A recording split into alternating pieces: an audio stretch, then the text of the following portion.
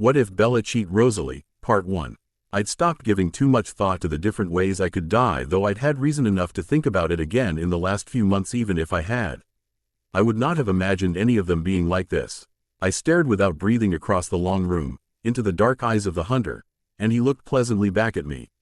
Even when I still had a chance to make it through this, truth was the venom from his bite was already crippling me in pain. I knew that if I'd never gone to Forks, I wouldn't be facing death this way. With such uncertainty of how my body would actually react, then again, being what I am, it was inevitable to die once in a while. But, terrified as I was about this unforgiving pain, I couldn't bring myself to regret the decision. The hunter smiled in a friendly way as he sauntered forward to feed of me. The only thing I regretted as I dropped what I was barely still holding in my hand, was that when I woke up again, Charlie and Duncan would want to make sure I did not go back to Forks again unless they too knew the truth of the nature of the Cullens. I could only hope that Rose found me first. That way I could either talk her into telling my father the truth, or eloping with her. Duncan, the closest thing I actually had to a father, drove me to the airport with the windows rolled down. It was 75 degrees in Phoenix, the sky a perfect, cloudless blue. I was wearing Gab's, my previous waiter's favorite shirt, sleeveless, white eyelet lace. I was wearing it as a farewell gesture. In the Olympic Peninsula of northwest Washington state, a small town named Forks exists under a near-constant cover of clouds. It rains on this inconsequential town more than any her place in the United States of America. It was from this town and its gloomy, omnipresent shade that my mother had been unable to escape, but Duncan had promised on her deathbed to take care of me. So he left with me when I was only a few weeks old. It was to Forks that I now chose to exile myself. I detested Forks. I loved Phoenix. I loved the sun and the blistering heat. I loved the vigorous, sprawling city.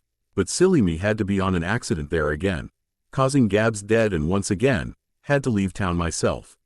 Bella, Duncan said to me before I got on the plane. You know you have to do this, right? Leaving is the right call. Duncan, as myself, is an immortal. He knew from the moment I was born what I was and that I had the seed of immortality in me. He took care of me during my childhood and adolescence. He told me what he was and trained me in martial arts, for self-defense, he had said. Then, I died. When I woke up, we moved to a different town and he continued training me and confessed he knew I had the seed since the moment I was born and was hoping to avoid me dying a violent way.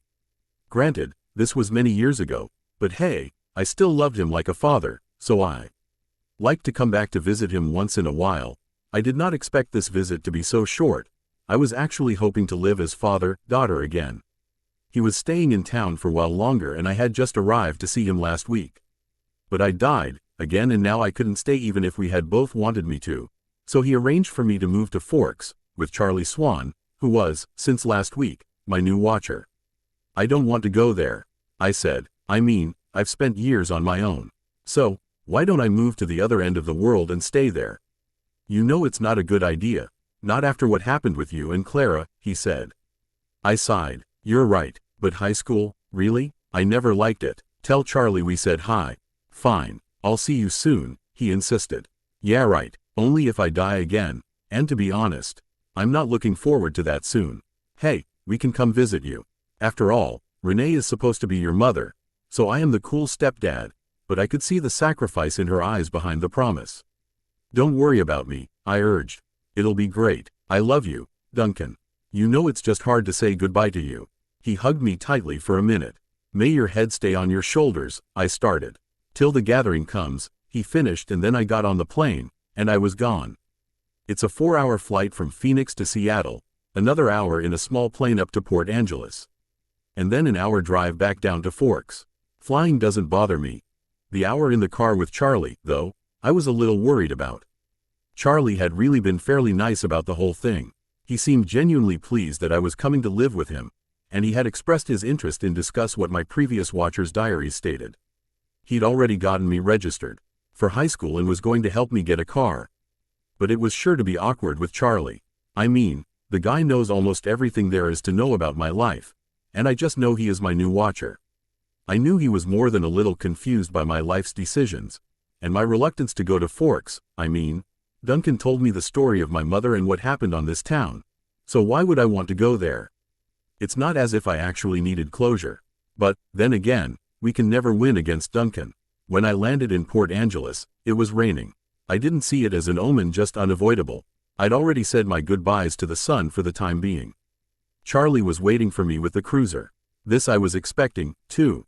Charlie is Police Chief Swan to the good people of Forks. My primary motivation behind buying a car was that I refused to be driven around town in a car with red and blue lights on top, unless I was the one driving. Charlie gave me an awkward shake of hand when I made my way off the plane. "It's good to meet you, Bella," he said, smiling. "How are Duncan and Joe?" "They're fine. It's good to officially meet you, too, Cha Dad."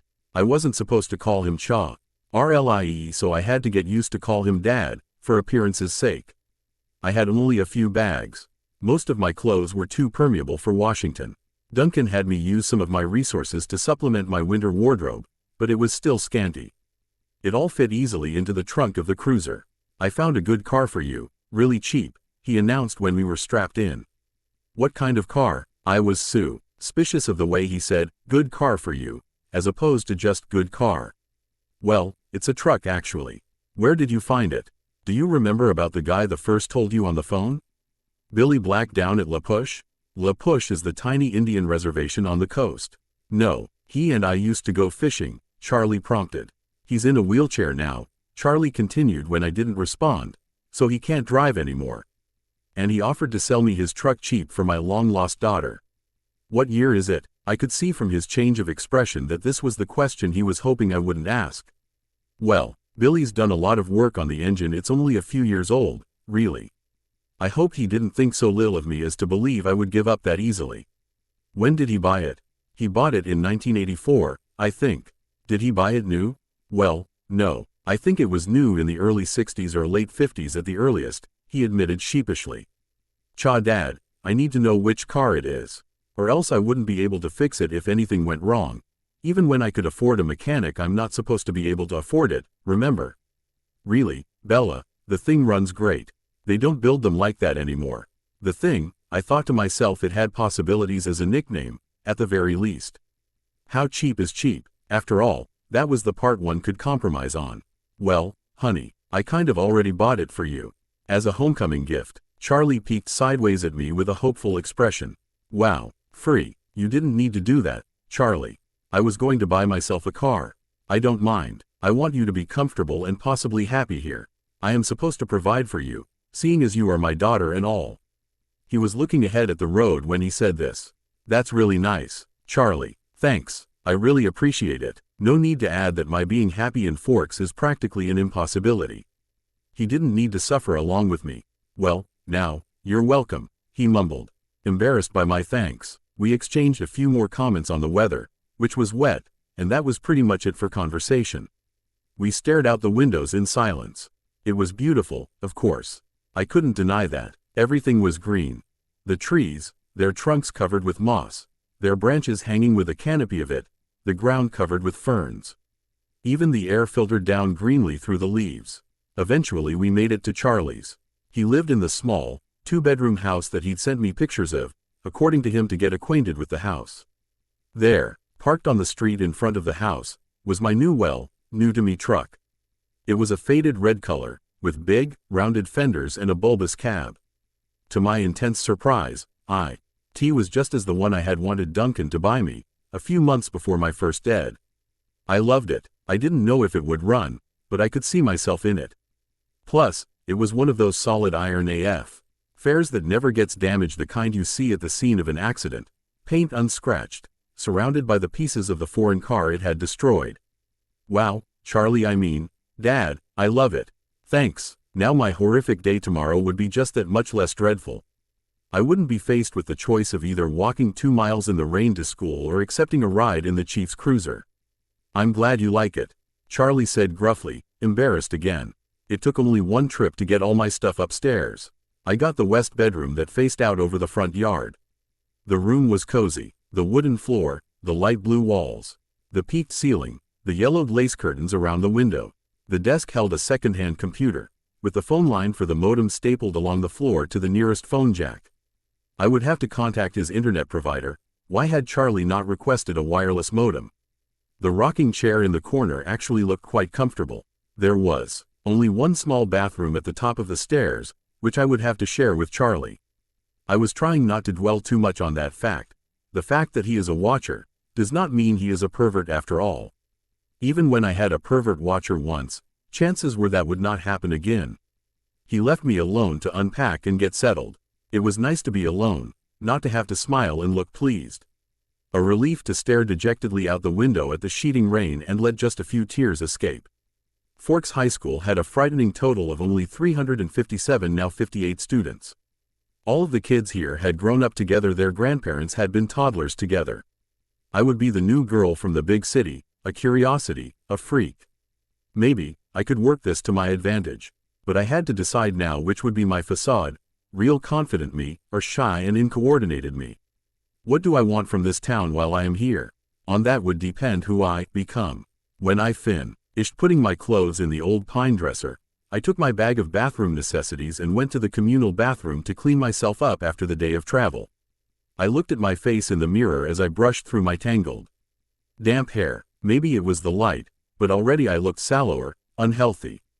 My skin could be pretty. It was very clear, almost translucent looking, but it all depended on color.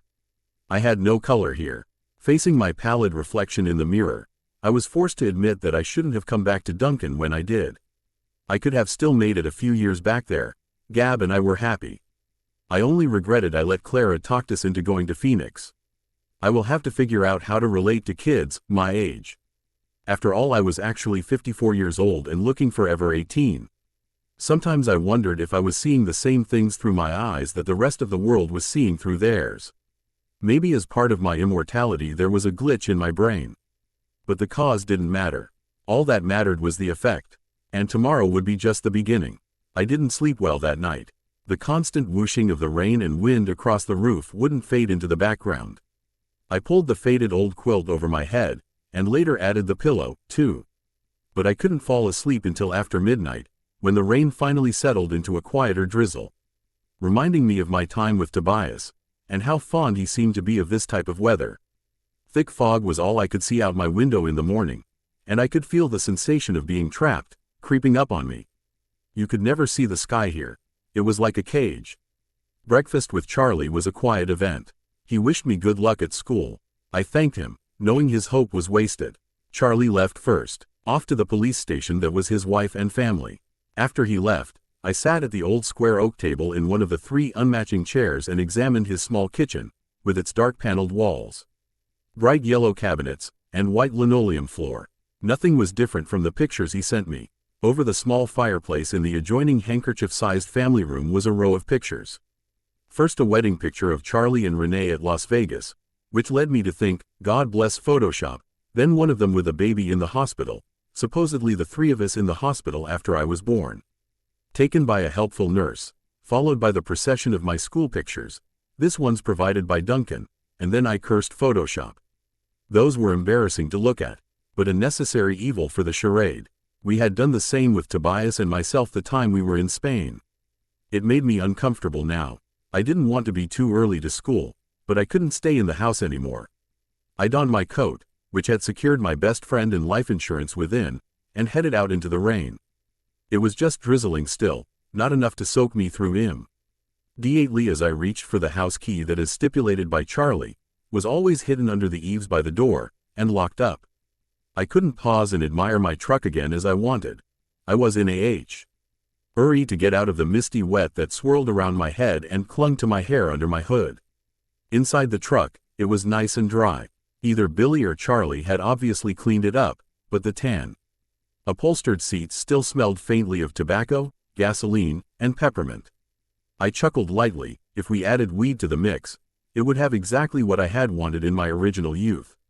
The engine started quickly, to my relief, but loudly, roaring to life and then idling at top volume.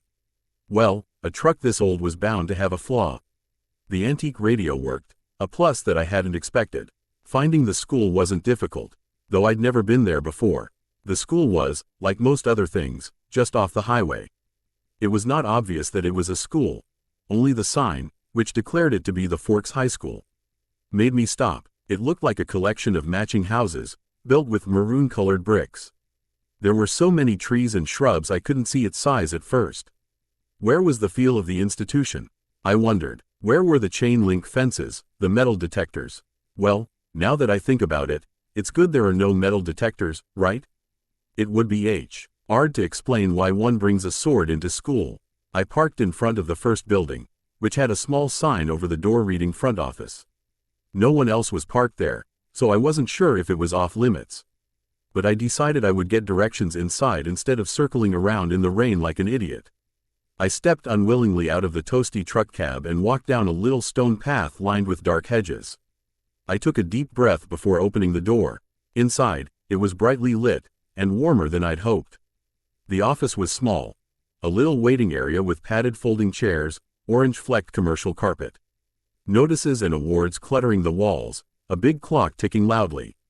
Plants grew everywhere in large plastic pots, as if there wasn't enough greenery outside. The room was cut in half by a long counter, cluttered with wire baskets full of papers and brightly colored flyers taped to its front. There were 3 desks behind the counter, one of which was manned by a large, red-haired woman wearing glasses. She was wearing a purple t-shirt, which immediately made me feel overdressed. The red-haired woman looked up. "Can I help you? I'm Isabella Swan," I informed her, and saw the immediate awareness light her eyes. I was expected, a topic of gossip no doubt. Daughter of the chief's flighty ex-wife, come home at last. "Of course," she said. She dug through a precariously stacked pile of documents on her desk till she found the ones she was looking for. "I have your schedule right here, and a map of the school." She brought several sheets to the counter to show me. She went through my classes for me, highlighting the best route to each on the map, and gave me a slip to have each teacher sign, which I was to bring back at the end of the day. She smiled at me and hoped, like Charlie, that I would like it here in Forks. I smiled back as convincingly as I could. When I went back out to my truck, other students were starting to arrive. I drove around the school, following the line of traffic. I was glad to see that most of the cars were older like mine, nothing flashy. While living with Clara, whenever that happened, we'd lived in one of the few high-income neighborhoods around. It was a common thing to see a new Mercedes or Porsche in the parking lots at schools and malls. The nicest car here was a shiny Volvo, and it stood out. I looked at the map in the truck, trying to memorize it now. Hopefully I wouldn't have to walk around with it stuck in front of my nose all day. I stuffed everything in my bag, slung the strap over my shoulder, and sucked in a huge breath. I can do this. I mean, they're just a bunch of teenage kids, nothing to worry about. I told to myself. I finally exhaled and stepped out of the truck. I kept my face pulled back into my hood as I walked to the sidewalk, crowded with teenagers. My plain black coat didn't stand out, I noticed with relief. Once I got around the cafeteria, Building 3 was easy to spot. Large Black 3 was painted on a white square on the east corner. I felt my breathing gradually creeping toward hyperventilation as I approached the door. I never liked school. I had only enjoyed Tobia's lessons because they were so different than regular education. I tried even my breath as I followed 2 unisex raincoats through the door. The classroom was small. The people in front of me stopped just inside the door to hang up their coats on a long row of hooks. I copied them, careful not to let my sword see, and putting my coat underneath the mass of coats. I took the slip up to the teacher, a tall, balding man whose desk had a nameplate identifying him as Mr. Mason. He gawked at me when he saw my name, but he sent me to an empty desk at the back without introducing me to the class. It was harder for my new classmates to stare at me in the back, but somehow, they managed. I kept my eyes down on the reading list the teacher had given me. It was fairly basic. Bronte, Shakespeare, Chaucer, Faulkner. I'd already read everything. That was comforting and boring. I wondered if Duncan still had them, if he would send me a folder of my old essays, or if he would think that was cheating. I went through different arguments with him in my head while the teacher droned on. When the bell rang, a nasal buzzing sound, a gangly boy with skin problems and hair black as an oil slick leaned across the aisle to talk to me. "You're Isabella Swan, aren't you?" He looked like the overly helpful, chess club type. "Bella," I corrected. Everyone within a 3-seat radius turned to look at me. "Where's your next class?" he asked. I had to check in my bag. Government, with Jefferson, in Building 6. There was nowhere to look without meeting curious eyes. "I'm headed toward Building 4. I could show you the way, definitely over-helpful. I'm Eric, he added. I smiled tentatively. Thanks. We got our coats and jackets and headed out into the rain, which had picked up by then. I Sue. LD have sworn several people behind us were walking close enough to eavesdrop. I hoped I wasn't getting too paranoid. So, this is a lot different than Phoenix, huh? He asked. Very. It doesn't rain much there, does it? 3 or 4 times a year. I answered nonchalantly. Wow, what must that be like? He wondered. Sunny, I told him. You don't look very tan. My mother is part albino. I lied. He studied my face apprehensively. And I sighed. It looked like clouds and a sense of humor didn't mix. A few months of this and I'd forget how to use sarcasm, damn. We walked back around the cafeteria, to the south buildings by the gym. Eric walked me right to the door, though it was clearly marked. Well, good luck, he said as I touched the handle. Maybe we'll have some other classes together. He sounded hopeful. I smiled at him vaguely and went inside. The rest of the morning passed in about the same fashion. My trigonometry teacher, Mr. Varner, who I would have hate anyway just because of the subject he taught, was the only one who made me stand in front of the class and introduce myself. After 2 classes, I started to recognize several of the faces in each class. There was always someone braver than the others who would introduce themselves and ask me questions about how I was liking forks. I tried to be diplomatic, but mostly I just lied a lot. I had to. At least I never needed the map. One girl sat next to me in both Trig and Spanish, and she walked with me to the cafeteria for lunch. She was tiny, several inches shorter than my 5 feet 4 inches, but her wild L.Y. curly dark hair made up a lot of the difference between our heights. Kinda cute actually. Could see myself hooking up once or twice with her. Damn this eternal hormonal body I got stuck with. I couldn't remember her name though, so I smiled and nodded as she prattled about teachers and classes. I didn't try to keep up. We sat at the end of a full table with several of her friends, who she introduced to me. I forgot all their names as soon as she spoke them. They seemed impressed by her bravery in speaking to me. The boy from English, Eric, waved at me from across the room. He approached us and tried to flirt with me, causing one of the girls on the table to glare at me. Eric, I started, deciding that it was better to take this out in the open. Let everyone know about the new girl from the beginning, instead of just bits and pieces. Let's just make something clear here between tulips and roses. I definitely pick roses, I said in a serious tone, hoping that the code Clara had once told me to use to keep boys away and girls interested in me still worked. Eric and some of the boys looked lost. The girl glaring at me stopped her glaring and looked curious now, and the other one, Angela I later remembered, seemed to be smirking. Okay, if I buy you flowers, I won't give you the tulips, Eric said smirking. Boy, kids these days sure can be oblivious. Then again, maybe the code had evolved and changed, I thought miserably, slightly cursing my choice of words in the end. Please, don't buy me flowers. To put it simple, it was there, sitting in the lunchroom, trying to make seve. Curious strangers understand that I was into girls, that I first saw them. They were sitting in the corner of the cafeteria, as far away from where I sat as possible in the long room. There were 5 of them. They weren't talking, and they weren't eating, though they each had a tray of untouched food in front of them. They weren't gawking at me, unlike most of the other students, so it was safe to stare at them without fear of meeting an excessively interested pair of eyes. But it was none of these things that caught and held my attention. They didn't look anything alike. Of the 3 boys, one was big, muscled like a serious weightlifter, with dark, curly hair. Another was taller, leaner, but still muscular, and honey blonde. The last was lanky, less bulky, with untidy, bronze-colored hair. He was more boyish than the others, who looked like they could be in college, or even teachers here rather than students. The girls were opposites. The short girl was pixie-like, thin in the extreme, with small features. Her hair was a deep black, cropped short and pointing in every direction. The tall one was statuesque. She had a beautiful figure, the kind you saw on the cover of the Sports Illustrated swimsuit issue. The kind that made every girl around her take a hit on her self-esteem just by being in the same room. Her hair was golden, gently waving to the middle of her back.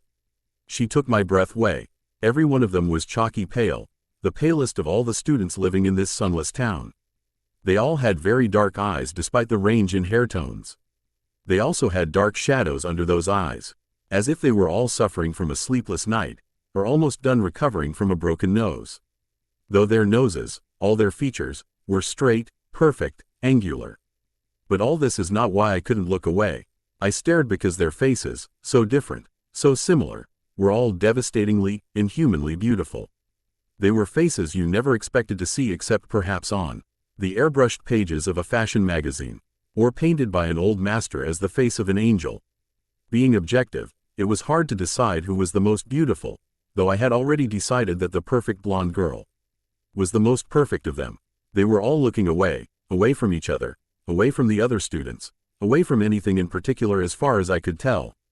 As I watched, the small girl rose with her tray, unopened soda, unbitten apple, and walked away with a quick, graceful lope that belonged on a runway.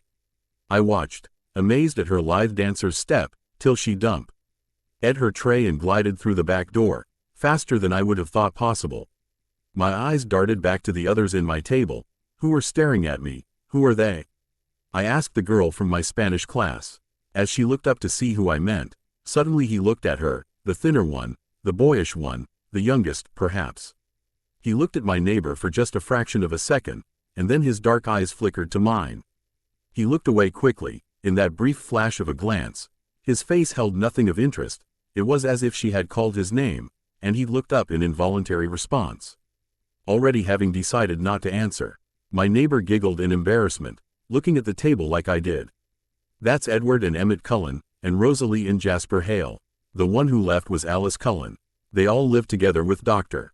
Cullen and his wife. She said this under her breath.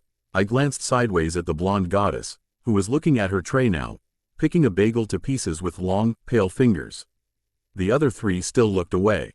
Strange, unpopular names, I thought. The kinds of names grandparents had. But maybe that was in vogue here, small-town names. I finally remembered that my neighbor was called Jessica, a perfectly common name too.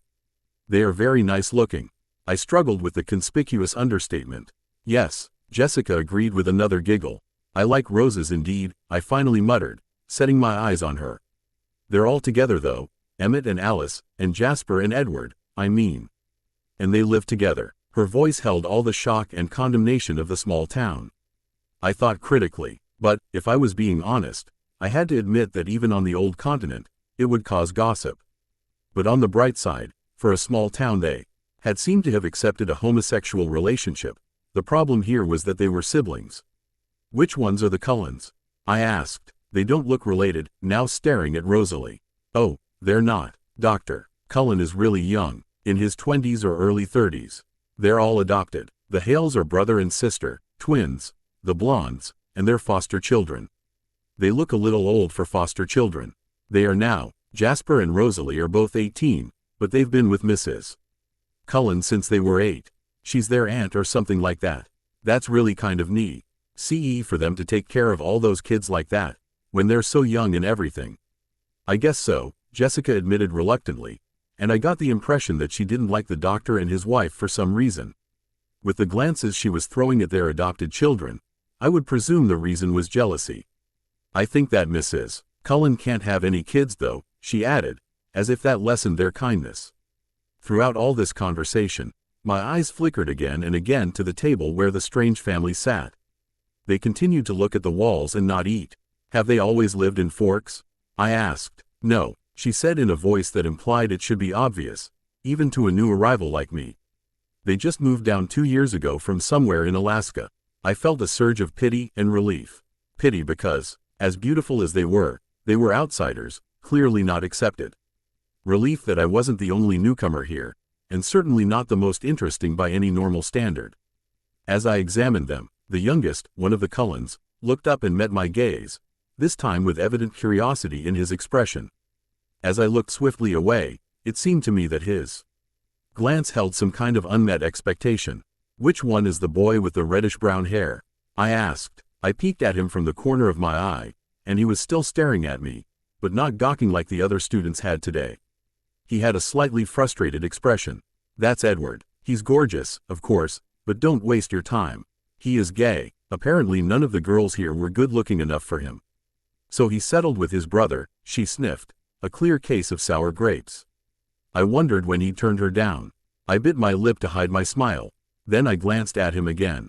His face was turned away, but I thought his cheek appeared lifted, as if he were smiling, too. I looked to the blonde goddess again. Boy, I wouldn't mind staring all day long.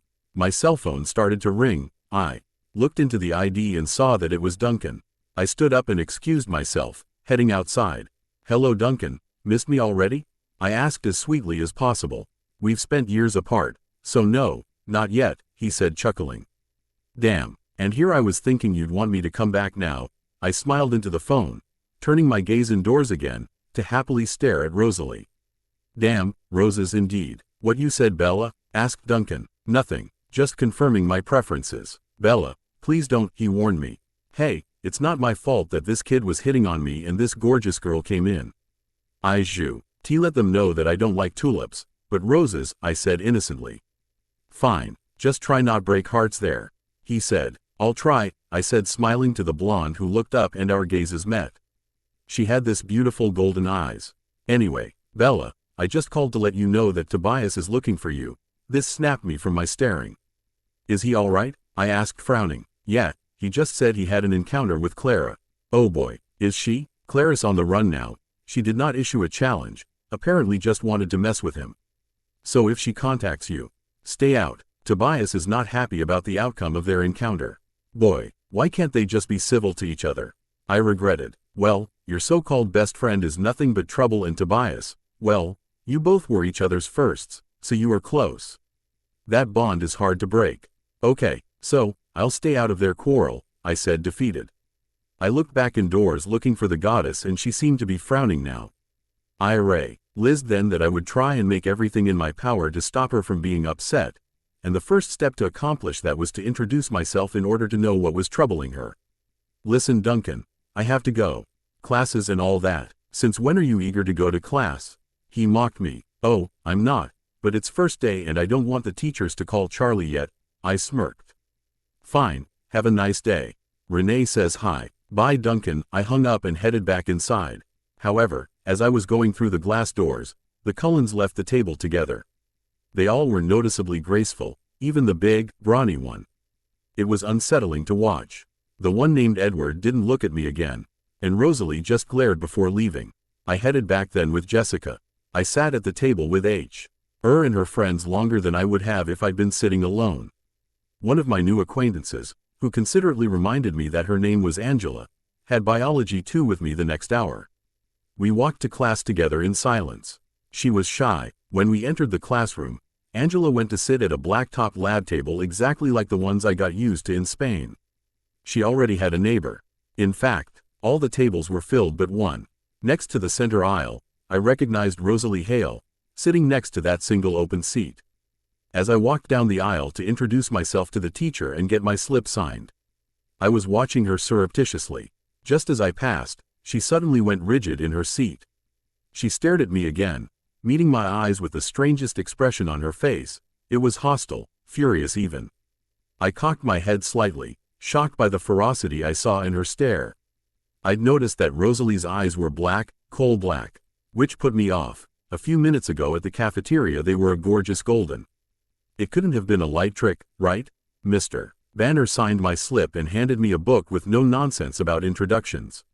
Of course, he had no choice but to send me to the one open seat in the middle of the room.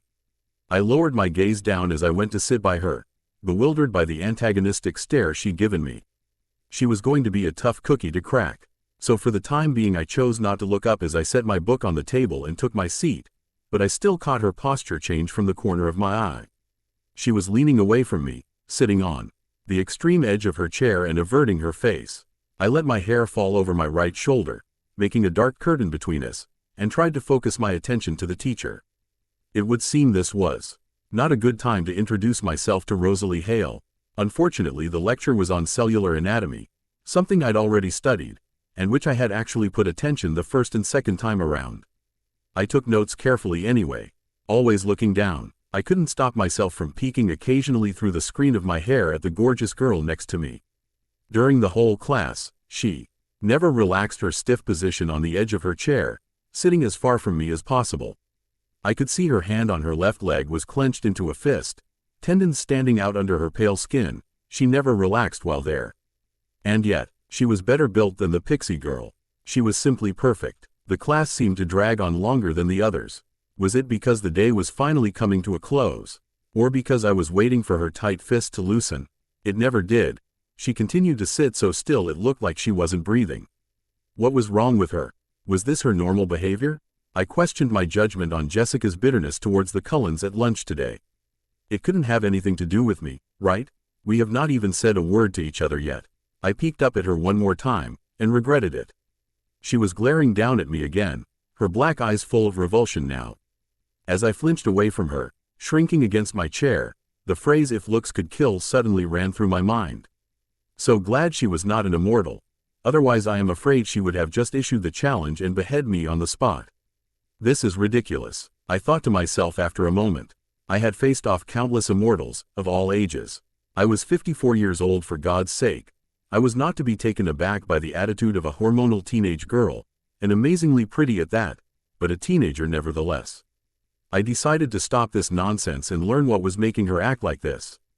At that moment, the bell rang loudly, making me jump, and Rosalie Hale was out of her seat. She was taller than I'd thought, taller than me, her back to me, and she was out the door before anyone else was out of their seat. I sat frozen in my seat, staring blankly after her. She had acted so weird. I began gathering up my things slowly, trying to block the anger that filled me at the realization that I had just let her be mean to me. So instead I focused on how fun it would turn out to be this chase. Warming my way into her life and at least making a new friend, or if possible something else entirely. "Aren't you Isabella Swan?" a male voice asked. I looked up to see a cute, baby-faced boy, his pale blonde hair carefully gelled into orderly spikes, smiling at me in a friendly way. "Bella," I corrected him, with a smile. "I'm Mike." "Hi, Mike, do you need any help finding your next class?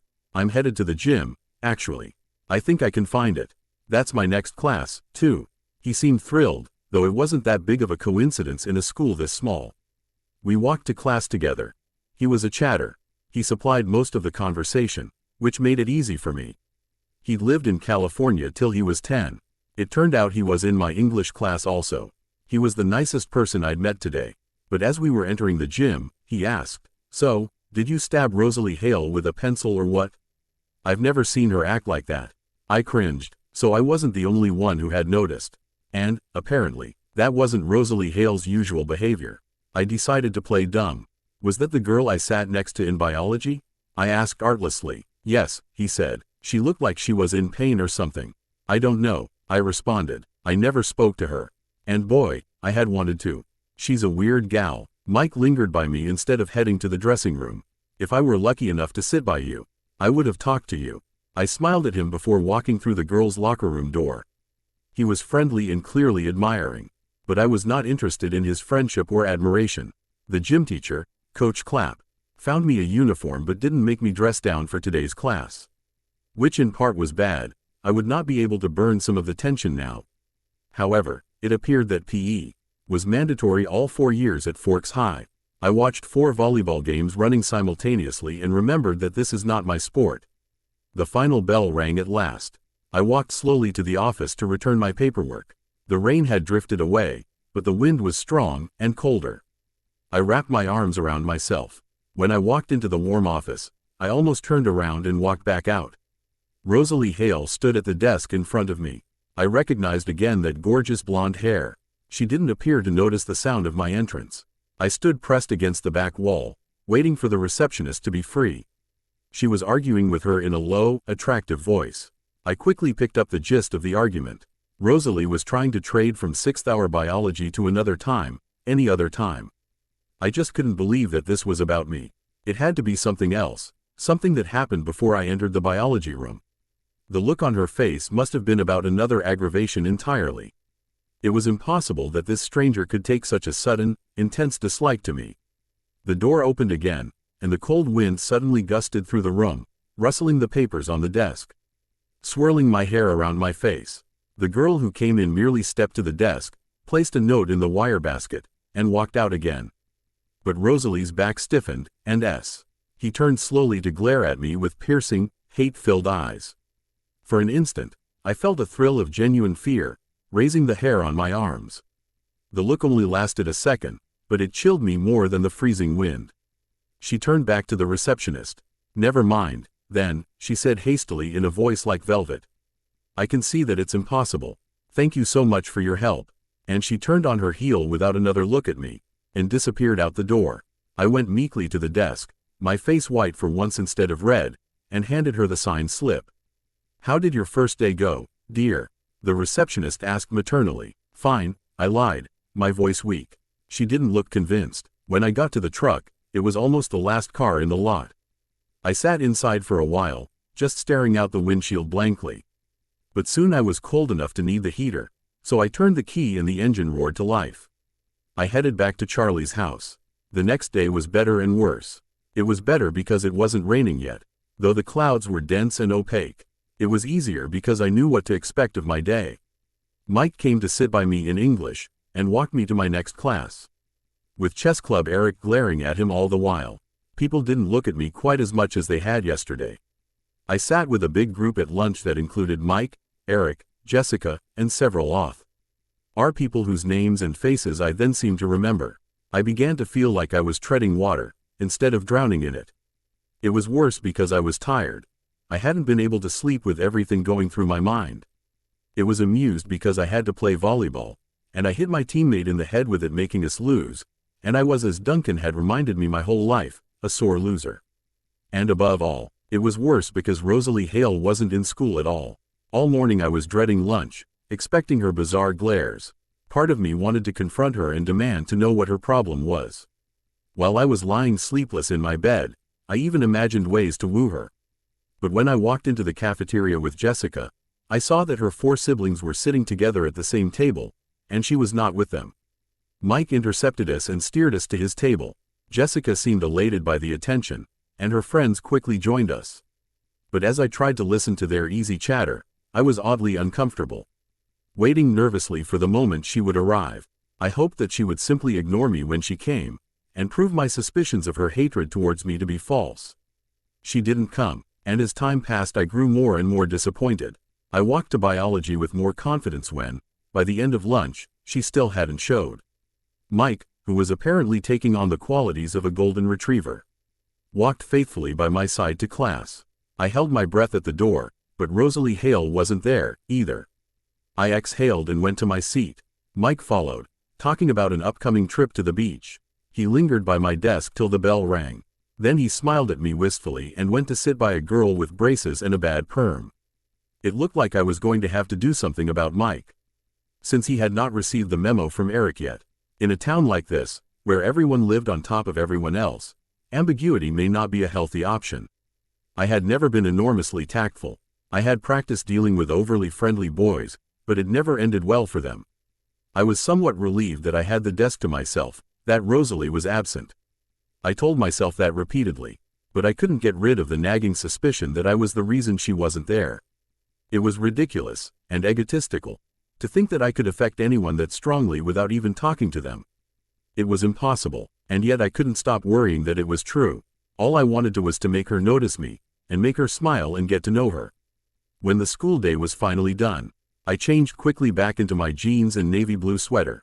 I hurried from the girls' locker room, pleased to find that I had successfully evaded my retriever friend for the moment. I walked swiftly out to the parking lot. It was crowded now with fleeing students. I got in my truck and dug through my bag to make sure I had what I needed. Last night I discovered that Charlie couldn't cook much besides fried eggs and bacon. So I requested that I be assigned kitchen detail for the duration of my stay. He was willing enough to hand over the keys to the banquet hall. I also found out that he had no food in the house. So I had my shopping list and the cash from the jar in the cupboard labeled food money. I gunned my deafening engine to life, ignoring the heads that turned in my direction, and backed carefully into a place in the line of cars that were waiting to exit the parking lot. As I waited, trying to pretend that the ear-splitting rumble was coming from someone else's car, I saw the Cullens and Rosalie's twin getting into their car. It was the shiny new Volvo. Of course, I hadn't noticed their clothes before. I'd been too mesmerized by their faces. Now that I looked, it was as obvious that they were all dressed exceptionally well, simply, but in clothes that subtly hinted at designer origins. With their remarkable good looks, the style with which they carried themselves, They probably could have worn dish rags and pulled it off. It seemed excessive for them to have both looks and money. But who was I to complain? After all, I had brains, power and money, and a pretty good deal of looks. Not like them, of course, but anyway, the point was that as far as I could tell, life worked out for them pretty well. Though it didn't look as if it bought them any acceptance here. The isolation must be their desire. I couldn't imagine any door that wouldn't be opened by that degree of beauty. They looked at my noisy truck as I passed them, just like everyone else. I gave them a sideways glance and smirked at the pixie hair girl when we locked eyes. Rosalie was my goal, but I certainly could appreciate beauty. It was nice to be inside the supermarket. It felt normal. The store was big enough inside that I couldn't hear the tapping of the rain on the roof to remind me where I was. I always did like shopping at the grocery store, and I fell into the pattern of the familiar task gladly. My time living with Gab were a few of the happiest in my life. I would do the groceries, she would cook. She made life simpler, she pushed me to be better, and I missed her terribly. When I got home, I unloaded all the groceries, stuffing them in wherever I could find an open space. I hoped Charlie wouldn't mind. I wrapped potatoes in foil and stuck them in the oven to bake, caviar. Steak and marinade, and balanced it on top of a carton of eggs in the fridge. When I was finished with that, I took my book bag upstairs.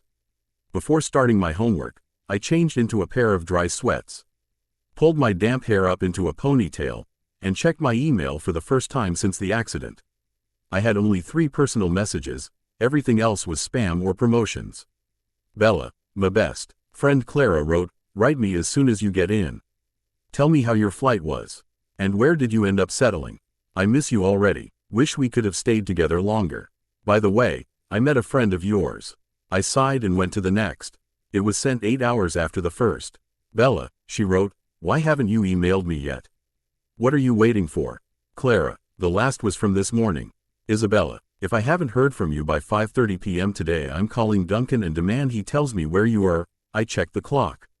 I still had an hour, but Clara was well known for jumping the gun. "Clara, calm down. I'm writing right now. Don't do anything rash, as usual when I'm not around." "Bella," I sent that, and began again. "Everything is good, or as good as it can be considering I'm enrolled into high school again. I thought we agreed not to tell you where I was for a while, to avoid you coming and corrupting me even more. Anyway, I could tell you I was waiting for something to write about. But truth is I forgot to check my email. School isn't bad, just a little repetitive. I met some nice kids who sit by me at lunch. Charlie bought me a truck, the truck. Can you believe it? I love it. It's the one I had wanted way back when, well, you know when, or like the one I wanted. Not really sure it can be the same. I miss you, too. I'll write again soon, but I'm not going to check my email every 5 minutes. Relax, breathe. I love you. Oh, and please do tell me exactly what happened between you and Tobias. Also, do get a phone and text me. Faster than emailing. Bella. P.S. I'm at Forks with my new watcher.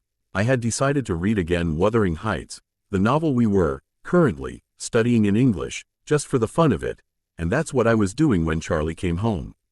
I'd lost track of the time, and I hurried downstairs to take the potatoes out and put the steak in to broil. "Bella?" Charlie called out when he heard me on the stairs. "Who else?" I thought to myself. "Hey, welcome home." Quote, "Thanks." He hung up his gun belt and stepped out of his boots as I bustled about the kitchen. As far as I was aware, he'd never shot the gun on the job, none of his jobs. But he kept it ready. "What's for dinner?" he asked warily. "Steak and potatoes," I answered, and he looked relieved. He seemed to feel awkward standing in the kitchen doing nothing. He lumbered into the living room to watch TV while I worked. Apparently we were both more comfortable that way. I made a salad while the steaks cooked, and set the table. I called him in when dinner was ready, and he sniffed appreciatively as he walked into the room. "Smells good, Bella. Did Duncan teach you how to cook?" "Thanks," I said, smiling sadly. "No, it was actually Gab." "I'm sorry, Bella," he said after a moment. We ate in silence for a few minutes. It wasn't uncomfortable per se, but it wasn't comfortable some ways. It would appear we were well suited for living together. "So, how did you like school? Have you made any friends?" he asked as he was taking seconds. "Are you making fun of me now, Charlie?" I asked, amused. "Well, I have a few classes with a girl named Jessica. I sit with her friends at lunch. And there's this boy, Mike, who's very friendly.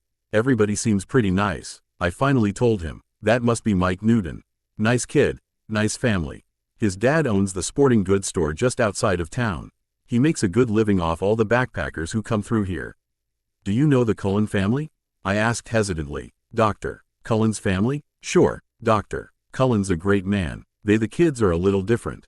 They don't seem to fit in very well at school. Charlie surprised me by looking angry. People in this town, he muttered.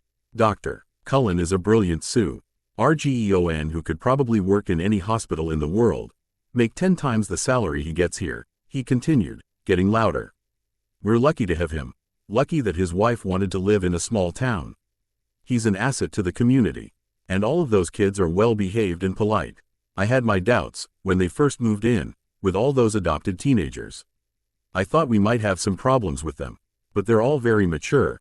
I haven't had one speck of trouble from any of them.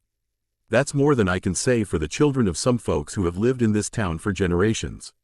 And they stick together the way a family should, camping trips every other weekend just because they're newcomers, people have to talk.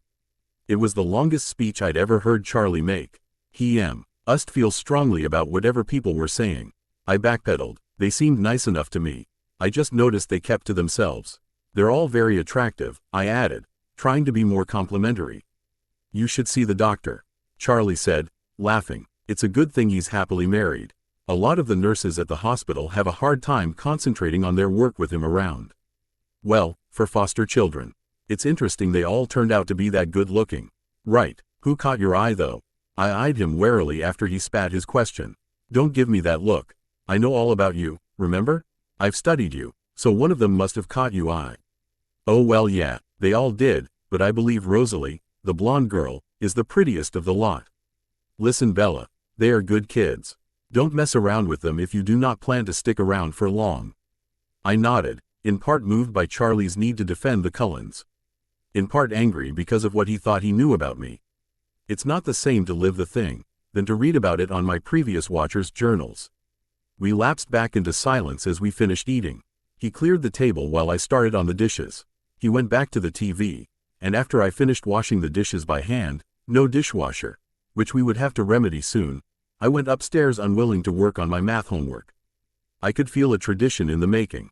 That night I fell asleep quickly, exhausted. The rest of the week was uneventful. I slowly got used to the routine of my classes. By Friday I was able to recognize, even if not name, almost all the students at school. Rosalie, however, didn't come back to school. Every day, I watched with rapt attention until the rest of the Cullens entered the cafeteria without her. Then I'd sighed and joined in the lunchtime conversation. At the time it centered around a trip to the La Push Ocean Park in 2 weeks that Mike was putting together. I was invited, and I had agreed to go.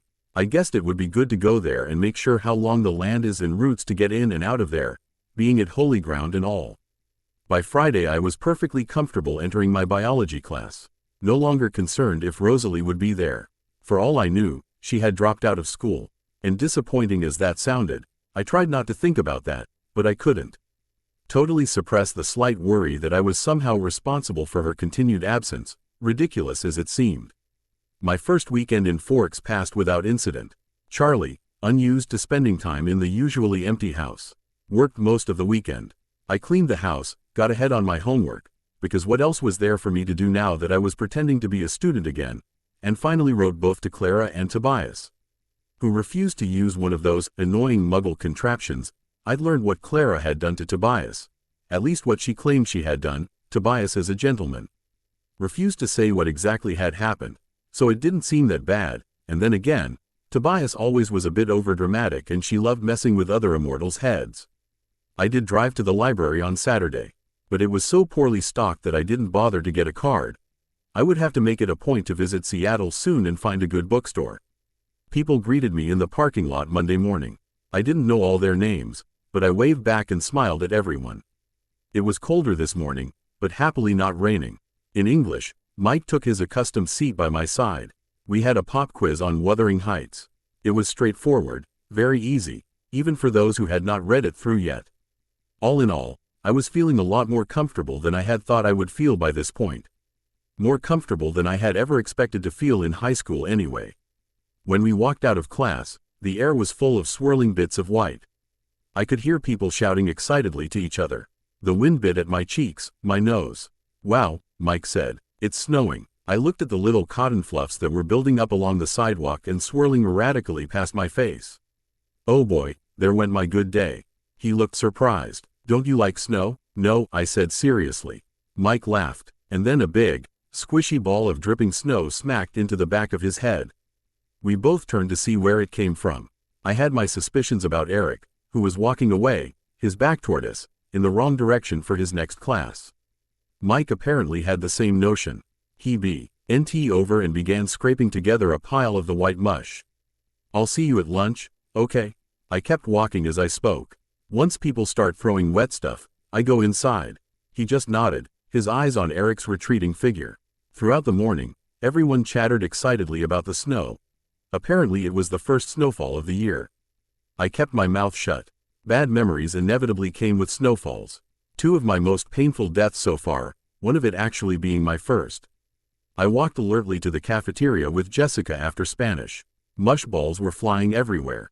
I kept a binder in my hands, ready to use it as a shield if necessary. Jessica thought I was hilarious, but something in my expression kept her from throwing a snowball at me herself. Mike caught up to us as we walked in the doors, laughing. With ice melting on the spikes in his hair, he and Jessica were talking animatedly about the snow fight as we got in line to buy food. I glanced toward that table in the corner out of habit, and then I froze where I stood. There were 5 people at that table again. Jessica pulled on my arm. Hello, Bella, what do you want? I looked down. What's with Bella? Mike asked Jessica. Nothing, I answered. I'll just get a soda today. I caught up to the end of the line.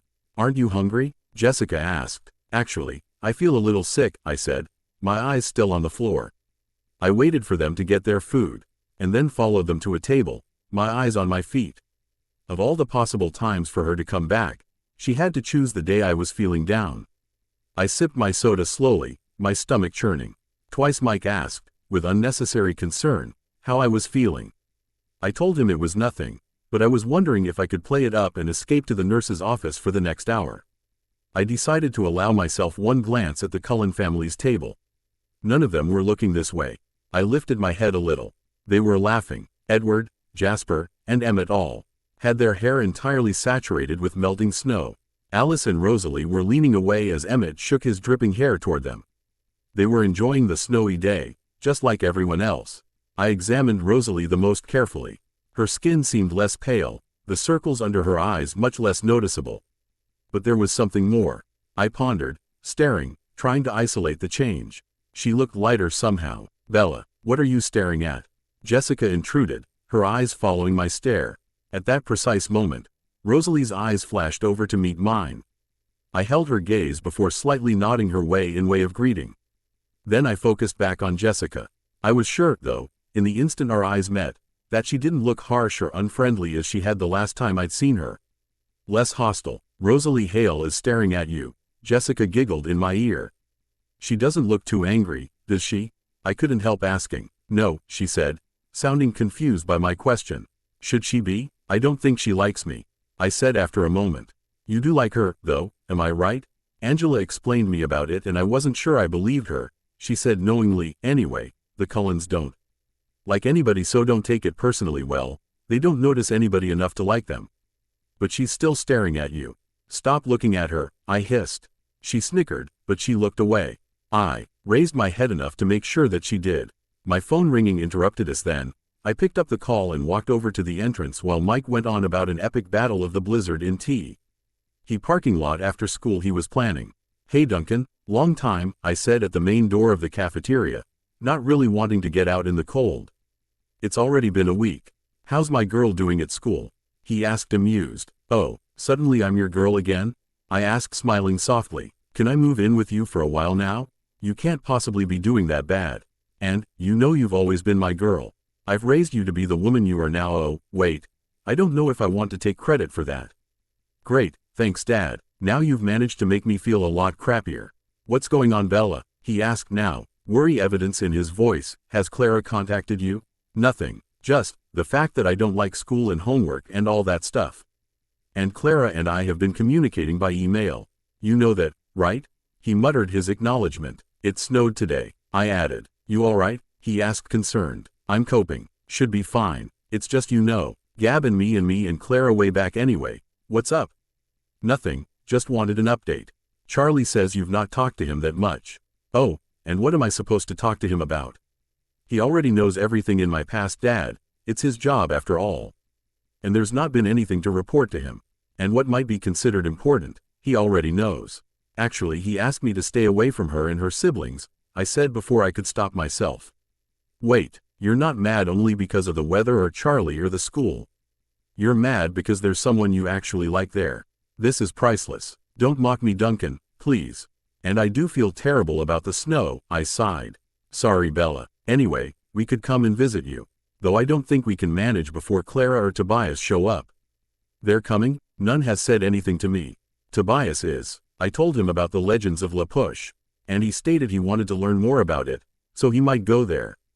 And since I know you told Clara where you are, I am pretty sure she is already on her way to meet you, planning whatever mischief she can. Well, Tobias should be safe there. It's holy ground after all. I might head there in a few days, with a bunch of kids here. Bella, I have to go, some business to take care of. Duncan, be safe. Let me know you're fine, okay? Absolutely. Just when I hung up, the bell rang, so I had to head to class. Once inside the classroom, I saw with relief that my table was still empty. Mr. Banner was walking around the room, distributing one microscope and box of slides to each table. Class didn't start for a few minutes, and the room buzzed with conversation. I kept my eyes away from the door, doodling idly on the cover of my notebook. I heard very clearly when the chair next to me moved, but my yes stayed carefully focused on the pattern I was drawing. Hello, she greeted in a quiet, yet musical voice. I looked up, stunned that she was speaking to me. She was sitting as far away from me as the desk allowed. But her chair was angled toward me. Her dazzling face was friendly, open, a slight smile on her flawless lips. But her eyes were careful. My name is Rosalie Hale, she continued. I didn't have a chance to introduce myself last week. You are Bella. My mind was spinning with confusion. Had I made up the whole thing? Was this snowy day really messing me up so much? She was perfectly polite now. So now you want to speak to me? Asked a little annoyed. How do you know my name anyway? She laughed a soft, enchanting laugh. I think everyone knows your name. The whole town's been waiting for you to arrive.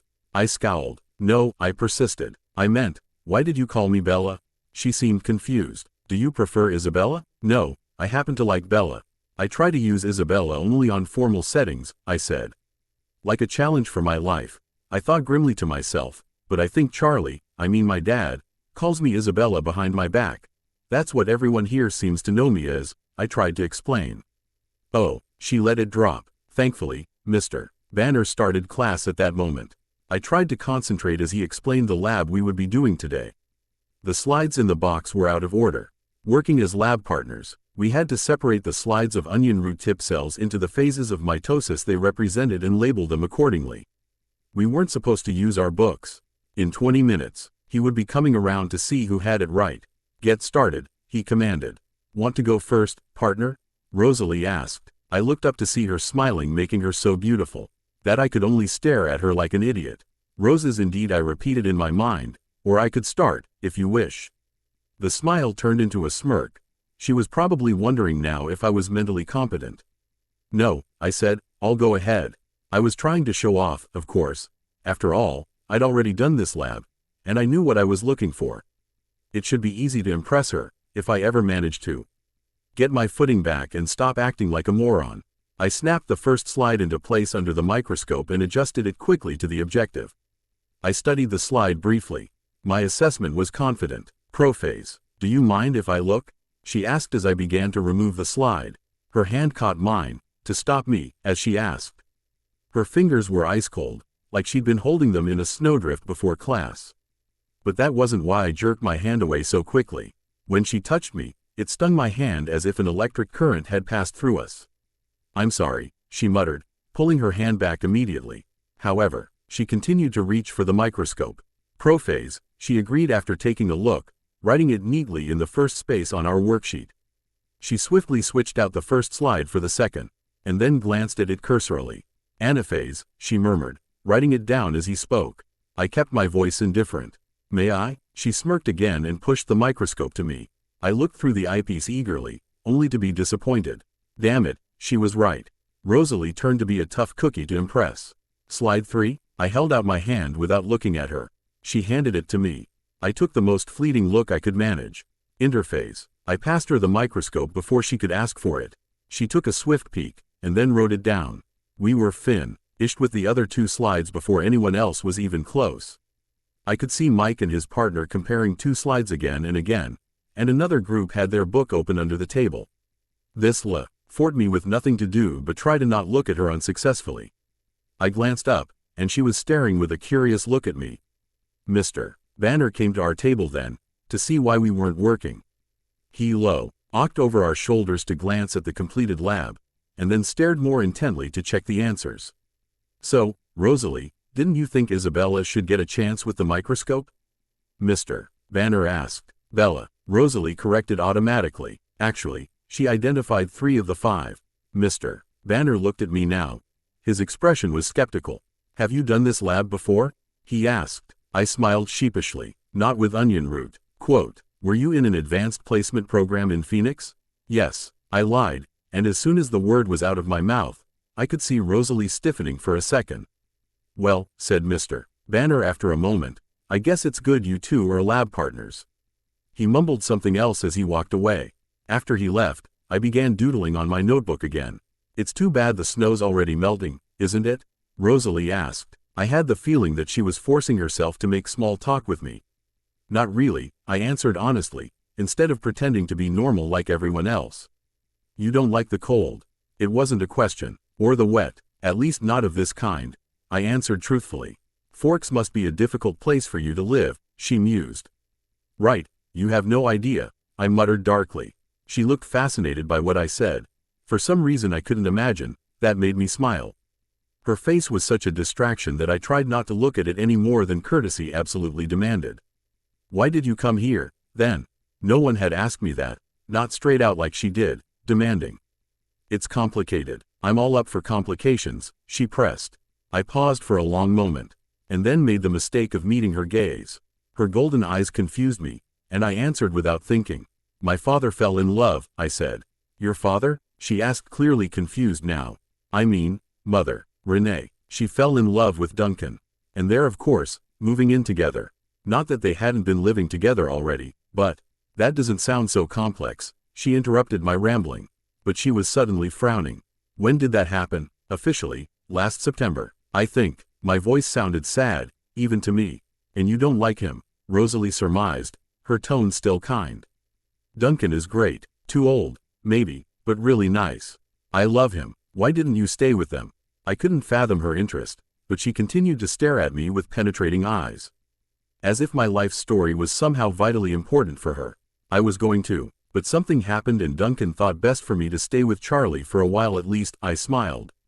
Plus Duncan tends to travel often, I added as an afterthought, remembering that was part of the official story. And your mother agreed to send you here so that she could travel with him. She said it as an assumption again. Not a question. My chin raised a fraction. No, she did not send me here. I guess you could say in the end, I sent myself. Her eyebrows knit together. I don't understand, she admitted. And she seemed unnecessarily frustrated by that fact. I sighed. Why was I trying to explain this to her? She continued to stare at me with obvious curiosity. I have traveled around too. I had moved out a while ago. When I came back, hoping for a nice family time, I learned that Duncan and Renee were planning on moving out. As I said, something happened and I couldn't move with them. Duncan did not think it wise for me to move out by myself so soon after that, so he helped me make arrangements for me to move in with Charlie to Forks, where I was born. I said as truthful as possible without actually saying the truth behind all that. Duncan feared I would fall into depression after losing Gab and being forced to stay away from Clara for a while. But now you're unhappy, she pointed out. And, I challenged, that doesn't seem fair. She shrugged, but her eyes were still intense. I laughed without humor. Hasn't anyone ever told you? Life isn't fair. I believe I have heard that somewhere before. She agreed dryly. So that's all, I insisted, wondering why she was still staring at me that way. Her gaze became appraising. You put on a good show, she said slowly. But I bet that you're suffering more than you let anyone see. I grimaced at her. Am I wrong? I tried to ignore her. I didn't think so, she murmured smugly. Why does it matter to you? I asked, partially irritated. I kept my eyes away, watching the teacher make his rounds. That I am still trying to figure out myself, she muttered, so quietly that I wondered if she was talking to herself. However, after a few seconds of silence, I decided that was the only answer I was going to get. I sighed, scowling at the blackboard. Am I annoying you? She asked. She sounded amused. I glanced at her without thinking and told the truth again. Not exactly. I'm more annoyed at myself. I had this whole speech prepared for you to hear out after how you acted around me on my first day here. Yet here we are, you acting the complete opposite of that, and me saying nothing of what I originally wanted to. I guess my friend Clara and Duncan are right. They always call me an open book. She frowned. Actually, I find you very difficult to read. Despite everything that I'd said and she'd guessed, she sounded like she meant it. But let me assure you, I know when someone's lying to me. And you threw some of those into our conversation. Curious as to why. You must be a good reader then, I replied as calmly as I could. Usually, she smiled softly. Mr. Banner called the class to order then, and I turned to listen. I was in disbelief that I just explained, sort of, my life to this beautiful girl whom I may or may not like for more than just a shag. Yes, I was looking forward to meeting her and maybe get together. But somehow I lost sight of that and ended up being as truthful as I could while we talked. While Duncan would be proud, I was not sure this had been the smartest way to go about it. She'd seemed engrossed in our conversation, but now I could see, from the corner of my eye, that she was leaning away from me again. I tried to appear attentive as Mr. Banner illustrated, with transparencies on the overhead projector, what I had seen without difficulty through the microscope. When the bell finally rang, Rosalie rushed as swiftly and as gracefully from the room as she had last Monday. And, like last Monday, I stared after her in amazement. Mike skipped quickly to my side and picked up my books for me. I imagined him with a wagging tail. That was awful, he groaned. They all looked exactly the same. You're lucky you had Hale for a partner. I didn't have any trouble with it, I said, for some reason stung by his assumption. I've done the lab before, though, IADDED before he could get his feelings hurt. Why was I suddenly caring about teenagers and their feelings? Hale seemed friendly enough today, he commented as we shrugged into our raincoats. I tried to sound indifferent. I wonder what was with her last Monday. I couldn't concentrate on Mike's chatter as we walked to gym. When I opened my eyes in the morning, something was different. It was the light. It was still the gray-green light of a cloudy day in the forest, but it was clearer somehow. I realized there was no fog veiling my window. I jumped up to look outside, and then groaned in horror. A fine layer of snow covered the yard, dusted the top of my truck, and whitened the road. But that wasn't the worst part. All the rain from yesterday had frozen solid, coating the needles on the trees in fantastic, gorgeous patterns, and making the driveway a deadly ice slick. Charlie had left for work before I got downstairs. In a few ways, living with Charlie was like having my own place, and I found myself reveling in the aloneness instead of being lonely. Maybe that was Duncan's plan, giving me some sort of freedom and independency again, while at the same time having someone around in case I needed something or went down any kind of rabbit hole. I think he was trying to prevent another fiasco like my post-First Dead era, especially considering the similarities between that and my most recent one where I lost Gab. I threw down a quick bowl of cereal and some orange juice from the carton. I felt excited to go to school, and that startled me.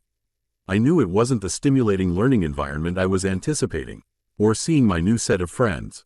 If I was being honest with myself, I knew I was eager to get to school because I would see Rosalie Hale. And that was very, very stupid. I should be avoiding her entirely after Charlie's warning too. After all, one never knows how long I will be able to stay.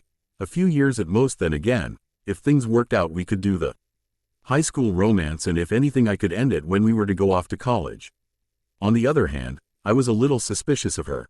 I was still put off by 180 she pulled on her behavior towards me. It took every ounce of my concentration to make it down the icy brick driveway without falling down. I almost lost my balance when I finally got to the truck, but I managed to cling to the side mirror and save myself. Clearly, today was going to be nightmarish. I thought about skipping school today. It's not as if there was anything for me to actually learn today. But a thought of Rosalie's perfect face had me shutting down that possibility. I did want to see her and talk to her some more. Driving to school, I decided it would be safer to leave my sword with my coat in the cab of the truck today. It wouldn't be good to have it around with all this kids and all the icy paths out there. Besides, in the off case another immortal came to challenge me, I could always request for it to be away from the student population.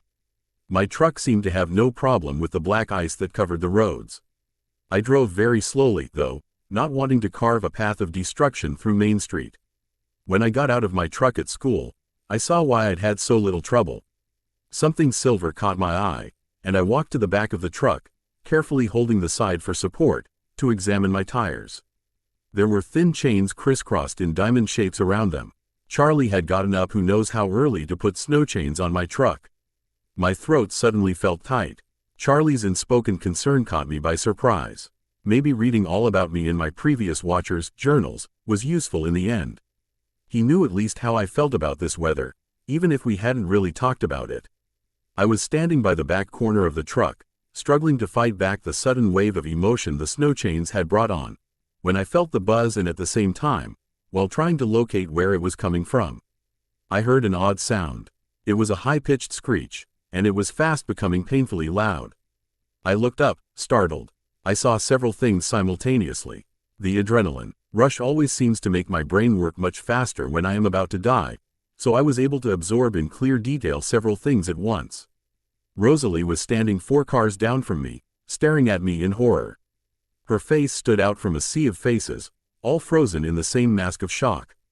But of more immediate importance was the dark blue van that was skidding, tires locked and squealing against the brakes, spinning wildly across the ice of the parking lot. It was going to hit the back corner of my truck, and I was standing between them. Crap, not again, I managed to mutter, bracing myself for the impact, hoping that at least this time it was fast. Just before I heard the shattering crunch of the van folding around the truck bed, something hit me, hard, but not from the direction I was expecting. My head cracked against the icy blacktop, and I felt something solid and cold pinning me to the ground. I was lying on the pavement behind the black car I'd parked next to. But I didn't have a chance to notice anything else, because the van was still coming. It had curled gratingly around the end of the truck and, still spinning and sliding, was about to collide with me again. A low growl made me aware that someone was with me. 2 long, white hands shot out protectively in front of me, and the van shuddered to a stop a foot from my face, the large hands fitting providentially into a deep dent in the side of the van's body. Then her hands moved so fast they blurred. One was suddenly gripping under the body of the van, and something was dragging me, swinging my legs around like a rag doll's, till they hit the tire of the black car. A groaning metallic thud hurt my ears, and the van settled, glass popping, onto the asphalt, exactly where, a second ago, my legs had been. It was absolutely silent for one long second before the screaming began. I could hear more than one person shouting my name, but more clearly than all the yelling, I could hear Rosalie's low, frantic voice in my ear. "Bella, are you all right?" "I'm fine." My voice sounded strange. I tried to sit up, and realized she was holding me against the side of her body in an iron grasp. "Be careful," she warned as I struggled. "I think you hit your head pretty hard." I became aware of a throbbing ache centered above my left ear. "Oh," I said, surprised. "How in the—" I trailed off, trying to clear my head, get my bearings. "How did you get over here so fast?" "I was standing right next to you, Bella," she said, her tone serious again. I turned to sit up, and this time she let me, releasing her hold around my waist and sliding herself to sit closer to me again. I looked at her concerned, innocent expression and was disoriented again by the force of her golden eyes. And then they found us, a crowd of people with tears streaming down their faces, shouting at each other, shouting at us. "Don't move," someone instructed. "Get Tyler out of the van," someone else shouted. There was a flurry of activity around us. I tried to get up, but Rosalie's cold hand pushed my shoulder down. "Just stay put for now." "But it's cold," I complained. It surprised me when she chuckled under her breath. There was an edge to the sound. "You were over there," I suddenly remembered, and her chuckle stopped short. "You were by your brother's car." Her expression turned hard. "No, I wasn't. I saw you." All around us was chaos. I could hear the gruffer voices of people arriving on the scene. But I obstinately held on to our argument. I was right, and she was going to admit it. "Bella, I was standing with you, and I pulled you out of the way." She unleashed the full, devastating power of her eyes on me, as if trying to communicate something crucial. No, I set my jaw. The gold in her eyes blazed. Please, Bella. Why? I demanded. Trust me, she pleaded, her soft voice overwhelming. I could hear the sirens now. Will you promise to explain everything to me later? Fine, she snapped, abruptly. Fine, I repeated angrily, exasperated by her stubbornness and the buzz still present. It took 6 EMTs and 2 teachers to shift the van far enough away from us to bring the stretchers in. Rosalie vehemently refused hers, and I tried to do the same. But the traitor told them I'd hit my head and probably had a concussion, which I knew by now, that even if I had had one, it would have been completely healed. It looked like the entire school was there, watching soberly as they loaded me in the back of the ambulance. Rosalie got to ride in the front. It was maddening. To make matters worse, Charlie, Chief Swan, arrived before they could get me safely away. Isabella, he yelled in panic when he recognized me on the stretcher. I'm completely fine, Char Dad, I sighed. There's nothing wrong with me. He looked pointedly at me and I nodded, as well as I could, to reassure him. He nodded back and turned to the nearest EMT. I considered the jumble of inexplicable images churning chaotically in my head. When they'd lifted me away from the car, I had seen the deep dent in the black car's bumper, a very distinct dent that fit the contours of Rosalie's shoulders as if she had braced herself against the car with enough force to damage the metal frame. And then there was her family, looking on from the distance, with expressions that ranged from disapproval to fury but held no hint of concern for their sister's safety. I tried to think of a logical solution that could explain what I had just seen, a solution that excluded the assumption that I was insane, because not one among my kind was that fast or strong.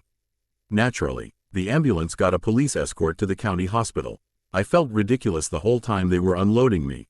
What made it worse was that Rosalie simply glided through the hospital doors under her own power. I ground my teeth together. At least the buzz had stopped now, so it must have been someone near the school grounds. They put me in the emergency room, a long room with a line of beds separated by pastel-patterned curtains. A nurse put a pressure cuff on my arm and a thermometer under my tongue.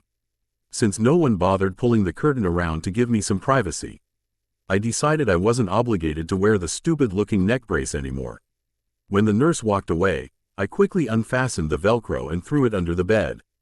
There was another flurry of hospital personnel. Another stretcher brought to the bed next to me. I recognized Tyler Crowley from my government class beneath the blood-stained bandages wrapped tightly around his head. Tyler looked pretty beaten up, but he was staring anxiously at me. Bella, I'm so sorry. I'm fine. Tyler, you look awful though. Are you all right? As we spoke, nurses began unwinding his soiled bandages, exposing a myriad of shallow slices all over his forehead and left cheek. He ignored me. I thought I was going to kill you. I was going too fast, and I hit the ice wrong. He winced as one nurse started dabbing at his face. Don't worry about it. You missed me. How did you get out of the way so fast? You were there, and then you were gone. Rosalie pulled me out of the way. He looked confused. Who? Rosalie Hale. She was standing next to me. I didn't sound convincing at all. Hale? I didn't see her. Wow, it was all so fast, I guess. Is she okay? I think so. She's here somewhere, but they didn't make her use a stretcher. I knew I wasn't crazy. What had happened? There was no way to explain away what I'd seen. They wheeled me away then, to x-ray my head. I told them there was nothing wrong. And turns out I was right.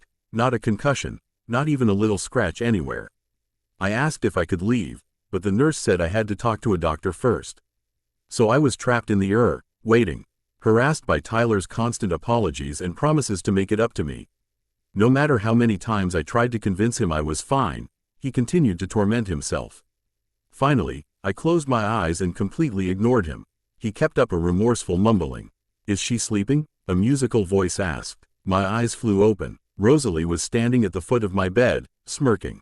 I glared at her. It wasn't easy. Hey, Rosalie, I'm really sorry, Tyler began. Rosalie lifted a hand to stop him. No blood, no foul, she said, flashing her brilliant teeth. She moved to sit on the edge of Tyler's bed, facing me. She smirked again. So, what's the verdict? She asked me. There's nothing wrong with me at all, but they won't let me go, I complained. How come you aren't strapped to a gurney like the rest of us? It's all about who you know, she answered. But don't worry, I came to spring you. Then a doctor walked around the corner, and my mouth fell open. He was young, he was blonde, and he was way too handsome.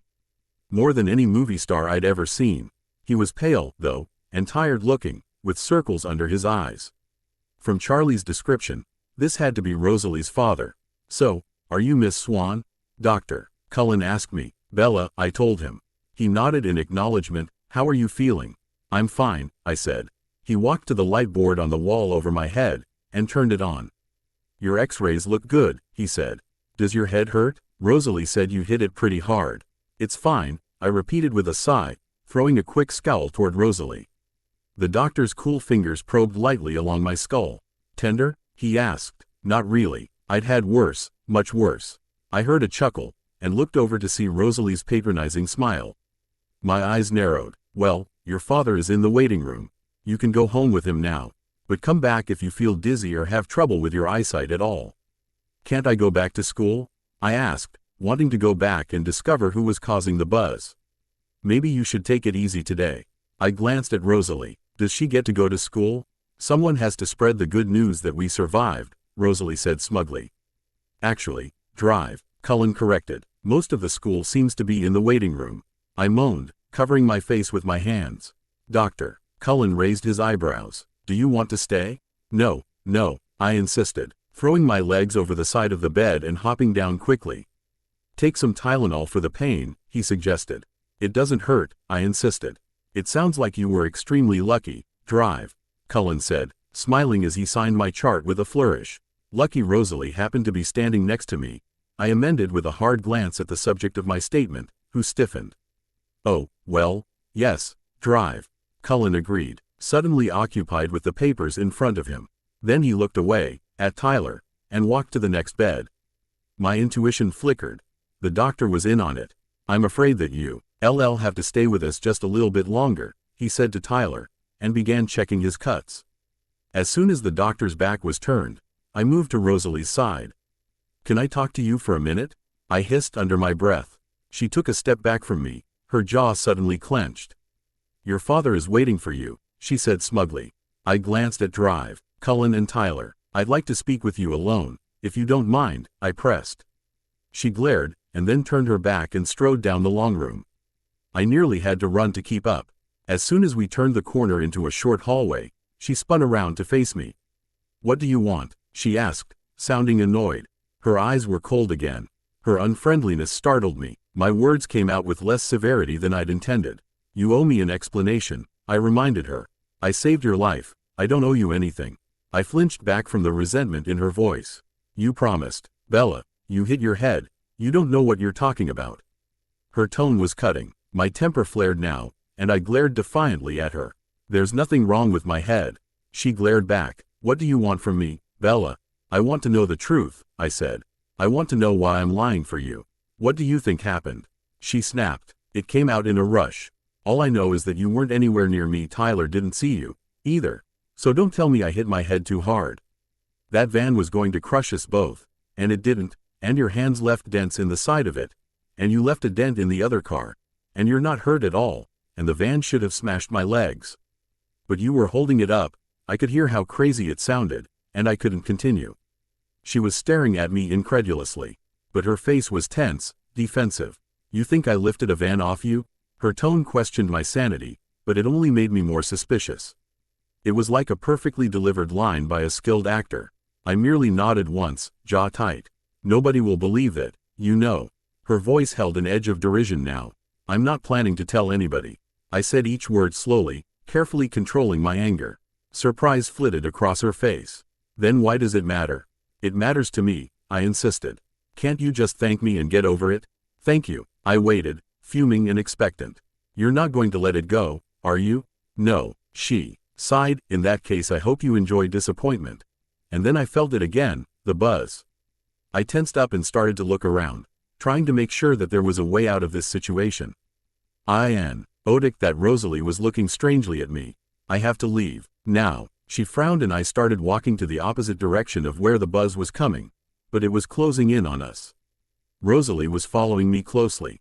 "What is it, Bella?" she asked, concerned. I was at a loss of words. I was about to tell her to get out of here when I heard someone call my name. "Bella," I turned around and was faced with my best friend, Clara. I smiled widely at her. You scared me. Was that you at school? I asked, forgetting completely that Rosalie was by my side. She's more stubborn than me. I obvio. USLY couldn't let her know the truth about our kind. The Volturi would kill us in her, and her being dead certainly was something I did not want. Proof of that was the fact that I had jumped in front of that van and saved her. Which is the reason we were having that awkward conversation. She knows I wasn't near her at all. I sighed. In that case I hope you enjoy disappointment. I finally told her, after those words left my mouth. She started to look around as if she was scared. I looked intently at her. I have to leave now, she said, and I knew she was not lying, which made me frown. Why would she suddenly have to leave? She started walking away, so I followed her at human pace. What is it, Bella? I asked, concerned then. She seemed dubious as to what to tell me when I heard someone call her name. Bella. We turned around and Bella was faced with a strange girl, around 25 years old. Clara. Bella smiled widely at her. You scared me. Was that you at school? She asked. The girl, Clara, nodded while giving Bella a tight hug. Sorry about that. I was eager to see you. Renee was helpful enough and said you would be at school, though Duncan still wanted me to refrain from coming. He still doesn't like me. As you well know, she said, smirking. When they broke apart I was jealous by the fact that Bella was giving this stranger a wide smile, brighter than the one I had received. On the cafeteria her first day of school, a low growl was starting to build in my chest when I heard my brother's voice and felt his hand on my shoulder. Rose, warned Emmett. I painfully nodded and I turned my attention to Bella as I swallowed the venom that had already pooled in my mouth. Oh right, sometimes I just don't have manners. Duncan complains about that a lot, she said, turning to me. Rosalie, this is Clara. Clara, Rosalie. I shook Clara's hand a little stronger than necessary and this pathetic human just smirked. Nice to meet you, I said. This is my brother, Emmett, I said, gesturing to him. Emmett nodded to both of them. We have to head back to school, sis, he said apologetically. Yeah, and I have to head home anyway. I bet Charlie is making a fuss right now, said Bella, smiling to me now. However, we still need to talk. She then turned away and Clara followed her. I could still hear their conversation while Emmett and I headed the other way. So, what are you doing here? Bella asked her. Oh, I missed you. It's already been a month without you. I could almost picture her pouting, which made me growl again. Yeah, and whose fault is that? Bella asked her. Then I heard Emmett chuckling beside me. You better stop that right away or you will not have a reason to be with Alice tonight, I threatened, which made him shut up at once. Good boy, I said, still growling. Gee, Rose, calm down. I know you are into this girl, but you have to control yourself, he said when we reached his Jeep in the parking lot. As soon as he opened the passenger door for me I remembered something. I'd picked Bella's keys from the icy ground. Don't get started, Em, I warned him. I'll have to ask Jasper to come with me to bring Bella's truck to her home after classes are over. Hey, why not me? He asked, faking to be hurt. Because with that girl around Bella, it might be harder for me to control myself, I admitted through gritted teeth. We arrived to school again and the first thing that greeted me was Alice. I'm so sorry, I didn't see that coming, she said, truly sorry. I know, accidents happen, no one decides on them, I tried to reassure her. However, it was pretty cool what you did, she said, grinning. Edward was furious, you know, for you almost exposing us. But I saw that conversation you had with her. Oh, and I don't like that girl either. Don't worry though. Anyway, I do still think you should let everything aside and take a chance with her. Sorry to break your bubble, not, Edward came in. But, by your thoughts and Jasper's regarding your emotions, I think this is merely just lust. So you should stay away from her. She is a danger to the family. Today was proof enough. UHGG, it's easy for you to say that. You are already mated, I said, and then headed to my lessons. In part, Edward was right. This was definitely lust I felt for Bella, but I was also quite attracted to her. I wanted to mark her as mine and somehow let her mark me as hers, and that is what scared me the most. Last time I gave my heart out, it was broken in pieces when Alice became part of the family. Not that I blame them, because a vampire can't really choose their true mate. But it still hurt to know that Emmett and I were not really mated as I had thought. After a couple of decades I realized that it was good, because I actually felt more attracted to women, but still. As soon as classes were over, Jasper was by my side. Emmett told me of your plan, though I think we should go hunting first, I nodded my acceptance and headed straight to the forest. I made my hunt quick. Jasper was waiting with Edward's Volvo parked beside Bella's truck. "So, which would you rather drive?" he asked me. I headed straight for Bella's truck. As soon as I entered the cabin, her scene. Tea invaded my nostrils and I couldn't help the smile that formed on my lips and the warmth that spread through my body. This was going to be a difficult ride. "Don't get too excited," Jasper cockily told me while trying to contain a grin when closing the door for me. I entered the key and the truck came to life. This truck needed an adjustment, and if Bella allowed me, I would work on this beauty. He arrived to Chief Swan's house after a few minutes. When I knocked on the door, Jasper was by my side. Charlie had not come back yet or had left again, and the girl, Clara, opened the door. "Oh, hi Rosalie, right?" she greeted, not opening the door completely. "Yes, I'm here to see Bella. We brought back her truck," I said, gesturing to the red truck. "Well, she is taking a nap right now, but if you leave me the keys, I'll give them to her and let her know you were here." I was about to argue that. I knew she lied and Bella was not really sleeping, but Jasper gripped my arm. "Fine," I finally said, throwing her the keys, which she managed to catch. Then she closed the door without saying anything else. I could not contain the growl that formed in my chest while Jasper led me to the Volvo. At same time I could hear Bella addressing Clara. "Who was that?" "Ah, some kid from your school.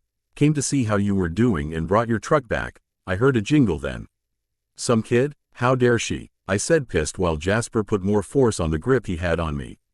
I took a few breaths trying to calm down and refocused my attention on the conversation inside the house. "Good. I left my coat in the cab of the truck. That was why I was trying to keep away from you at the hospital," said Bella. What does her coat has to do with anything?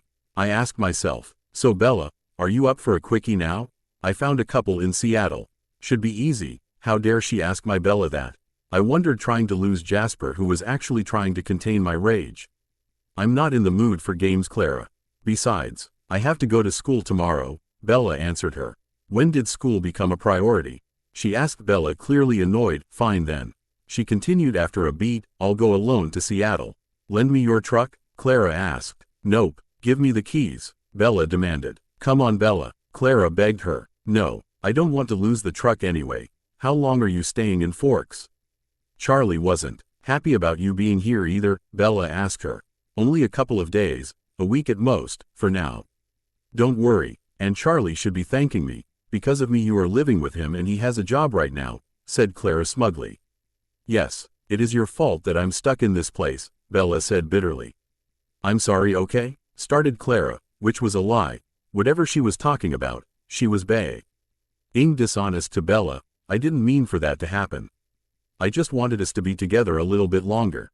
You know I love you, and our time together." Bella sighed. "I know, it's just all this is a lot to take in. I miss Gab, and what you did to Tobias was not right either." "Well, I didn't know who he was. You never mentioned your first name before. Though, now that I think about it, it may be the reason you both feel strongly about each other." Her first again. "If I ever get to know that piece of meat, I will break my diet." "Yeah, Duncan said that too. Listen, I'm a little tired now. I'll go up and take a shower. Then maybe a nap before dinner. Please don't burn anything and do not cause any kind of accidents while you're here," finished Bella. "I'll go to Seattle for a few hours. GHT come back tomorrow morning to see you off to school, since you are all about that now," said Clara. I could hear she was approaching the door. "Come on," said Jasper. "You don't want them to see us here, right?" I shook my head no and climbed the car. Then we headed home. I had a lot of questions in my mind, just as always happened after any conversation I overheard Bella having. They were really hard to decipher, and being able to tell when others were lying, either to her or to me, was making things more confusing than they already were. As she had said, Bella's friend, Clara, left Forks by weekend, and even when she had promised Bella to come back soon for an extended period of time, I could see Bella having a hard time over that. I wanted more than anything to approach her and make sure she smiled again. I wanted her to smile to me like she had smiled to Clara on the hospital that day. However, I was avoiding her. Why? Simple. Alice would let me know via messages whenever Bella decided to approach me again with the issue of me saving her life, so I had to stay clear of her and ignore her at all costs during classes or whenever I was caught off guard by her. It helped that the week that followed the accident, Bella became the center of attention, well, stayed the center of attention. Tyler Crowley was impossible, following her around, obsessed with making amends somehow. He followed her between classes and sat at their lunch table. For whatever the reason, Bella kept telling her friends that I had pulled her out of the way and had nearly been crushed, too. Luckily, no one seemed to mind me at all. Well, for someone who doesn't like you, she sure put herself on the line, said Jessica once to Bella. Bella asked confused. Rosalie Hale, you said she didn't like you, and yet, she still risked her life for you, said Jessica. Who would have thought that girl would put on a nice word for me with her friends after Edward turned her down? I think she likes you too, Bella, said Angela. Bella turned her gaze up and met mine. She slightly smiled to me and I couldn't help to smile back. She still isn't talking to me though, said Bella when the bell rang. You should ask her out, said Alice in a low whisper to me. Ask her out? Alice nodded, to the girls' choice spring dance in 2 weeks. Then she skipped to Emmett's side heading off to class. I headed off to class too. Biology with Bella, and the Newton boy. He approached Bella and perched on our desk while addressing her. So, Newton said, looking at the floor, Jessica asked me to the spring dance. That's great, said Bella. You'll have a lot of fun with Jessica. Well, he floundered as he examined my Bella, clearly not all too happy with the response he got from her. I told her I had to think about it. Why would you do that? She let disapproval color her tone, which made me smile. I was wondering if you might be planning to ask me. He asked Bella, a growl almost emanating from within me while I tilted my head on their direction. Boy, at this pace, I would forget everything but how to growl. I can barely contain the emotions when I'm near her as it is. Add jealousy to the mix and I might end up dead. Mike, I think you should tell her yes, she finally said. Did you already ask someone? Asked Newton, and I too was interested to know the answer. No, she assured him. I'm not going to the dance at all. Why not? Newton demanded. I'm going to Seattle that Saturday, she explained. I instantly knew she was lying. The question was, did she want to go, but not with Newton? Or she actually didn't want to go to the dance? Can't you go some other weekend? Newton pressed. Sorry, no, she said. So you shouldn't make Jess wait any longer. It's rude. Yeah, you're right, he mumbled, and turned, dejected, to walk back to his seat. Bella closed her eyes and pressed her fingers to her temples. I guess he still doesn't understand about me not liking tulips. She murmured so low that no human ear could hear her. I chuckled lightly and she turned to look at me. At the moment our eyes met, Mr. Banner began talking, but apparently she never noticed, because she didn't break eye contact with me. Which chemical reactions on the cell produce carbon dioxide and a compound rich in energy provides cells with the energy required for the synthesis of proteins from amino acids? Asked Mr. Banner after a few minutes of the lecture. Ms. Hale, the teacher called, seeking the answer to the question.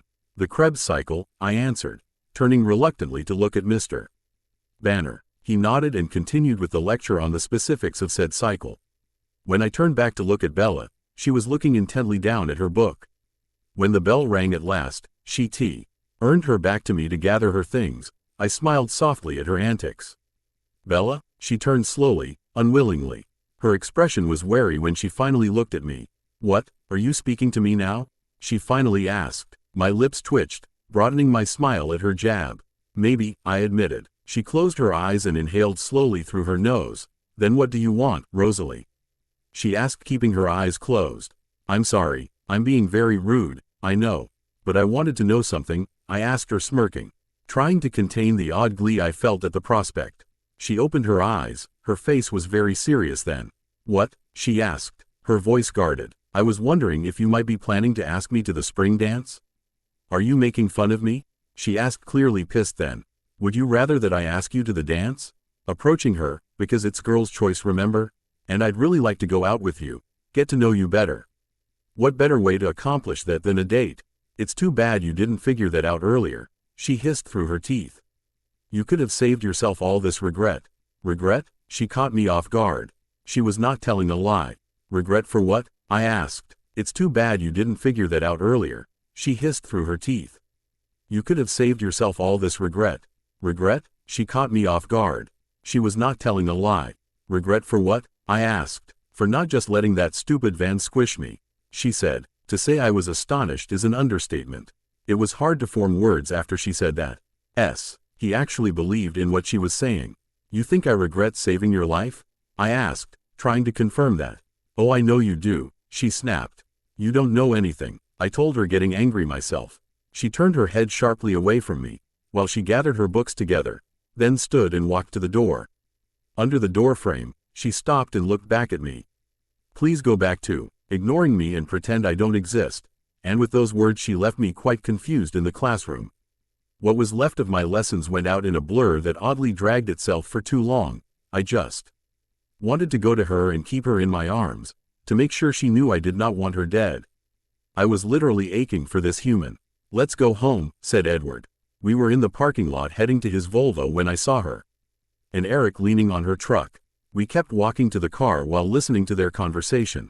What's up? She said, unlocking the door. I was just wondering if you would go to the spring dance with me? Eric asked her. His voice broke on the last word. I thought it was girl's choice, she said, clearly annoyed. Well, yeah, he admitted, shamefaced. Thank you for asking me. But I'm going to be in Seattle that day, she said. Apparently she was sticking to Seattle, even when it was a lie. Oh, he said. Well, maybe next time. Sure, she agreed, though not in the way you are planning, Eric. I already told you that I'm not into boys, remember? She said, as if telling a person with Alzheimer. What? When? He asked, clearly surprised. Bella sighed. My first day. When I told you I don't like tulips but roses. By this moment we had just reached them and were barely past them. Oh, Angela said I should pay attention to that. Sorry. I'll just leave now. I couldn't contain the chuckle that escaped from me. However, I tried to keep looking straight forward until I reached Edward's Volvo. You'll like this, Edward told me, a grin on his face. He formed to get out. Even when Alice and the others had not come outside yet, he stopped just in front of Bella's truck. A line was beginning to form behind Bella. Directly behind her, Tyler Crowley was in his recently acquired used Sentra. Waving at her. He's going to ask her out too, he said to me. I growled and he just chuckled, forcing me to concentrate my attention on the rearview mirror in order to get a good look at that while listening on their chat when Tyler approached Bella's truck. I'm sorry, Tyler, I'm stuck behind the Cullens, she said, clearly annoyed. Oh, I know, I just wanted to ask you something while we're trapped here. He grinned. Will you ask me to the spring dance? He continued. I'm not going to be in town, Tyler. Her voice sounded a little sharp. And now she was not lying. Yeah, Mike said that. He admitted. Then why? He shrugged. I was hoping you were just letting him down easy. The guts of this guy. I wanted to get out that very moment and rip his chest open. That was until I felt Edward move beside me while reaching to hold me in place. I hate you when you do that, I told him. I know, he said. Sorry, Tyler, said Bella, with a slight tone of irritation. I really am going out of town. Which I could tell now was truth. That's cool, we still have prom. And before she could respond, he was walking back to his car. I could see the shock on her face. At that very instant, Alice, Emmett, and Jasper were sliding into the Volvo. I kept my eyes on Bella through the rear view, and oddly enough I was by then shaking with amusement. Then, in just an instant, Edward was speeding away. Alice, did you know she was going to ask me to stay away from her? I asked my sister when we arrived home. She shook her head no. I proceeded to tell her what had happened. Of course, by telling her. Living in a house full of vampires, everyone in my family knew about it right away. You should listen to her. She is a danger to us all, said Edward from upstairs. I still can't hear her thoughts. Not a single one. Only your power is useless around her, though, said Emmett. Yes, that is troublesome, said Carlsile. By this point, my whole family was gathered around me in the living room. What are you planning to do? Esme asked me. I smiled gently at her. I don't know, but I won't stop from trying to get to know her. There must be a reason for me to feel this urge to mark her, and with that I left the house for a hunt. Lately I'd had to feed more often. I guess it's because of all what Bella's making me feel. Somehow, after my dinner was over, I found myself outside Bella's house. I approached her home and listened intently to what she and Charlie were discussing. I just wanted to let you know that I'm going to Seattle for the day, a week from Saturday. She told him. Why? He sounded surprised. Is Clara still there? I growled, thinking about my Bella being near that human. Well, no, she left for Belgium, I think. We were planning to go there when the accident anyway. I wanted to get few books. The library here is pretty limited and maybe look at some clothes. Do you need anything that might be hard to get around here? Accident? What had happened to her? That truck probably doesn't get very good gas mileage, said Charlie, clearly concerned. And I had to admit, he was right, that truck wouldn't get that far. I know, I'll street op in Montesano and Olympia and Tacoma if I have to, said Bella determined. Are you going all by yourself? He asked. Yes, Seattle is a big city, you could find others there, he fretted. Others what? I wondered. Charlie, you know I can read a map, right? And I can certainly take care of myself, don't worry about it. Plus this is me letting you know, as a cordiality for you letting me stay under your roof. Do not get too invested in the father role. Do you want me to come with you? He asked sighing. Nah, that's all right, Charlie, I just need some me time. Probably a spa, I wouldn't mind going with her. Wait, I can do that. I can offer her a ride to Seattle. With that in mind I headed back home. I was starting to feel like a stalker creeping around her house and listening to her every conversation. But I honestly couldn't help it. I was drawn to her, and not in the sense of MMH, you smell delicious. I want to feed of your blood, which by the way, she did smell nicely and tasty. I just wanted to have my scent all over her, and hers all over me. I wanted to mark her as mine, and every time it was getting harder and harder to walk away from her. The next morning, when she arrived to the parking lot, she parked as far as possible from Edward's Volvo. However, I was by her side in an instant. She fumbled with her key and it fell into a puddle. I bent down faster than her, so I grabbed her keys first, forcing her to look at me. How do you do that? She asked with irritation. Do what? I held her key out as I spoke. As she reached for it, I dropped it into her palm. Appear out of thin air, she said. Bella, it's not my fault if you are exceptionally unobservant, I told her, amused by her reactions. She scowled at me. Why the traffic jam last night? She demanded, looking away. I thought you were supposed to be pretending I don't exist, not irritating me to death. That was for Tyler's sake, Edward's idea. Kid had to have his chance. She gasped, anger showing on her face. And I'm not pretending you don't exist, I continued without pause. You may have asked me to, but I did not agree, I said, smiling at her. So you are trying to irritate me to death? Since Tyler's van didn't do the job? Anger crept on me. My lips pressed into a hard line. Bella, you are being absurd, I said. Then she turned her back and started to walk away. Wait, I called. She kept walking, sloshing angrily through the rain. But I was next to her, easily keeping pace. I'm sorry, that was rude, I said as we walked. She ignored me. It was rude to say it. I'm sorry. Why won't you leave me alone? She grumbled. I wanted to ask you something, but you sidetracked me, I chuckled, remembering why I was actually waiting for her. She sighed. Fine then, what do you want to ask? I was wondering if, a week from Saturday, the day of the spring dance. Are you trying to be funny? She interrupted me. Will you please allow me to finish? She bit her lip in that adorable way of hers and clasped her hands together, interlocking her fingers. I heard you say you were going to Seattle that day, and I was wondering if you wanted a ride. What, do you want a ride to Seattle? With who? She asked, mystified. Myself, obviously. Do you want a ride to Seattle? With whom? She asked, mystified. Myself, obviously, I told her, smirking. Bella seemed stunned. Why? Well, I want to spend time with you, and, to be honest, I'm not sure if your truck can make it. My truck works just fine, thank you very much. She started to walk again. But can your truck make it there on one tank of gas? I asked, matching her pace again.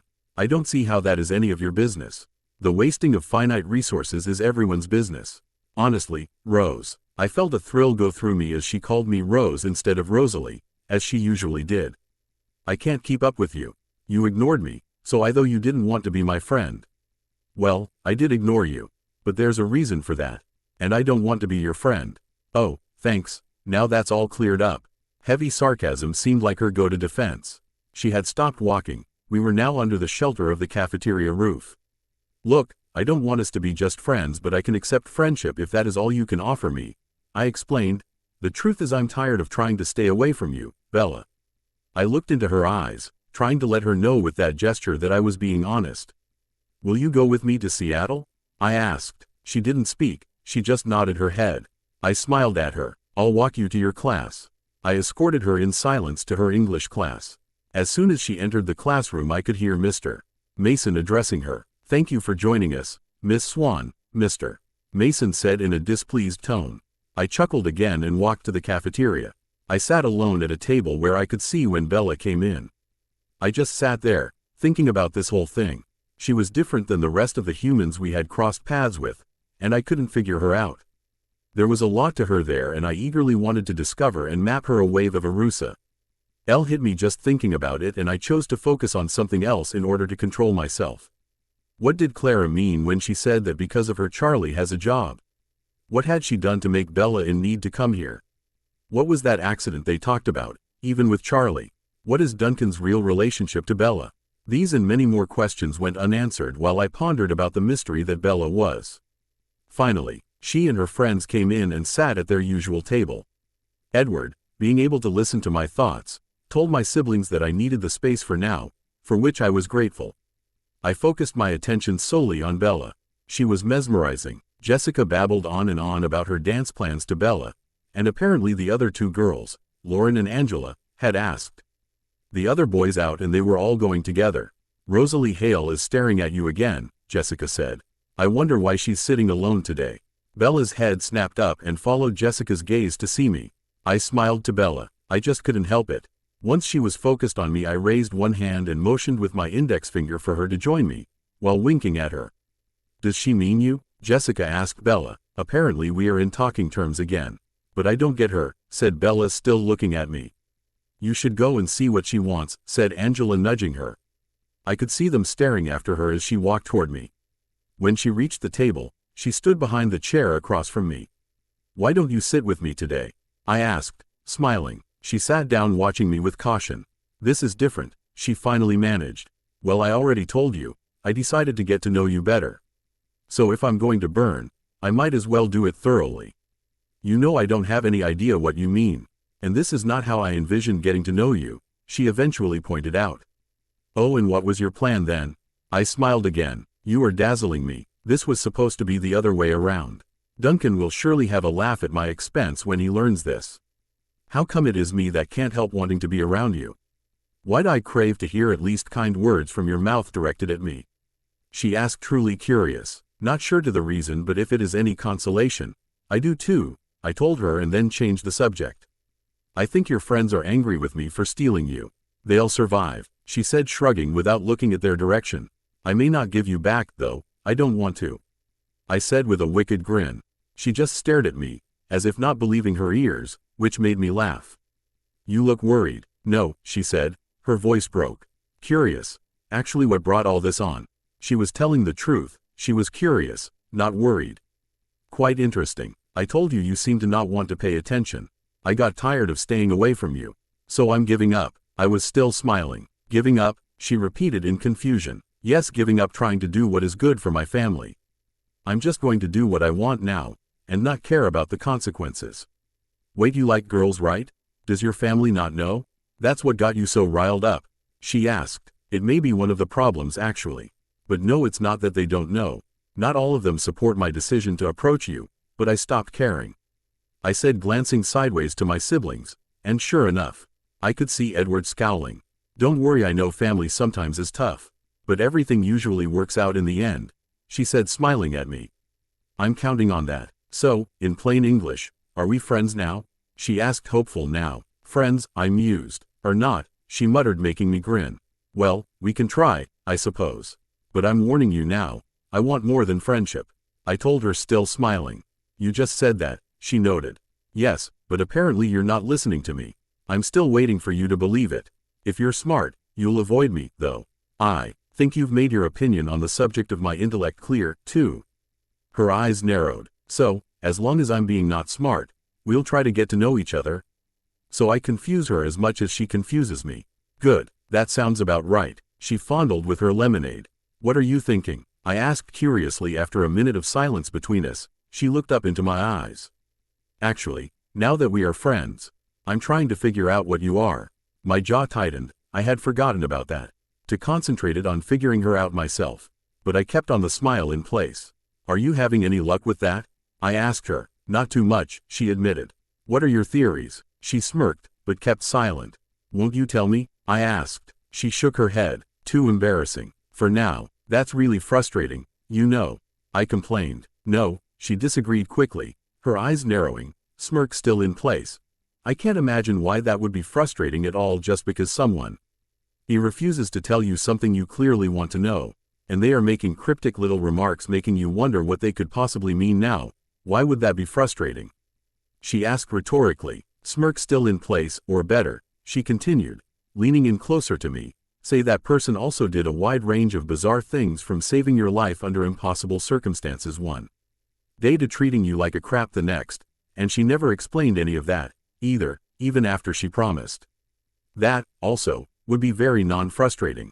Even with the accusation, I couldn't help to smile because she was smiling too. You've got a weird sense of humor and justice, don't you? I just don't like double standards too much. I know they are needed sometimes, but I do not like them at all, she said as we stared at each other. I could tell she was being honest, even without my gift. However, it made me wary that she could say that when something was clearly being kept by her, so I snickered.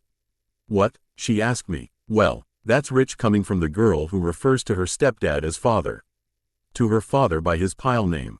The girl who clearly didn't want to be here at Forks and still is staying. One who seemed to be running away from something invisible at the hospital, and who somehow managed to say, crap, not again, right before being crushed between two vans. You heard me? How did you hear that? She asked, clearly confused. I told you, I was right beside you. You were not at that moment, and in whatever you think is going on with me, you have no right to be nosy about it. You're not being honest either, she said, annoyed and defensive then. Key word there, either, I told her as calmly as I could manage. She sighed and took a few breaths in, I suppose to calm herself down. You're right, however I cannot explain this to you. I can't explain you what you want either. I told her. Fair enough, she said after a moment. Can you do me a favor? She asked after a second of hesitation. That depends on what you want. It's not much, she assured me. I just wondered if you could warn me beforehand the next time you decide to ignore me. Just so I'm prepared for your mood swings. She looked intently at me. I smiled. Okay, but can I have one answer in return? One. Tell me one theory. You sure that is the one answer you want? She asked, amused. You didn't specify. You just promised one answer, and since I know you won't respond to any other of the questions roaming in my mind. You've broken promises yourself, she remarked. Just one theory. I won't laugh. She seemed to think about this.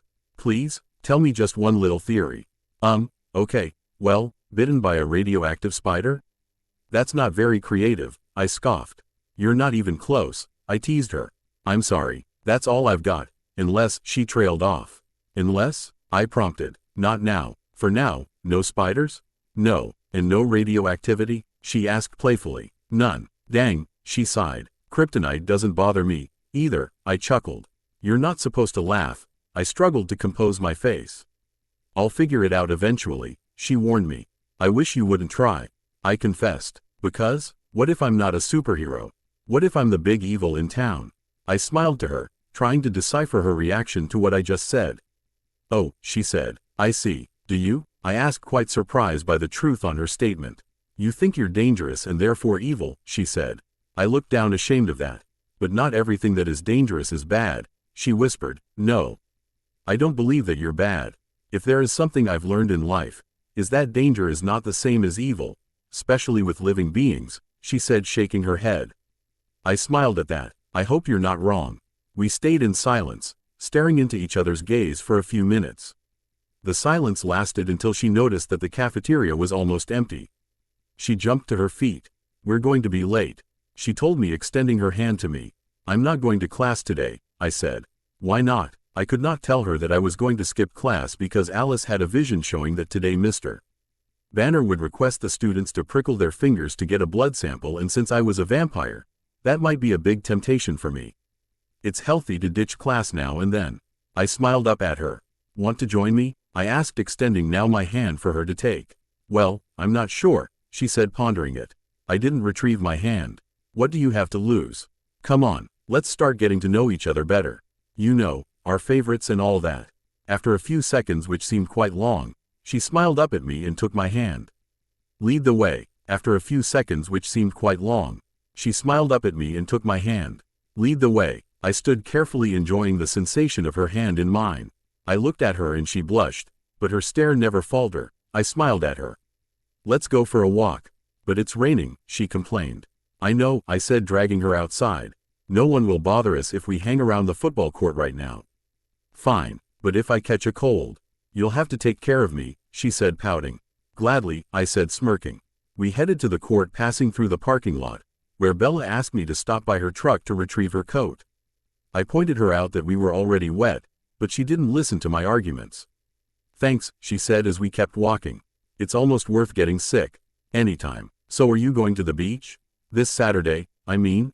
she asked me. I knew that Newton and her other friends had been planning on a trip to the beach as soon as the weather would let them. However, closest beach was in La Push, and it was off limits to my family thanks to agreement made by the Mutts with Carlisle. My eyes narrowed at the thought of her being near the Mutts, but then again, I had no real reason to stop her from having a good time with her friends. "Where are you all going, exactly?" I asked, feigning ignorance. "Down to La Push, to First Beach." I glanced at her, trying to keep the smile on my mouth. "I really don't think I was invited." "In that case, I am inviting you now. To come with me. Let's you and I not push poor Newton and his friends any further this week.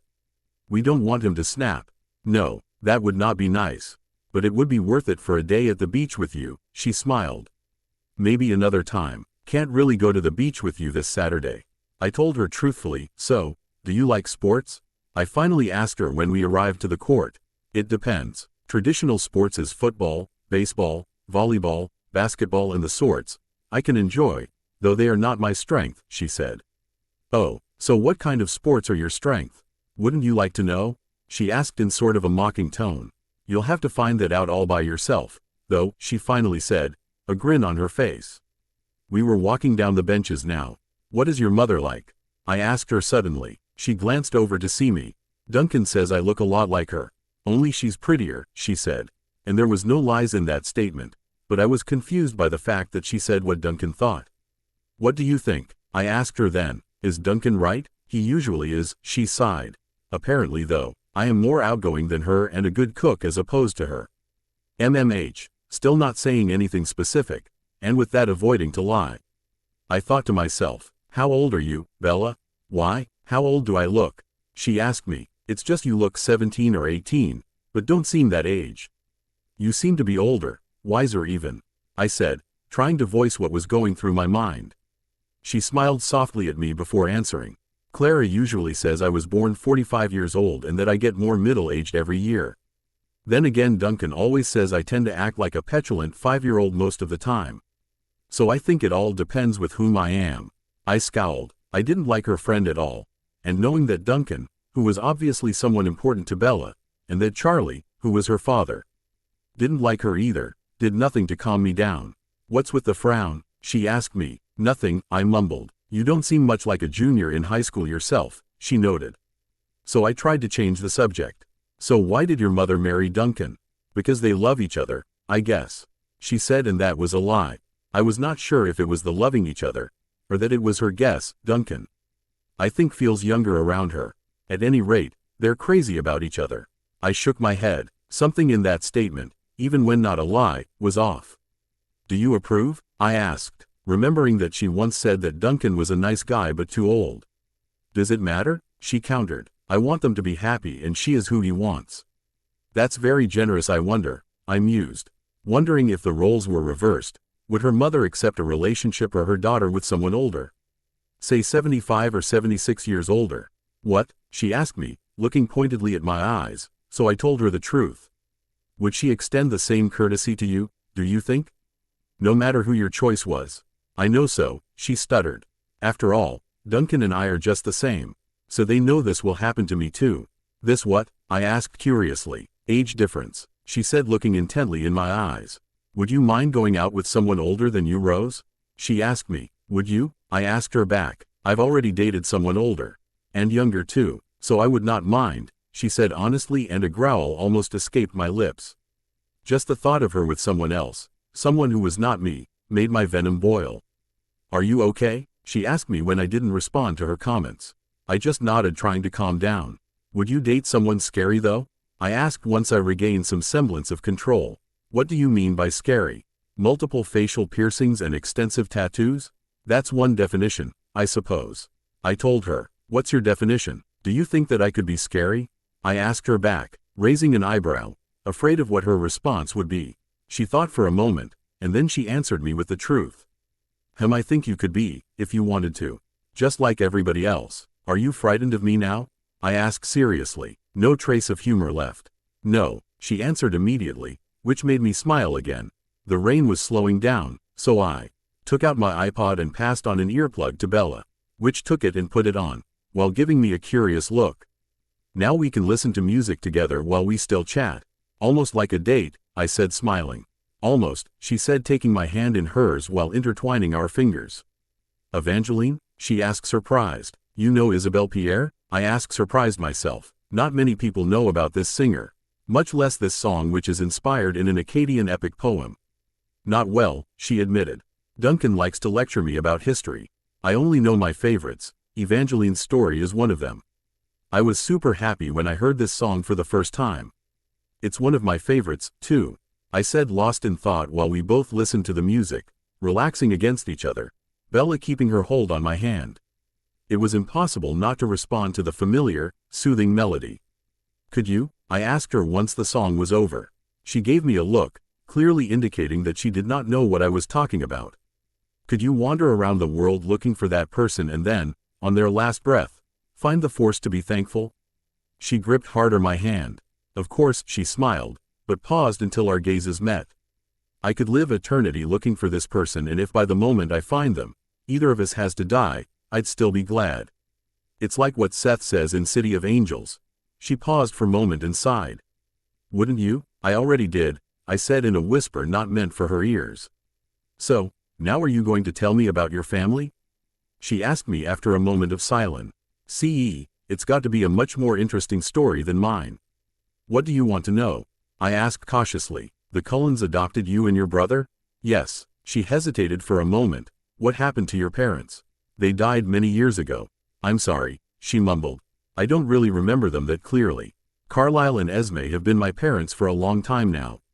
And you love them? It wasn't a question. Yes, I smiled. I couldn't imagine two better people. You're very lucky. I know I am, even when at times it didn't seem so. And your siblings? I glanced at the clock. They're all great, though they will be quite upset if they have to stand in the rain waiting for me, especially Alice. Oh, sorry. I guess we have to go back, she said looking at her watch. You probab. Lee want to be by your truck before Chief Swan comes to school to know why his daughter was not at classes. He might think you were kidnapped if he finds your truck there but not you. I said grinning at her. I'm sure he's already heard. There appears to be no secrets in Forks. She sighed. Have fun at the beach, good weather for sunbathing according to the forecast. I glanced at her while heading back to the parking lot. Won't I see you tomorrow? Disappointment was obvious on her voice. No, Jasper and I are starting the weekend early. What are you going to do? We're going to be hiking in the Goat Rocks Wilderness, just south of Rainier, I told her. It was quite close to the truth. We were not just going to go hiking, but hunting too. Oh, well, have fun, she said, stopping dead in her tracks as soon as we get to the parking lot. She dropped my hand and looked around. Her gaze finally settled on her truck. Why does everyone keep coming to school grounds? She asked so low that if I had not been a vampire, I wouldn't have heard her. There was a tall, dark-looking man there, in his early 40s maybe. Suddenly, he turned around and Bella ran up to him. Tobias, she said excited, latching herself on his arms. The wildest and most primal growl I've ever heard reached my ears the same moment a thunder shook the school. It took me a few seconds to realize that it had been me. It amazed me how easy it was after all. Speak with her.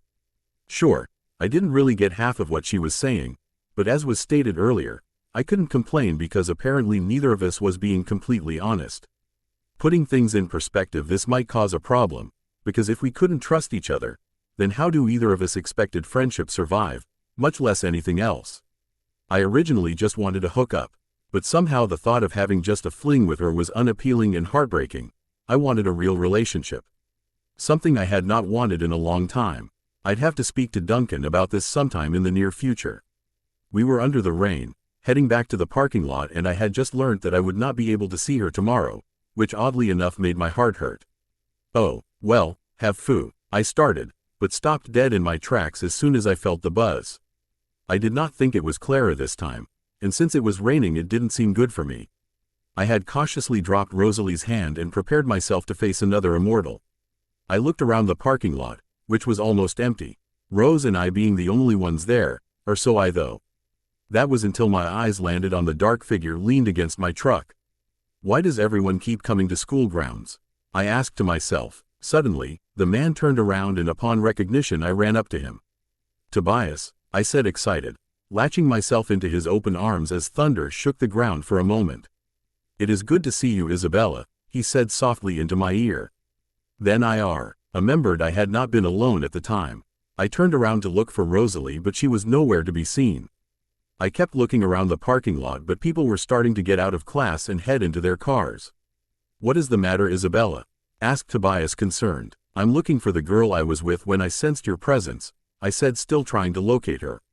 Then, I saw her with her siblings getting into Edward's Volvo. I headed there, trying to figure out what had happened. She should at least have told me that she was heading with her siblings. Oh, crap, I said understanding. That I was mad at her for doing something I had just done. I sprinted there, but couldn't make it on time before the Volvo headed off the school.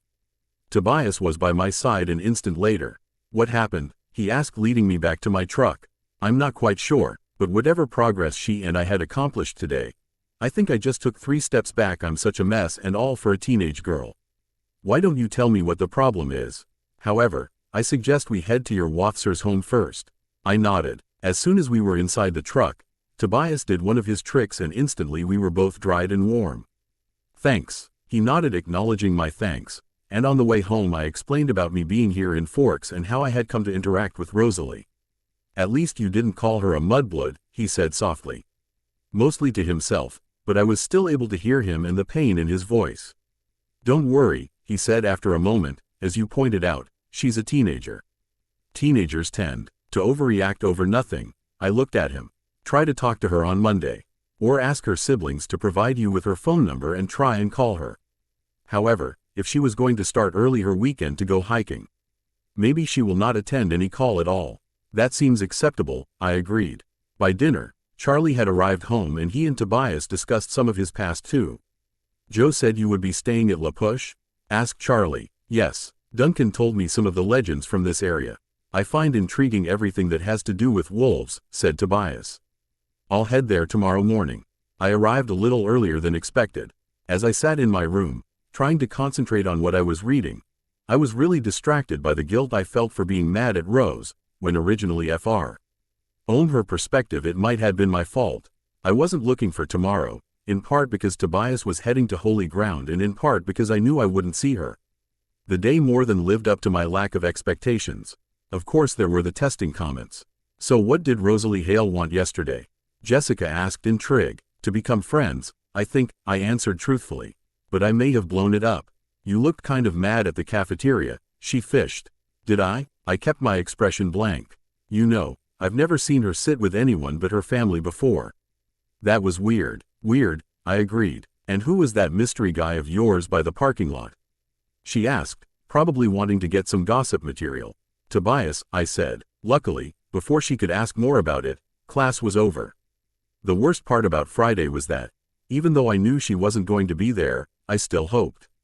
When I walked into the cafeteria with Jessica and Mike, I couldn't keep from looking at her table, where Emmett, Alice, and Edward sat talking, their heads close together. At my usual table, everyone was full of our plans for the next day. Mike was animated again, putting a great deal of trust in the local weatherman who promised sun tomorrow. I'd have to see that before I believed it. But it was warmer today. Maybe the outing wouldn't be completely miserable. I intercepted a few and friendly glances from Lauren during lunch, which I didn't understand until we were all walking out of the room together. I was right behind her, just a foot from her slick, silver blonde hair, and she was evidently unaware of that. Don't know why Bella, she sneered my name, doesn't just sit with the Cullens from now on. I heard her muttering to Mike. She's my friend. She sits with us, Mike whispered back loyally, but also a bit territorially. I paused to let Jess and Angela pass me. I didn't want to hear any more. I looked over my shoulder and could see that Alice and Emmett were still at their table. I remembered the conversation I had with Tobias last night and decided to approach them. Hello, I said as soon as I reached them. Nice to see you, Emmett, and a pleasure to meet you, Alice. Hey, Bells, said Emmett with a goofy grin. What brings you here? He asked. I doubted what to say. Had Rosalie told them about our escape to the football field? Had she told them about me running off, letting her there alone in the rain? I spent some time talking yesterday with your sister, but I never got to ask her for her phone number. I was wondering, since we departed quite unexpectedly yesterday, if any of you would be kind enough to provide it to me? Why would you want her number? You didn't seem to want to talk to her yesterday anymore. I heard a voice behind me. When I turned to see who it was, I could see Edward Cullen standing right there. Oh, I did. I was just surprised by the unexpected visit of a friend, I said, blushing. Then I remembered that I had actually tried to catch up with them. But they left either way. I tried to talk to her after I greeted Tobias. I even ran up to your car, but you sped away, I said in an accusatory tone. Edward seemed surprised that I had told him that. A few minutes passed in silence, no one saying a word. I didn't dare to look away from him. He was not going to put all the blame on me. Then, a gentle touch on my arm made me break eye contact with Rose's brother. I ended up looking down at the little pixie, who was smiling at me. What are your intentions with my sister? She asked me. What? I asked, not understanding what she meant with her question. What exactly do you expect by approaching Rosalie? I nodded, now understanding. She was worried about her sister. At least keep her friendship. At least, as Emmett grinning. I grinned back. I like her, a lot. And I know she likes me too. I don't know where this will take us, but I'm willing to try out. If friendship is at the end all we can give each other, then friendship it is. Edward scowled and left the building, leaving me now alone with his two siblings. Alice smiled at me and handed me a piece of paper with a number scribbled on it. Make it co. Aunt, she said, and then both she and Emmett left too. I dialed the number right away, but I was sent to voicemail. Hi Rose, it's Bella. Alice provided me with your phone. Call me, okay? All through the rest of the day. I dialed at least once between every class, with the same result. Each time I left a message stating it was me and that I wanted to speak to her. I tried again as soon as I arrived home. This time I left a different message. Listen Rose, I'm sorry I left yesterday. I was really excited to see an old friend. However, I would take it back if I could. Please forgive my not so smart action. That night at dinner, Charlie seemed enthusiastic about my trip to La Push in the morning. Of course he knew the names of all the kids going, and their parents, and their great-grandparents, too, probably. He seemed to approve. Charlie, do you know a place called Goat Rocks or something like that? I think it's south of Mount Rainier, I asked casually. Yeah, why? I shrugged. Some kids were talking about camping there. I lied. It's not a very good place for camping. He sounded surprised. Too many bears. Most people go there during the hunting season. Oh, I murmured. Maybe I got the name wrong.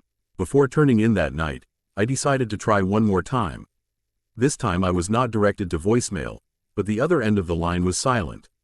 Rose? I inquired. Then, I distinguished the sounds that could be heard if someone was about to let you speaking by yourself on the phone. No, please, don't hang up. Just, please. I noticed that it was still silent, but she was clearly still there. I smiled bitterly. You promised to let me know next time you would ignore me, I sighed. I'm sorry, I think I upset you and I didn't mean to. I sighed again and was about to hang up myself. When? She asked on the phone. When you didn't mean to? I could hear anger in her voice, which made me flinch. Ever, I said truthfully. Not yesterday by my actions. Not today by calling incessantly to you. Not now trying to apologize. Not ever, Rose. I don't like this, Bella, she said. It's been 2 times now that you look scared and then you look happy as hell, she sighed. I hate not being able to make you smile like that, she said softly. But you do make me smile, I told her. I understand we all have a history and a lot of baggage to carry, but the way you acted around your friend Clara, and the way you acted yesterday, it's just something I don't like, she said. Then it hit me. Are you jealous? I asked incredulously. Is that why you tried to stay away at first and left me yesterday? She grunted on the phone, which made me smile. Rose, don't be. Look, what Clara and I had, it ended a long time ago. Now we're only friends. What about this, Tobias? Bitterness still on her voice. We are friends. That's all. Good, she sounded relieved. Are you still going to La Push tomorrow? Yeah. Want to ditch your brother and come with me? I asked, smiling on the phone. I'd love to, she said, and my heart rate sped up. But I can't, however. We are still going to Seattle next weekend, right? She asked hesitantly. Sure. Will you do me a favor tomorrow? She asked me. Yeah, be careful, please. Always am. Well, I better let you sleep, Bella. Sweet dreams. You too, Rose. And with that we ended our conversation. A smile plastered on my face. Jealously meant she did care for me. And I couldn't deny that I myself was way more than just attracted to her. I actually wanted to make her smile and be there whenever she needed me. I realized then that since the mom and I saw her for the first time in the school cafeteria, that was what I had wanted. Be the one who makes her smile. I meant to sleep in, but an unusual brightness woke me. I opened my eyes to see a clear yellow light streaming through my window. I couldn't believe it. I hurried to the window to check, and sure enough, there was the sun. It was in the wrong place in the sky, too low, and it didn't seem to be as close as it should be. But it was definitely the sun. Clouds ringed the horizon, but a large patch of blue was visible in the middle. I lingered by the window as long as I could, afraid that if I left the blue would disappear again. The Newton's Olympic Outfitters store was just north of town. I'd seen the store, but I'd not stopped there, not having at the time much need for any Upleys required for being outdoors over an extended period of time. In the parking lot I recognized Mike's Suburban and Tyler's Sentra. As I walked up next to their vehicles, I could see the group standing around in front of the Suburban. Eric was there, along with two other boys I had class with. I was fairly sure their names were Ben and Connor. Jess was there, flanked by Angela and Lauren. 3 other girls stood with them. One gave me a dirty look as I approached them, and whispered something to Lauren. Lauren shook out her hair and eyed me scornfully. So it was going to be one of those days. Oh, the teenage drama. You came, called Mike, delighted. And I said it would be sunny today, didn't I? I told you I was coming, I reminded him. We're just waiting for Lee and Samantha unless you invited someone, Mike added. Nope, I did invite someone, but they couldn't make it. Hale? I nodded. And my friend Tobias too, I said, trying to lift up Mike's spirit. He nodded, quite pleased. Ed with my answer apparently. Will you ride in my car? It's that or Lee's mom's minivan. Sure, he smiled blissfully. You can have shotgun, he promised. I could see Jessica glowering at him now. The numbers worked out in my favor. Though, Lee brought 2 extra people, and suddenly every seat was necessary. I managed to wedge Jess in between Mike and me in the front seat of the Suburban. Mike could have been more graceful about it, but at least Jess seemed appeased. It was only 15 miles to La Push from Forks, with gorgeous, dense green forests edging the road most of the way and the W.I. de Quileutes River snaking beneath it twice. I was glad I had the window seat. We'd rolled the windows down, and I tried to absorb as much sunlight as possible. It was breathtaking. The water was dark gray, even in the sunlight, white-capped and heaving to the gray, rocky shore. Islands rose out of the steel harbor waters with sheer cliffsides, reaching to uneven summits, and crowned with austere, soaring firs. The beach had only a thin border of actual sand at the water's edge, after which it grew into millions of large, smooth stones that looked uniformly gray from a distance, but close up were every shade a stone could be: terracotta, sea green, lavender, blue-gray, dull gold. We picked our way down to the beach, Mike leading the way to a ring of driftwood logs that had obviously been used for parties like ours before. There was a fire circle already in place, filled with black ashes. Eric and the boy I thought was named Ben gathered broken branches of driftwood from the drier piles against the forest edge, and soon had a teepee-shaped construction built atop the old cinders. Have you ever seen a driftwood fire? Mike asked me. I was sitting on one of the bone-colored benches. The other girls clustered, gossiping excitedly, on either side of me. Mike kneeled by the fire, lighting one of the smaller sticks with a cigarette lighter. Not that I remember, I said as he placked Ed the blazing twig carefully against the teepee. You'll like this then, watch the colors. He lit another small branch and laid it alongside the first. The flame started to lick quickly up the dry wood. It's blue, I said in mild surprise. The only time I've seen something close to this was in Spain, with Tobias teaching me about potions and herbology. Never in a natural environment. The salt does it. Pretty, isn't it? He lit one more piece, placed it where the fire hadn't yet caught, and then came to sit by me. Thankfully, Jess was on his other side. She turned to him and claimed his attention. I watched the strange blue and green flames crackle toward the sky. After a half hour of chatter, Some of the boys wanted to hike to the nearby tidal pools. It was a dilemma. On the one hand, I'd love to see the tide pools. On the other hand, I didn't want to fall into them. Lauren was the one who made my decision for me. She didn't want to hike, and she was definitely wearing the wrong shoes for it. Most of the other girls besides Angela and Jessica decided to stay on the beach as well. I waited until Tyler and Eric had committed to remaining with them before I got up quietly to join the pro hiking group. Mike gave me a huge smile when he saw that I was coming. The hike wasn't too long, though I hated to lose the sky in the woods. The green light of the forest was strangely at odds with the adolescent laughter.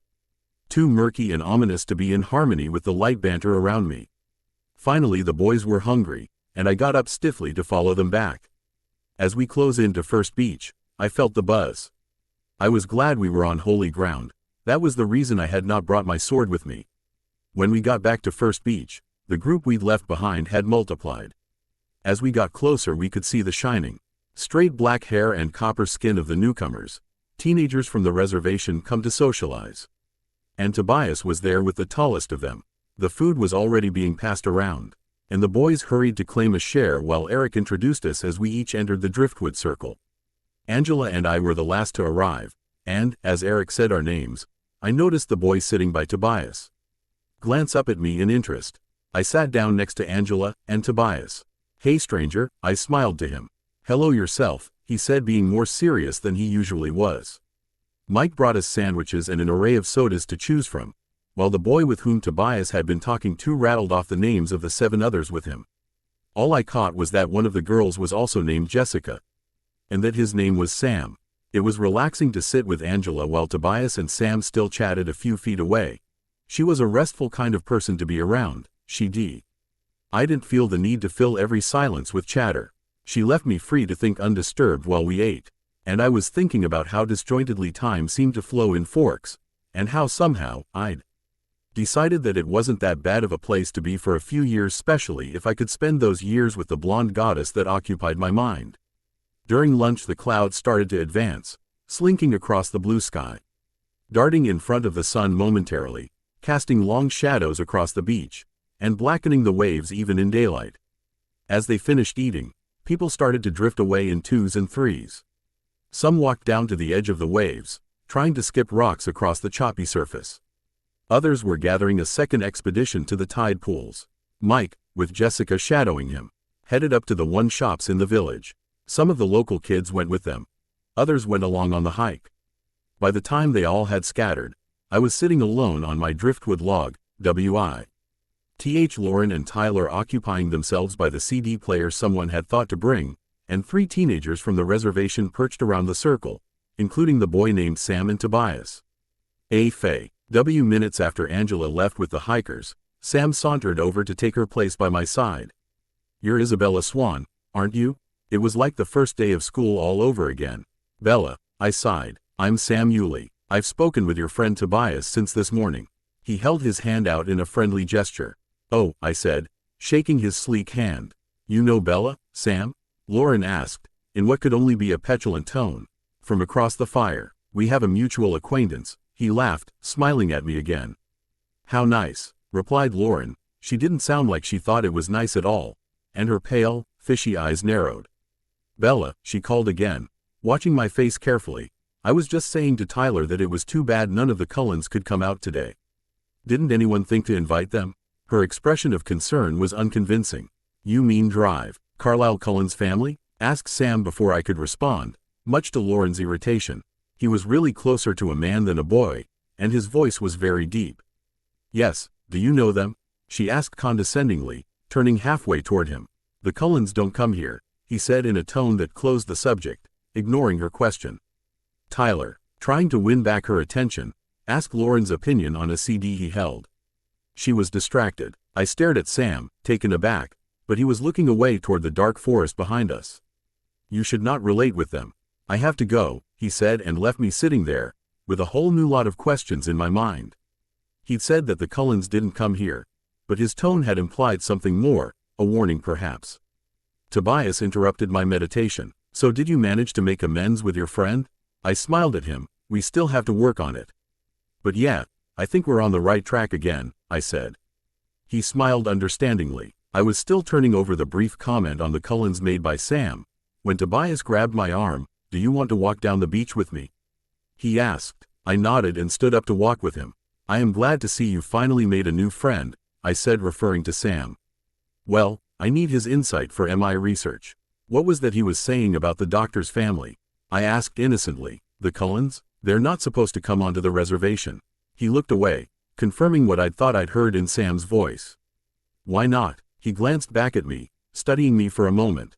"I'm not supposed to say anything about that if I want to stay here." "Oh, come on. Since when do we keep secrets from each other?" "I'm just curious." "All right then, what do you know about Quileute's old stories, about where they come from?"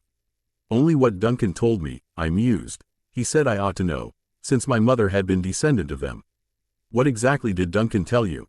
"Well, there are lots of legends, some of them claiming to date back to the flood. Supposedly, the ancient Quileutes tied their canoes to the tops of the tallest trees on the mountain to survive like Noah and the Ark."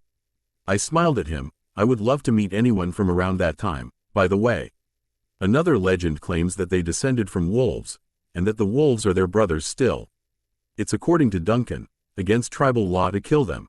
He nodded at me. "That is the reason I came here," he said. "I told Duncan about my encounter in school with a big LF and told him I thought that it was somehow sentient but lost control over himself. I did not think it wise for him to know about my past as well as you do." He told me, smirking. Then he told me about this reservation. I looked at him, waiting for him to elaborate. As soon as I contacted them and told them the nature of my visit, I was told to head directly to Yuli's house. I was met by Sam. He seemed to be cautious about me. He even said that I better not be related to the Cold Ones. "The Cold Ones?" I asked, not faking my intrigue now. "Yes, I learned there are stories of the Cold Ones as old as the wolf legends. And some much more recent. According to legend, the great-grandfathers of the kids around here now knew some of them. And they were the ones who made the treaty that keeps them off this land." "Treaty?" I encouraged. "You see, the Cold Ones are the natural enemies of the wolf. Well, not the wolf, really, but the wolves that turned into men, like your ancestors." He started, adopting his teacher tone. "My people would call them werewolves, but these are different." "Werewolves have enemies? Why didn't you said that in Spain?"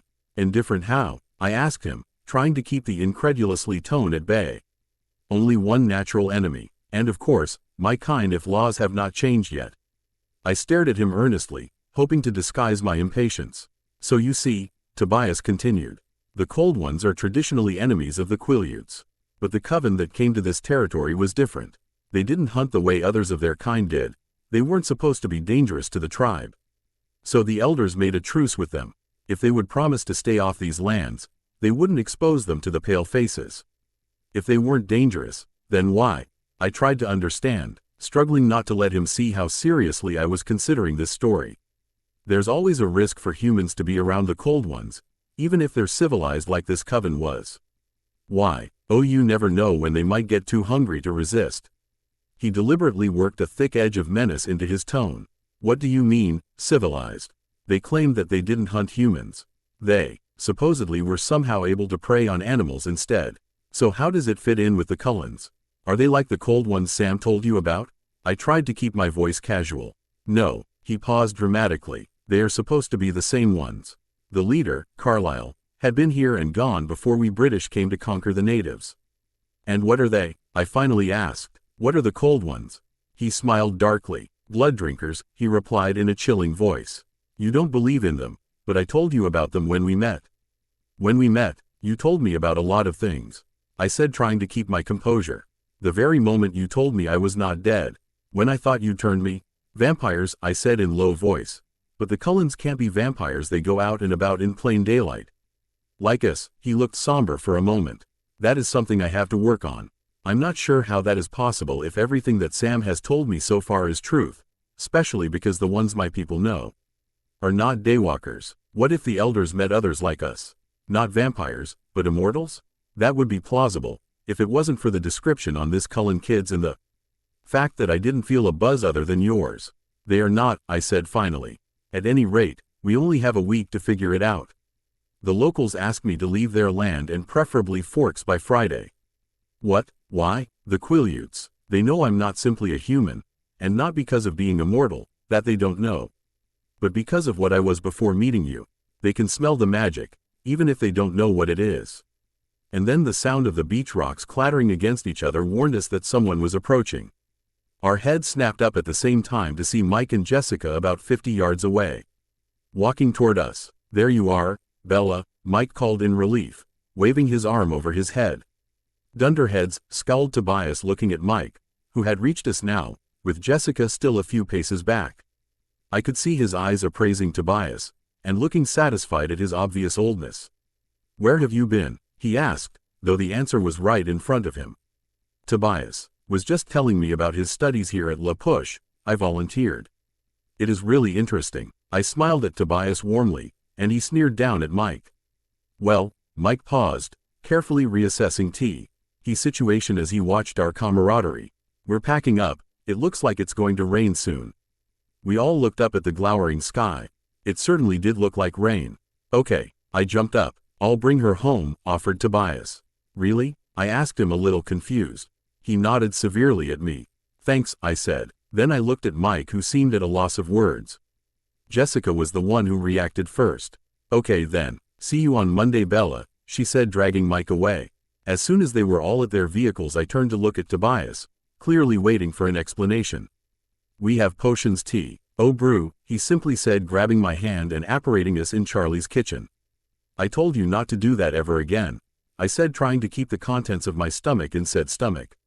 He sneered in. I could see he was in teacher mode once again. Blood replenishing potion, he started. Edward warned me that Alice had given my number to Isabella.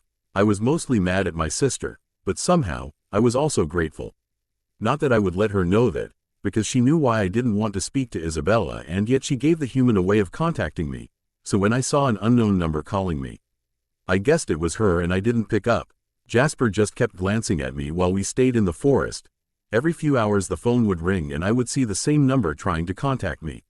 Why, I've got to admit at least she's trying, said Jasper to me later in the evening. I decided to listen into the messages she had left. I had at least 15 notifications of a voice message being left, EAC. H notification was received a few seconds after the phone stopped ringing. Hi Rose, it's Bella. Alice provided me with your phone. Call me, okay? Said the first one. The next 13 stated more or less the same, reassuring me it was her and she wanted to speak with me. The last one, which had been left a little over an hour ago, said, Listen Rose, I'm sorry I left yesterday. I was really excited to see an old friend. However, I would take it back if I could. Please forgive my not so smart action. I had already saved her phone number in the memory, and was debating myself between call her back or just sit there and keep the self-pity coming up. Jasper was staying around because my emotions were all over the place and neither of us wanted me to lose control without a support system around. I was still finding it hard to control myself in anything Bella related. Especially every time I thought about the day before and the way she just ditched me there. A growl formed in my chest and I was about to throw away my phone when it began to ring again. I looked at the screen and it showed me it was Bella again. Without thinking about what I was doing, I pressed the answer button, but kept silent. Rose? She inquired. I was about to hang up. I was not in the mood to speak about this, but a strong wave of relief and happiness hit me. I knew it was Jasper making me aware of the emotions I situally felt at the moment, so I kept listening to her. No, please, don't hang up. Just, please, I kept silently listening to her. You promised to let me know next time you would ignore me, she said, sighing. I'm sorry, I didn't mean to upset you, she sighed again, and the truth in her words made me hurt. When? I asked her. When you didn't mean to? I couldn't keep the anger or the hurt from my voice. And I knew she could hear it clearly. Ever, she said truthfully. Not yesterday by my actions. Not today by calling incessantly to you. Not now trying to apologize. Not ever, Rose, and that was the truth. I was glad she at least was not trying to upset me, but I needed more than that. I don't like this, Bella, I said. It's been 2 times now that you look scared and then you look happy. Hell, I sighed, trying to organize my thoughts. I hate not being able to make you smile like that, I finally confessed. But you do make me smile. I understand we all have a history and a lot of baggage to carry. But the way you acted around your friend Clara, and the way you acted yesterday, it's just something I don't like. Is that why you tried to stay away at first and left me yesterday? She asked me. I grunted, but didn't deny that. Rose, don't. Look, what Clara and I had, it ended a long time ago. Now we're only friends. I knew she was telling the truth. My gift worked as long as it was not a recording.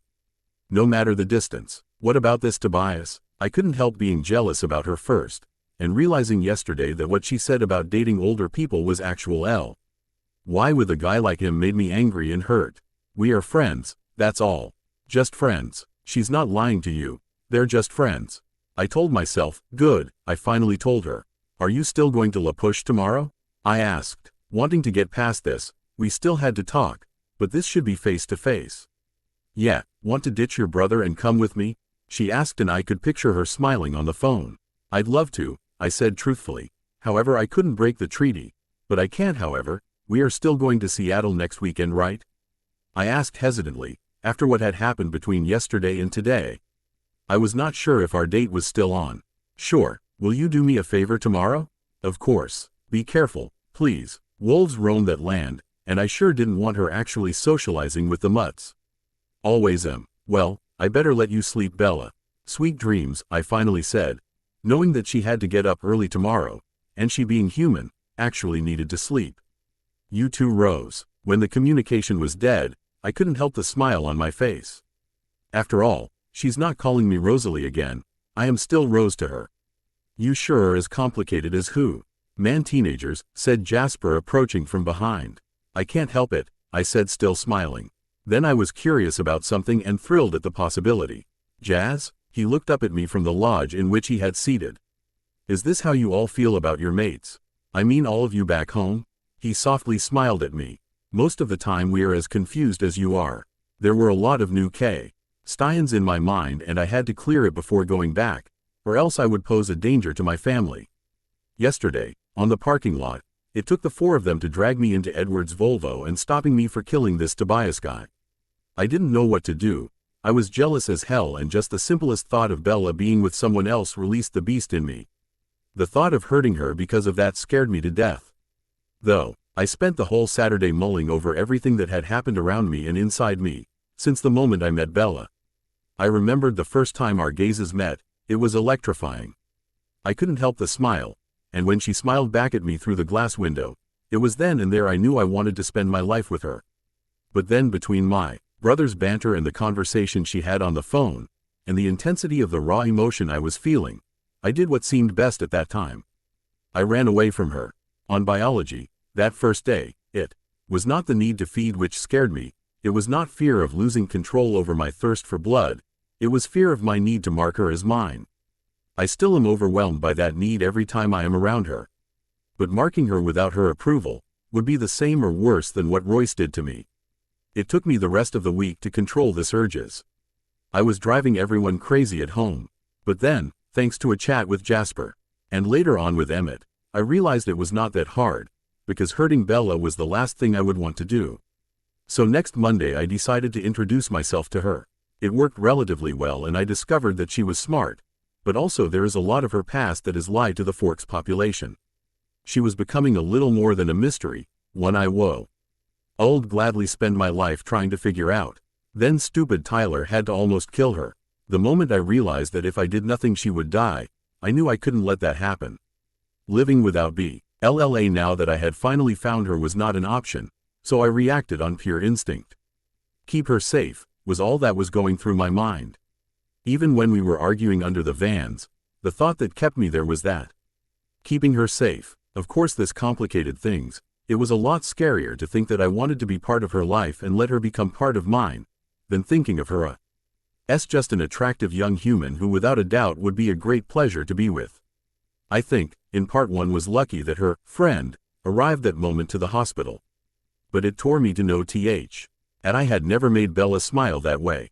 Bella tried to get close to me after that incident, but I kept her as far away as possible without actually leaving Forks. I knew that wasn't what I wanted. NDI was making us both miserable, so I tried to make amends. Things appeared to be working out, but my jealousy got the best of me on the parking lot. Maybe I should have stayed standing there, waiting for her to remember I was there and introduce me to her first. But no, Rosalie wanted to wipe the memory of this first of hers out of her mind, out of her body, and most importantly, out of this world. If it hadn't been for my siblings, I would have exposed us and killed him. The Volturi would probably come and kill us all, because of my possessiveness and jealousy over Bella. I had to let her know exactly what I felt. The problem here was I didn't exactly know what I was feeling.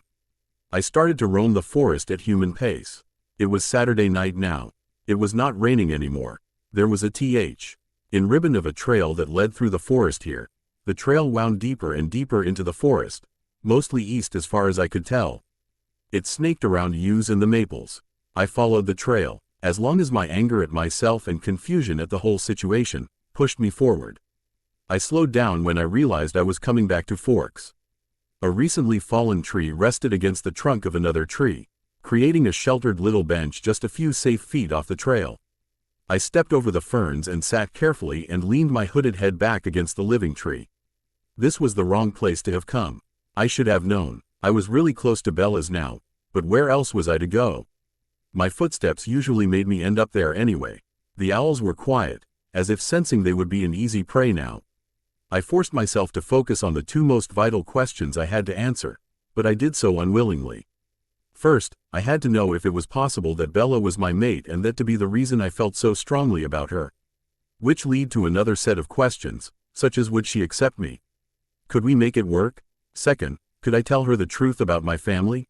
I really did want her to know, and now knowing that it was a possibility that she was my mate, she needed to know about us before getting into a relationship with me. What would we tell the Volturi? Would she be willing to turn into one of us? What about her past? How much could I trust her when she didn't have enough trust in me to tell me the truth about herself? So I knew that Charlie was not her father, at least not really her father. The same with Renee, who was supposedly her mother, but she hadn't said any of that to me. I only knew because of my gift. I also knew she had been scared right before both her friends revealed themselves. I could smell it on her. The question was why. I had to decide now what to do about this whole mess. I closed my eyes and the first thing that popped into my mind was her smiling face. I snapped my eyes open. I didn't know if there ever was a choice, really. I was already in too deep. Now that I knew I was actually in love with her, I could do nothing about my frightening secret. Because when I thought of her, I wanted nothing more than to be with Bella right now. I shivered and rose quickly from my place of concealment, and headed to her place. Charlie's lawn stretched out in front of me, the house beckoning me, promising warmth in her. It was a few minutes past dawn. As I approached to the doorbell I heard her voice, the chills that flashed up my spine were different than anything I'd felt in my life. "I'll take a shower and then head out," she said. For some reason I couldn't bring myself to knock on the door. I heard 3 heartbeats inside the place, and footsteps were coming down the stairs. "Bella, oh, Tobias, I thought you were staying at La Push," said Charlie, which led me to believe he was the one who had come down the stairs. I walked around the house and peeked into the window. The sight that greeted my eyes made me growl. Tobias was sitting on the couch in the living room. Bella was laying down there, her head over his lap, and he was stroking her hair. I am heading back there actually," said Tobias, but no trace of him actually standing up. "Why don't you just bring me the supplies instead of sending me to Port Angels to buy them then?"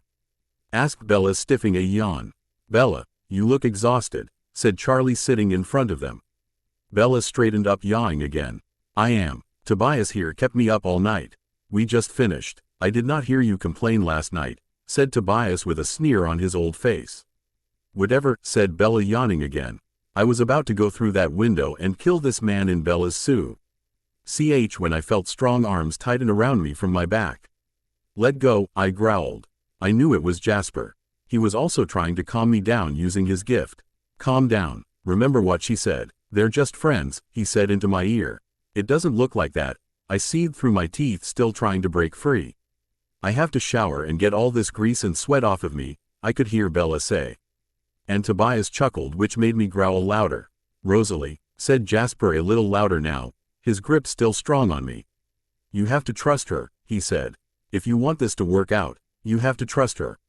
"Rosalie," said Jasper a little louder now, his grip still strong on me. "You have to trust her," he said. "If you want this to work out, you have to trust her." Deep down I knew Jasper was right.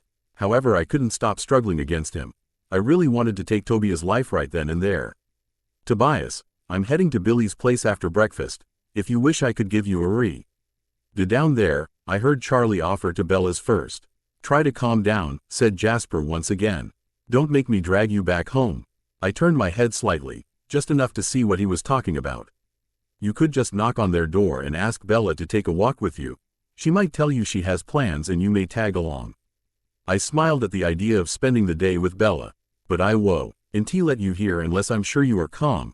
If I am not convinced, I will take you back home where I'm sure Esme will not be as nice as I am right now, he said, determined.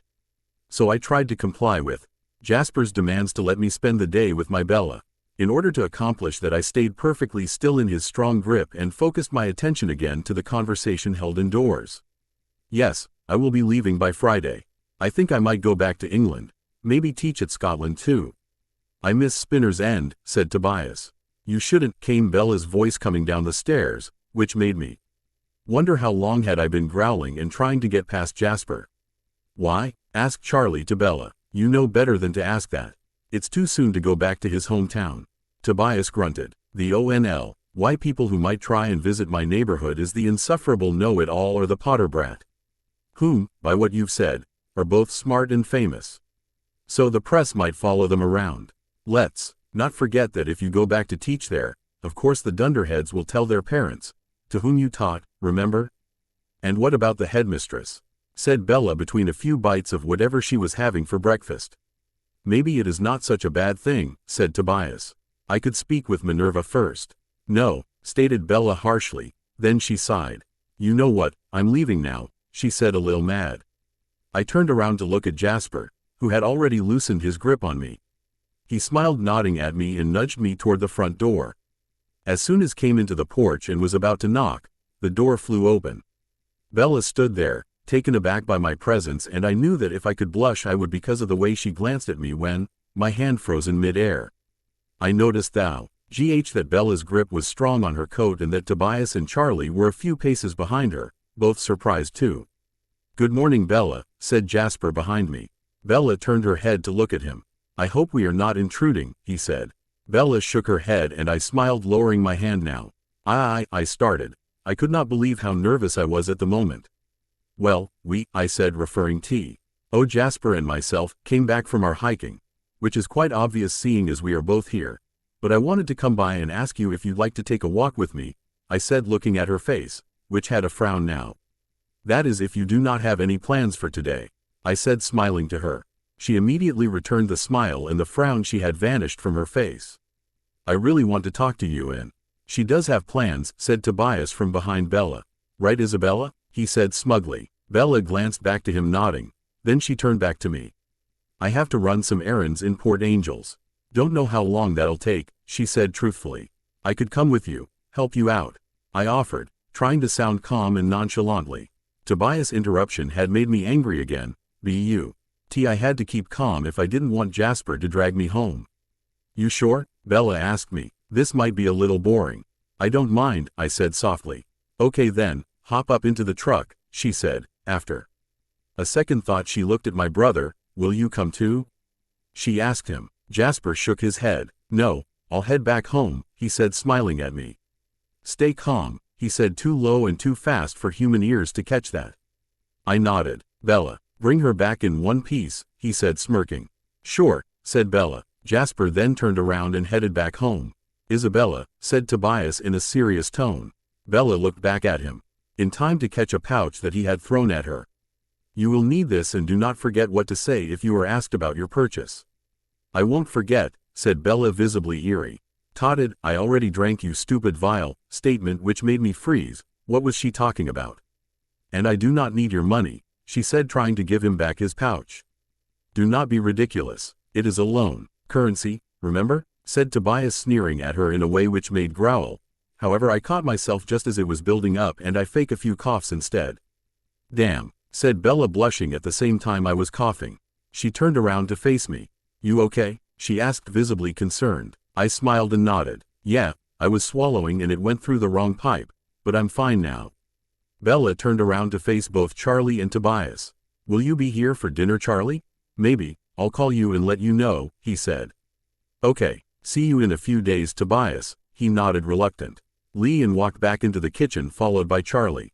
Bella then headed to her truck, She opened the passenger seat and slid at her coat before prompting me to climb inside. I did, and as soon as as seated, she closed the door and headed to the driver's side. She turned on the engine and we began our journey to Port Angels in complete silence. I was not sure how to approach her now. She confused me all the time. So after a few minutes we reached our destination. She parked the truck and climbed down, taking her coat with her. As soon as I was down too, she put the coat on herself, which made me wonder why she did. It was not chilly out here and I didn't think it would rain either.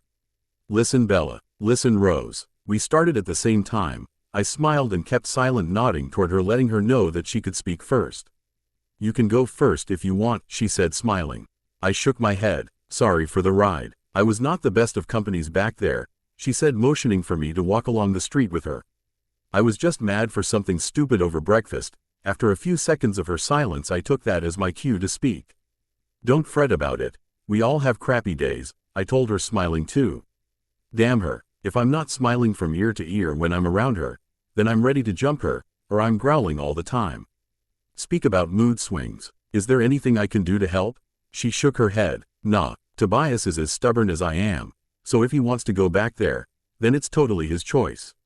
I just don't think it's a good idea. It's too soon, she said. Then she caught herself noticing the glance I gave her. Back where and why it's not a good idea? I asked her, hoping she would say something more than what I heard at her house. I'd rather not speak about it, she said. I nodded. Though I was disappointed, she still did not trust me. What would you want to speak about then? I asked. Let's start to why you came to my house after your hiking, instead of going back to your home to rest a little, she said, smiling. I smirked. Well, I overreacted last week, and aside from apologizing, again, for not letting you know I would ignore you, I said, looking at her, noticing she had stopped on her pace. I just want to hang out with you and make sure we're okay. I know we spoke on the phone, but I trailed off. That's sweet, she said, smirking too. Tell you what, she said after pondering it a few seconds. We do have to talk. However, I must run this errands first, she said, taking out 2 pieces of paper. How about you help me with half of them, she saw it, handing me a list with some food supplies and other stuff. And we meet at the store across the street in about an hour, she said, pointing to an old-looking drugstore. That will be my last stop. Oh, after I'm done there we can look for a restaurant to eat and chat all day. Then maybe we can walk through the streets here. Sounds like a solid plan to me, I said, grinning now. Here, she said, handing me half of the money on her wallet. I can't accept it, I said, refusing to take it. You have to. I will not take no for an answer. I'm not going to let you spend your money on the supplies for my home. I was about to protest when she placed her index finger on my lips, effectively stopping me. If you want to spend it next Saturday on Seattle, or even today on extra supplies for your home, or after lunch while we hang out, I will not protest. I smiled, her finger still on my lips. Agreed? She asked me, extending her free hand towards me. I kissed her finger while accepting her money, taking it with my right hand. I smirked when she froze by my actions. We have a deal, I said, heading to make some purchases. I knew that the faster I was over with them, the faster I would be back with Bella. I made the purchases on the list and brought them back to Bella's truck in time to watch her coming out of a greenhouse with a load of plants. I rushed over there and helped her bring them to the truck. This is an interesting purchase, Bella, I told her while we were packing everything on the bed of the truck. She smiled at me. I'm going to put them on the greenhouse in the backyard, she stated softly, once every set of plants and some seeds too were loaded. I looked at her curiously. I didn't realize there was a greenhouse at your place. Tobias and I spent part of last night making sure it was ready, she said nonchalantly. I stiffened. Just listening to her mention her first was making me mad. Is that what you did last night? I asked her, trying to give some sense to the conversation I overheard at her home. Maybe she was sweaty that morning because of the work she did to said greenhouse, right? Among other things. Yeah, she said casually, still neglecting to let me in and not realizing that she was making me madly jealous of the time she spent with that man. Okay, so one more stop and we are set for lunch. I'm beginning to feel hungry, she said, walking to the odd-looking drugstore across the street. A weird smell invaded me as soon as we set foot inside. This was no normal drugstore, that was a given, but I couldn't make sense of the scent I was smelling. I followed Bella to the counter where only 2 people were found. I need to buy this, said Bella, providing a list to the clerk, who nodded and asked the other one to get the supplies on the list. A brief glance to the piece of paper let me know that it was standard first aid supplies along with a few additional medication. As soon as the boy was looking for the items on the list, Bella provided the clerk another piece of paper to him. I need this too. This piece of paper was facing the desk, so I was not able to read what was there. However, I could tell that as soon as the clerk lifted and read it. He paled a little and closely studied Bella and then myself. Whatever you have here, I'll take. If you don't have everything on the list, you can mail it to my home, said Bella, proving another piece of paper to the clerk. Presumably this time with her address. The clerk read the new piece of paper and looked up to us. Then he motioned for Bella to follow him. Wait here, I won't be long, Bella told me. I watched as Bella and the clerk walked through a door to an office. I could watch them through the window and I used my senses to hear what that was about. Muggle born? He asked Bella. Uggle and squib, said Bella, tilting her head slightly toward me when she said the first word. I did not know what either meant, but I knew she was lying about the squib part, whatever that was. I guess. The clerk knew that too once he looked at me again. You don't mind proving that, right? He asked, offering Bella a glass of water. Bella drank the glass in one swift motion and looked back defiantly to the clerk. Care to repeat that? He asked, with a glint in his eyes. I told you, started Bella. Muggle, she said, tilting her head toward me, and squib. The clerk nodded. Pure blood parents? He asked then to Bella. Bella shook her head. Half-blood father, she said. Once again I didn't know what she was talking about, but she was lying. Muggle mother, she said then, and that was truth. Whatever Muggle meant, her mother was one. You understand the precautions, right? Asked the man. The ministry would close my store if I did this kind of business with Muggles. Bella nodded. I understand. Well then, why don't you wait with your girlfriend out there while I gather the supplies I do have in stock? I'll bring them to you. I'll request the other ones and owl them to you once they arrive, for an additional galleon, that is. Owl them? What the hell did he mean by that? Bella turned her back to the window while taking out the pouch that Tobias had given her. Just make sure it arrives home and not wherever I am at the moment of delivery. I guess she handed whatever was on the pouch to the clerk and then put it back. Shortly after that the clerk walked through another door and Bella walked back to where I was. Just in time for the boy who had gathered the first supplies she had asked for. How much will it be? Bella asked, smiling to the boy. It will be $37, said the boy, putting everything into a small bag. Are we ready? I asked her. Not quite yet, she said. We are waiting for my additional purchase, she said, smiling to me. What's with the secrecy? I asked her, taking the bag from the counter. I could tell that her mind was working on a way to get out of this line of questioning. Luckily for her, the clerk came back with another bag which he provided to Bella. The NKU, she said to him. When am I to expect the rest? Later this week, he answered.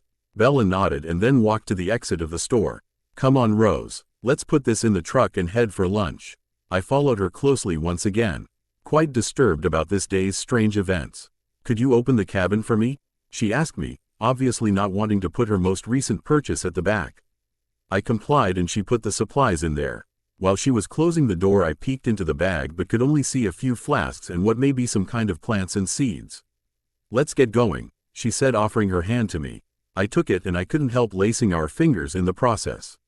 She smiled softly at me and as always, I was unable to stop myself from returning her the smile. Do you have a place in mind for lunch? I asked her while we were still walking. No, not really, she said. I chuckled slightly at this. Okay, so what are you in the mood to eat? I asked, hoping this could help us to our destination. Don't know, she said. Then she smirked, looking at me. What would you like for lunch? How was I to tell her that I did not eat, that I was not actually in the mood for lunch, and that even if I was pretty sure I would not find a Diz or mountain lions in the city? That's a tricky question, Bella, I told her, pausing briefly. Just as she was about to answer, I pressed on. Besides, I asked first. You did, but I really don't know what I would like to eat right now, she said truthfully. What if you don't like what I choose? She asked, amused. You should not worry about it, I told her, sure that it actually would happen. How about this? I offered, coming to a halt. You choose what to eat today, and on Saturday it's my choice where we go. Bella med to think about it while looking at our clasped hands. After a few seconds she nodded, looking back to my eyes. Only if you do not pay for anything today and let me woo you instead, she said. I smiled at her and nodded in agreement. Then let's get a huge salad, she said, smiling, taking me aback. I looked curiously at her, silently asking what had made her choose on that. I noticed that you and your siblings don't eat much, or at all, during lunch at school, she said, heading toward the only salad buffet in Port Angels. And I really like my veggies, so I believe it's the perfect choice for today. Salad it is then, I said, smiling. While we were eating, well, Bella was eating. I was just playing with a few lettuce leaves on my plate. I couldn't help to stare at her. She was mesmerizing, breathtaking, a sight directly from heavens. I know, corny, but that's what I felt, and I really wanted to spend the rest of my life with her. I was just really nervous about what she would say about this whole mess of a life I have. To how she would react to everything. Duncan was scared out of his life, she said, telling me a tale of when she was 13 years old.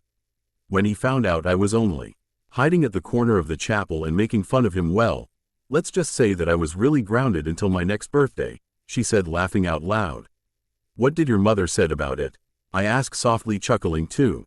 However, my question apparently killed her good mood. Nothing, she said, nothing, she told me sharply, and continued to eat her salad. It took me by surprise because she told me the truth. Actually, all through our meal, she had said nothing but truths. Every story she told was actually truth, and I had not noticed up until this moment. Why are you upset? I asked her, voicing my concerns. Would you have wanted her to step in and challenge Duncan's decision? I pressed. I would have loved her to be there, Bella said, too low that if I had not been a vampire, I would not have caught it. She looked up at me, unshed tears in her eyes. Let's just talk about something else. Please, she pleaded. I nodded, and then she concentrated on her salad again. It took me a minute. I broke the silence by telling her the story of how chaos was set free in our home the day Emmett received his first Nintendo, the edited version of course. Which made Bella laugh out again. Boy, I will never see Emmett or Mario Brothers the same way, she said, still laughing. I'm glad to make you smile, I said. I would commit my life to make sure you were happy and smiling all the time, if you allowed me. She stopped laughing abruptly once again, and I berated myself for what I had just said. It was truth though, however this was not the confession I had in mind.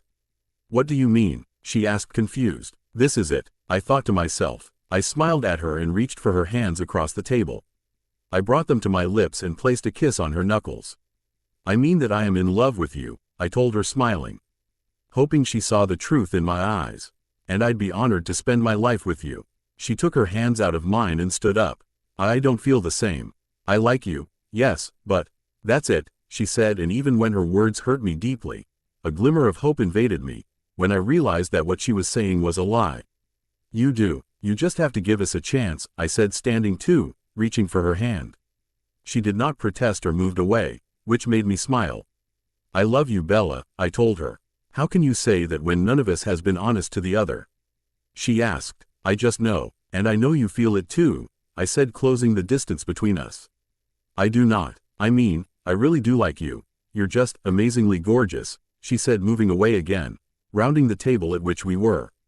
But love, you are way out of line, Rosalie, she said. I shook my head. I know you're lying, I said, sitting again, this time where she had originally been seated. I motioned for her to sit down too. She shook her head and remained standing by the table, across from me. You know I'm right. Why would you go through so much trouble to have someone in your life even if they ignored you, twice? Especially if you only like this person? I said, a little angry now. You are proving my point, she said heatedly. Why would you ignore twice someone you say you love? She retorted back. Is this some kind of revenge for that? I asked incredulously. I'm just saying you can't love me. You don't really know me yet. Not after so little time. Then let me in, I retorted now. By this moment, a few of the patrons in there were staring at us, but I couldn't bring myself to care about that. Yeah, just like you are letting me in, Rosalie? She asked skeptically. You didn't even honor the FIRST promise you made me, she stated heatedly. The day you saved me from Tyler's van. The last word was uttered after a brief pause and in a much lower tone. Crap, she said, looking frantically around. We have to go now, she said, already at the cashier paying for our meal. Oh no, you will not get out of this like that, I said, walking right behind her, recognizing the look in her eyes. The same she had before her friends showed up. I said, we have to go. Now, Rosalie, she said firmly, heading towards the exit, grabbing her coat on the way out. We went out and I realized that moment that it was getting dark. She started walking towards where the truck was parked. I rushed after her and without realizing it I was facing her. I will not let you walk away from me like this. You will not walk away from us, Bella, I said, grabbing her arm.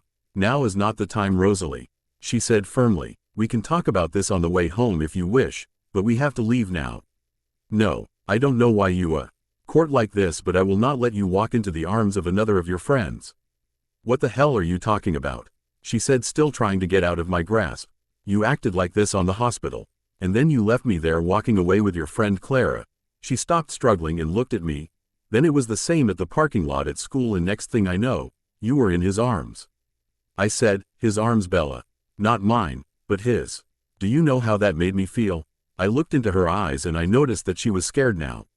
Cornered, she whispered. No, you broke my heart, I said. She shook her head. Not talking about then, talking about now, she said, and I realized that we were in fact near an alley and two people, a man and a woman, both around 30, were closing in on us from both sides of the street.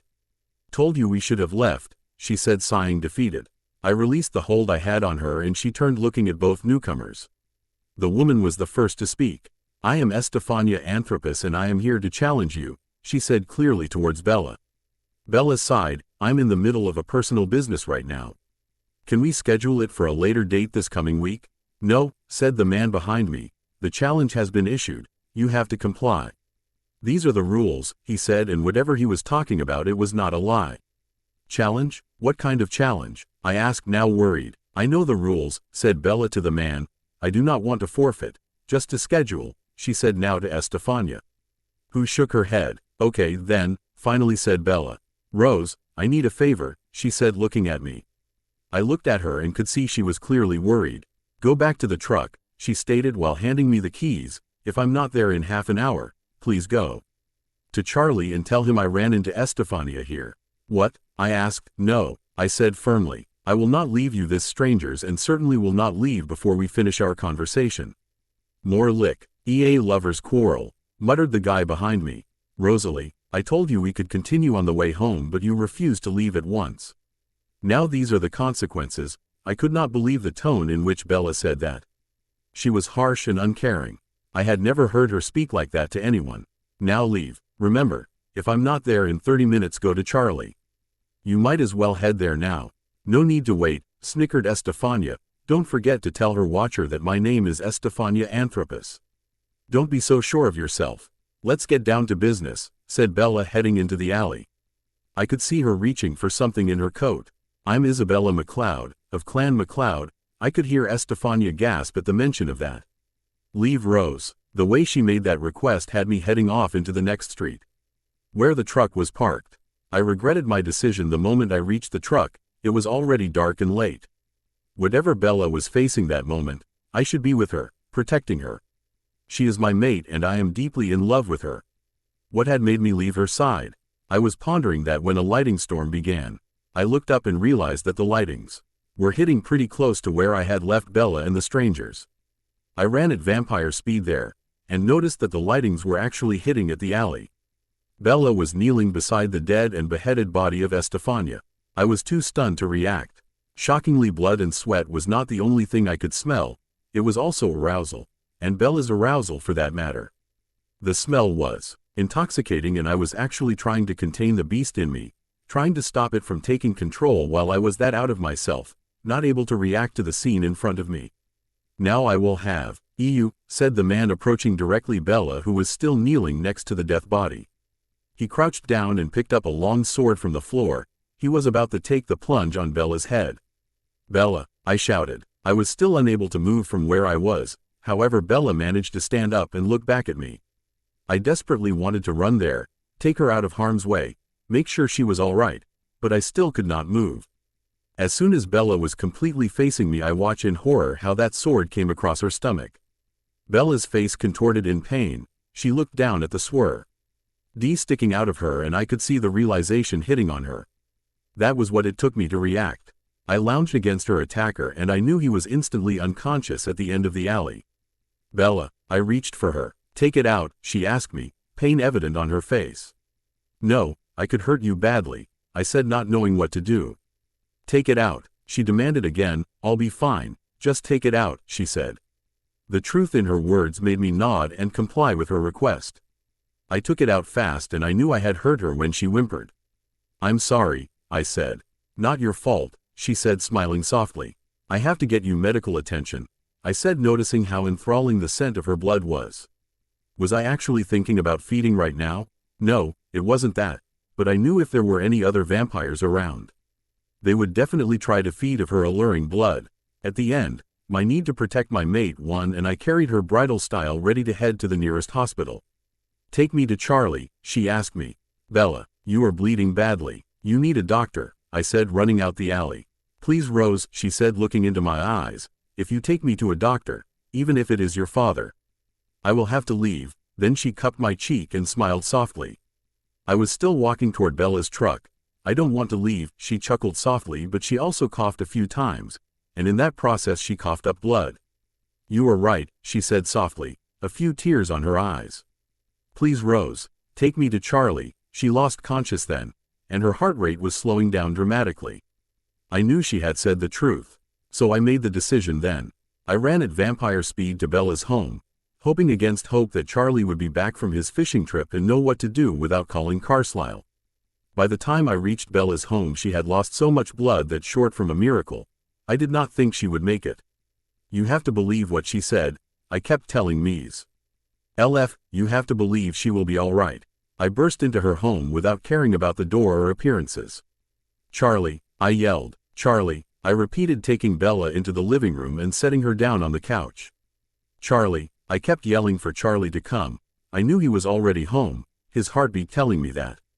As I roamed the kitchen looking for something to help clean Bella's wound and apply pressure on it, I could finally hear footsteps from the staircase. Who is it? Asked Charlie with his gun in hand, looking for any threat. What happened? He asked, alarmed, when his eyes fell on me. I looked down to take into my appearance, and I could easily understand Charlie paling and the reaction before me. My clothes and hands were covered in blood. I could bet that, moving as I had moved, probably my face had some blood too. It's Bella, I said, heading back into the living room with the piece of fabric I had just found. She was attacked from the back. I believe they were Ying to kill her, I said, applying pressure on the wound on Bella's stomach. She is dying, Charlie, I pointed out, looking back at him, who was staring in disbelief.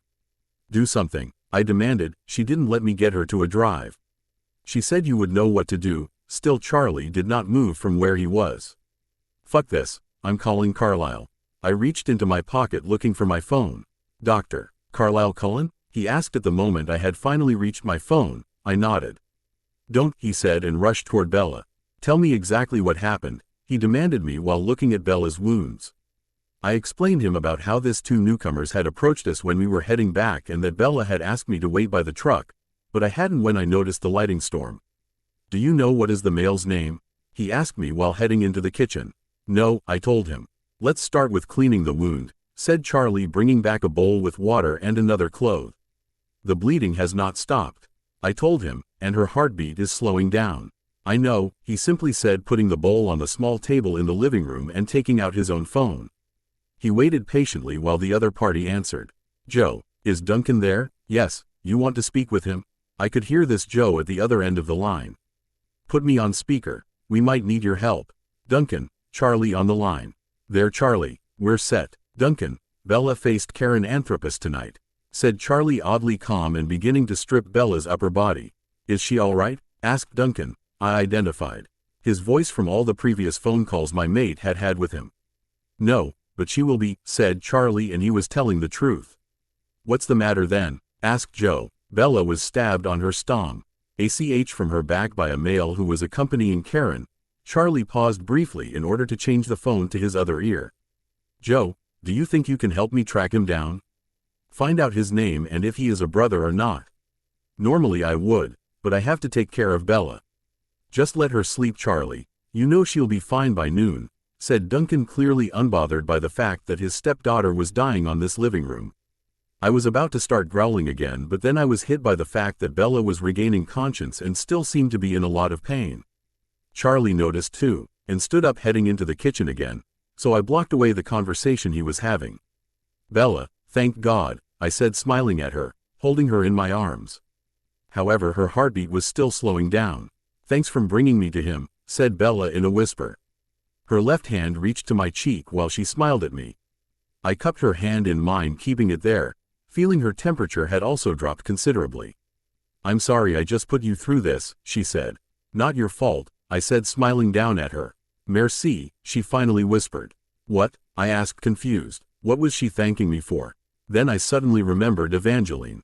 No, Bella, no, I pleaded while her weak hand tried to tug me down to her. Just as my lips were a few inches from hers, she let out a last sigh and then life left her body.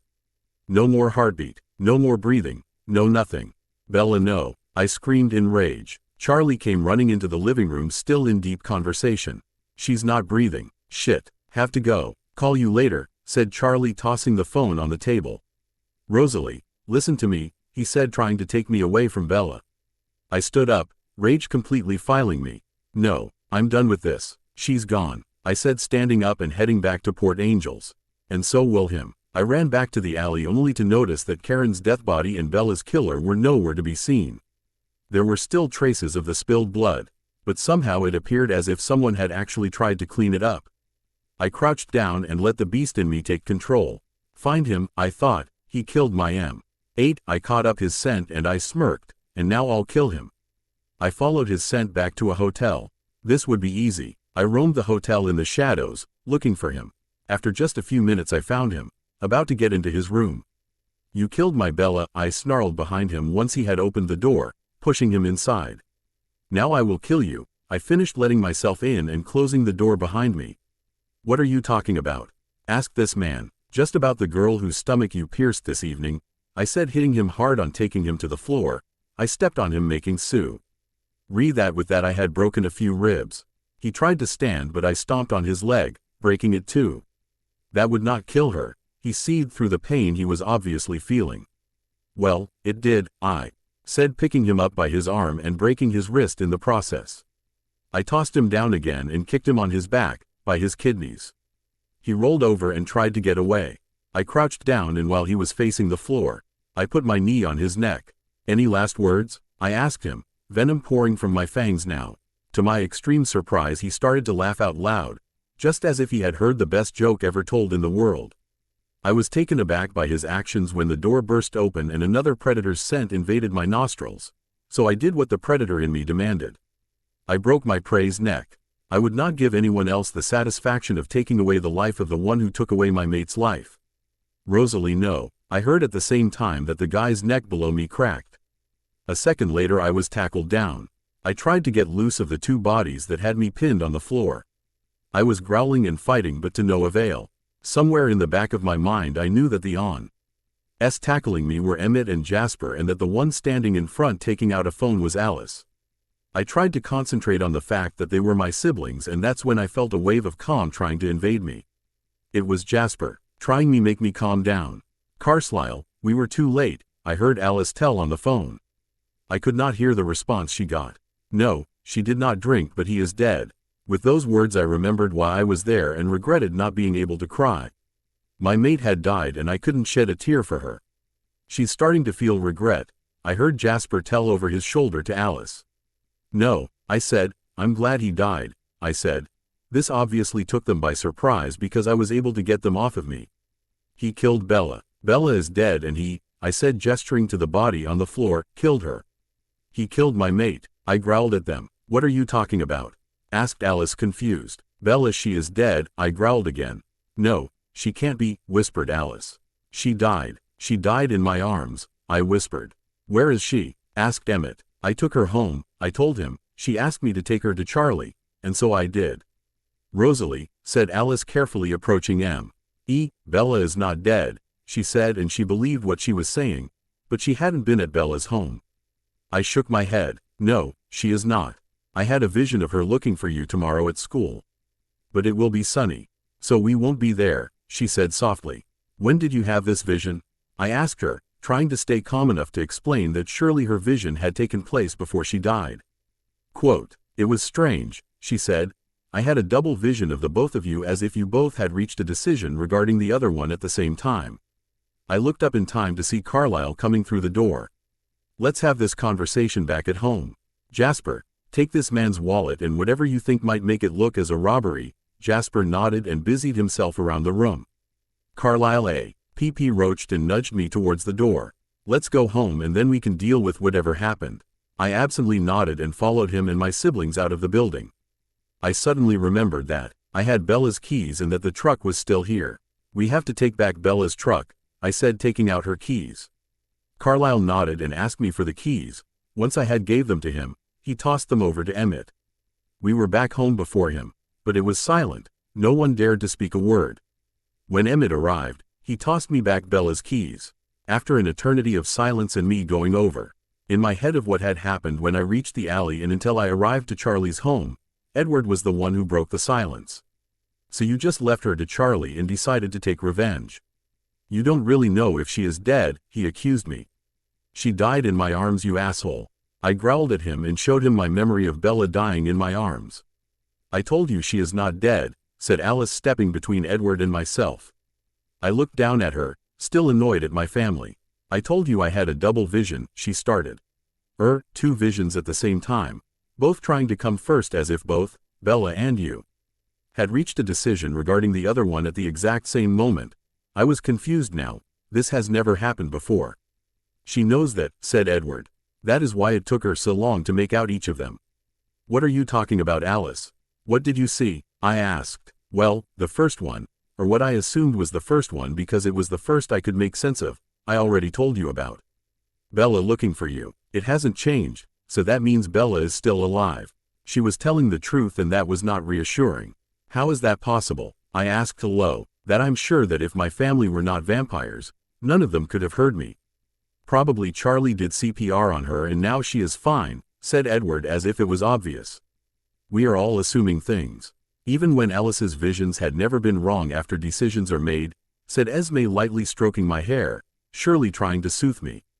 Carlisle, why don't you call Chief Swan? Tell him our is distressed about Bella's health and that if he wishes, you could go over there. Carlisle nodded and taking out his phone he dialed Bella's phone number.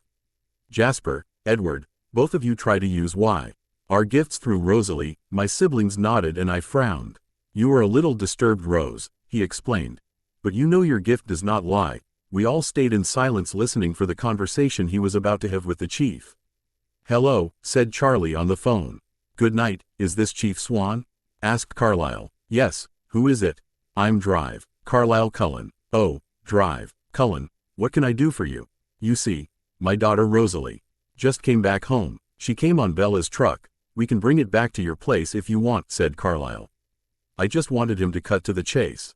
Oh, no, do not worry. She can take it tomorrow to school and give it back to Bella then, said Charlie, a little nervous. Well, there's another reason for this call, said Carlisle. He paused briefly waiting for Charlie to say something but he didn't. So he kept going. My daughter said they ran into a couple of thieves, and that Bella was hurt badly. That she lost consciousness. Well, yes, Bella was did hurt and she is still out, said Charlie. Clearly telling the truth, but she'll be fine. She is sleeping it off, he finished. Do you want me to check on her? Asked Carlisle politely. Don't worry, Doc. I already took care of her wounds. So, Bella is fine, right? Asked Carlisle. Not at her 100%, but yeah, she'll be fine. Thanks, Doc, and thank your daughter for bringing her home. Then Carlisle looked toward my brothers. Both Jasper and Edward nodded. I could not deny that Chief Swan had been telling the truth. She is alive, I said. Then realization hit me. How am I going to face her now? What are you talking about, sweetie? Asked me Esme. I killed a man. I'm a murderer. How can I face my mate now?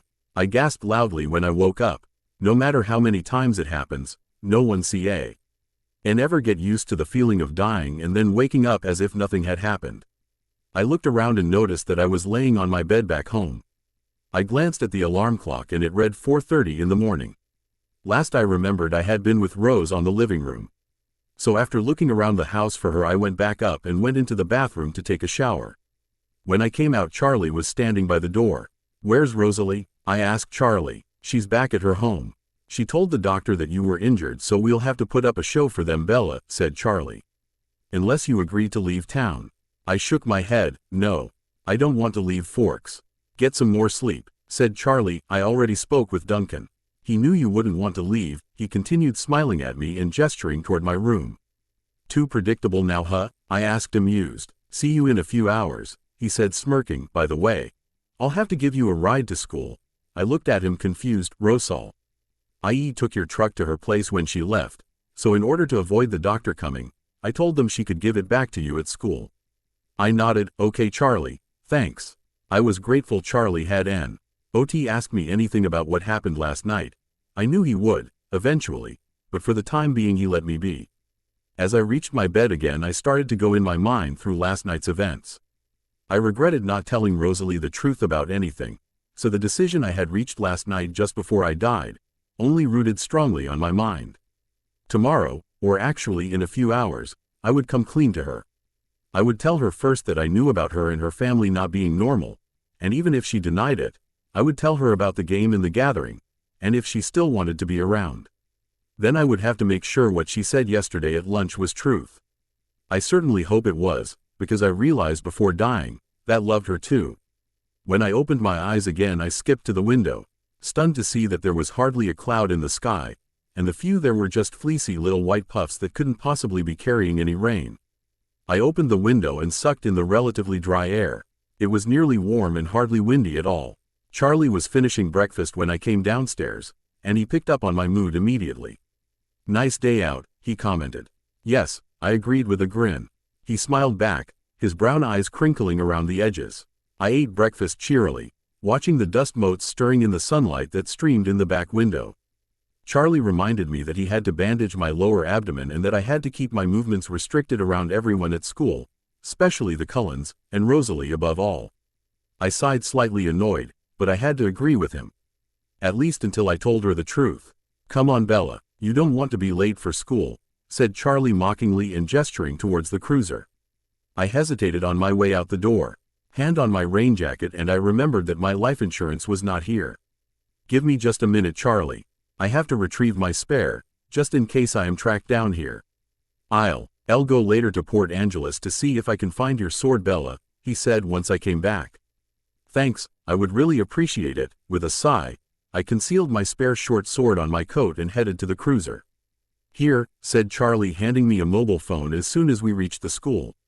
I stared at him knowing that was not my phone since I had it with me. The Cullen girl, Rosalie, left it back at home last night.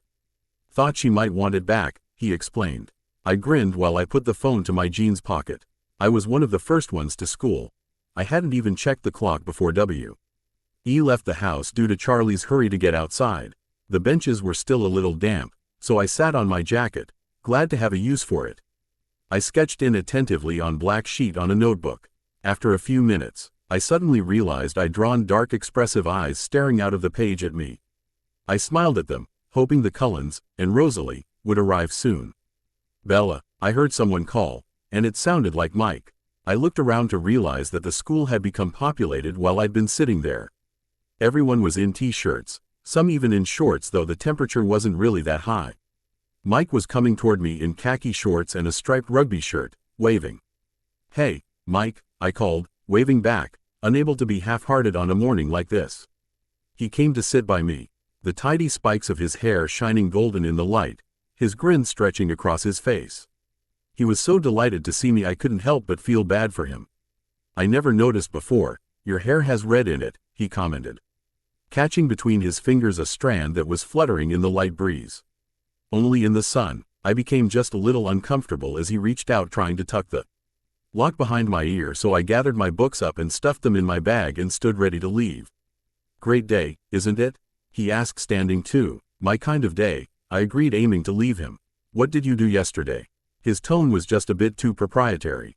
I mostly worked on my essay, then I went down to Port Angeles to run some errands. I didn't add that I was finished with the essay or that I had actually gone out with Rosalie Hale or the events after that. Then a terrifying thought crossed my mind. If the Cullens are indeed the cold ones from the Quileute legends, they would not be here today. I decided to wait until lunch before reaching any conclusion to that. Maybe all my assumptions had been wrong, though so far I actually doubted it. Mike hit his forehead with the heel of his hand. Oh yeah, essays due Thursday. Right? Wednesday, I corrected him while we kept walking. Wednesday? He frowned. That's not good. What are you writing yours on? Whether Shakespeare's treatment of the female characters is misogynistic. He stared at me like I'd just spoken in pig Latin. I guess I'll have to get to work on that tonight, he said, deflated. I was going to ask if you wanted to go out. Oh, I was taken off guard. Why couldn't I ever have a pleasant conversation with Mike or any of the boys without it getting awkward? Oh, right, teenagers. Well, we could go to DNNER or something and I could work on it later. He smiled at me hopefully. Mike, I hated being put on the spot like this. It inevitably made me look like the bad guy in their eyes. I don't think that would be the best idea. His face fell. Why? He asked, his eyes guarded. My thoughts flickered to Rosalie, wondering how she would react to me accepting a dinner invitation from Mike, regardless if it was a joke to me. I shook my head, getting rid of those thoughts. Even without Rosalie in my life and what she had said to me yesterday, there was no way I would accept any romantic invitation from a tulip. I think, and if you ever repeat what I'm saying right now, I will cheerfully beat you to death, I threatened. But other than the fact that I keep telling you guys that I like girls, I think that would hurt Jessica's feelings. He was bewildered, obviously not thinking in that direction at all. Jessica? Really? Mike, are you blind? Oh, he exhaled, clearly dazed. I took advantage of that to make my escape. It's time for class, and I don't want to be late again. I told him as we reached the building entrance. We walked in silence through Building 3, and his expression was distracted. I hoped whatever thoughts he was immersed in were leading him in the right direction. When I saw Jessica later in Trig, she was bubbling with enthusiasm. She, Angela, and Lauren were going to Port Angeles tonight to go dress shopping for the dance, and she wanted me to come, too, even though I didn't need one. I was indecisive. It might be too risky for me to go back there so soon. Especially when I didn't really know a thing about the guy who broke the rules by attacking me without issuing a challenge himself. Also, Lauren would be there, and as much as I tried to avoid teen drama, I was part of her drama for some unknown reason to me. She seemed to hate me, or at least, strongly dislike me, so even if I didn't care about her opinions, I wouldn't want to make Angela, or Jessica for that matter, uncomfortable with only the four of us around in the end. I decided that was definitely the wrong path to let my mind wander down. You seem happy today, told me Jessica. I only smirked at her. Come on, join us. Share the happiness, she pleaded. Of course I was happy about the sunlight, but that wasn't completely responsible for the euphoric mood I was in, not even close. All was thanks to my impro date the day before with Rose. So I gave Jessica a maybe, telling her I'd have to talk with Charlie first. She talked of nothing but the dance on the way to Spanish, continuing as if without an interruption when class finally ended, 5 minutes later, and we were on our way to lunch. I was far too lost in my own frenzy of anticipation to notice much of what she said then. I was painfully eager to see Rose. As I crossed the threshold of the cafeteria, I felt the first true tingle of fear slither down my spine and settle in my stomach. Would Rosalie be happy I am fine? Old she demand an explanation for yesterday's events right away? Would she want to finish the discussion we had before Karen showed up first? As was my routine, I glanced first toward the Cullens' table. A shiver of panic trembled in my stomach as I realized it was empty. With dwindling hope, my eyes scoured the rest of the cafeteria, hoping to find her alone, waiting for me. The place was nearly filled, but there was no sign of Rosalie or her siblings. Desolation hit me with crippling strength. I had expected their absence, and yet, I was feeling disappointed for not seeing them there. I walked along behind Jessica, not bothering to pretend to listen anymore. We were late enough that everyone was already at our table. I avoided the empty chair next to Mike in favor of one by Angela. Yuli noticed that Mike held the chair out politely for Jessica, and that her face lit up in response. Angela asked a few quiet questions about the Macbeth paper, which I answered as naturally as I could while spiraling downward in misery. She, too, invited me to go with them tonight, and I agreed now, grasping at anything to distract myself. I realized I'd been holding on to a last shred of hope when I entered biology. Saw her empty seat, and felt a new wave of bitter disappointment. The rest of the day passed slowly, but at least then I knew almost for certain that Tobias and Quilutz were right about the Cullens. In a last effort of hoping, I went to the parking lot, looking either for any flashy car or at least my red truck, but found none. So I made a hasty decision. I took out Rosalie's mobile and looked through her contacts. Oddly enough, only her family and my own number were saved. A wave of warmth filled me upon realizing this. It meant at least that she cared for me as much as for her family. I dialed to Jasper's number, but was directed to voicemail. I left a message stating that it was me and that I wanted to give Rosalie her phone back, maybe get my truck too, and certainly speak with her. I tried the other numbers on the list to same result. I sighed and turned around, noticing that the parking lot was now almost empty and I had no way to get back home. Luckily for me, Angela came by. "Lost your truck?" she asked, amused. "Rosalie has it," I said. "We were supposed to meet here today, but obviously neither her nor her siblings made an appearance today." I sighed. "Want a ride home?" she asked me. "I wouldn't want to trouble you. Come on, even with a sunny day like this, you wouldn't want to head all the way back on foot, right?" she said. I smiled and followed her closely. I was glad to leave campus, so I would be free mope before I went out tonight with Jessica and the others. But right after I walked out of Angela's car, Jessica called to cancel our plans. I tried to be happy that Mike had asked her out to dinner. I really was relieved that he finally seemed to be catching on, but my enthusiasm sounded false even in my own ears. She rescheduled our shopping trip for tomorrow night, which left me with little in the way of distractions now. I even wrote an email to Clara, hoping she would answer as fast as she usually demanded I answered. "I've been going out lately. I went to the beach with some friends. Tobias visited for a while. And I still have to do homework, which oddly I don't mind that much. I might give it a shot at college again this time around. Want to try a new career with me?" I felt my try at small talk was fairly pathetic, so I gave up on that and went straight into what was bothering. I had a quickie yesterday. Almost lost Rosalie from school. Witnessed it and saved my life. Now she is probably freaking out because she is not answering my calls. On the bright side, it's sunny outside today. I know.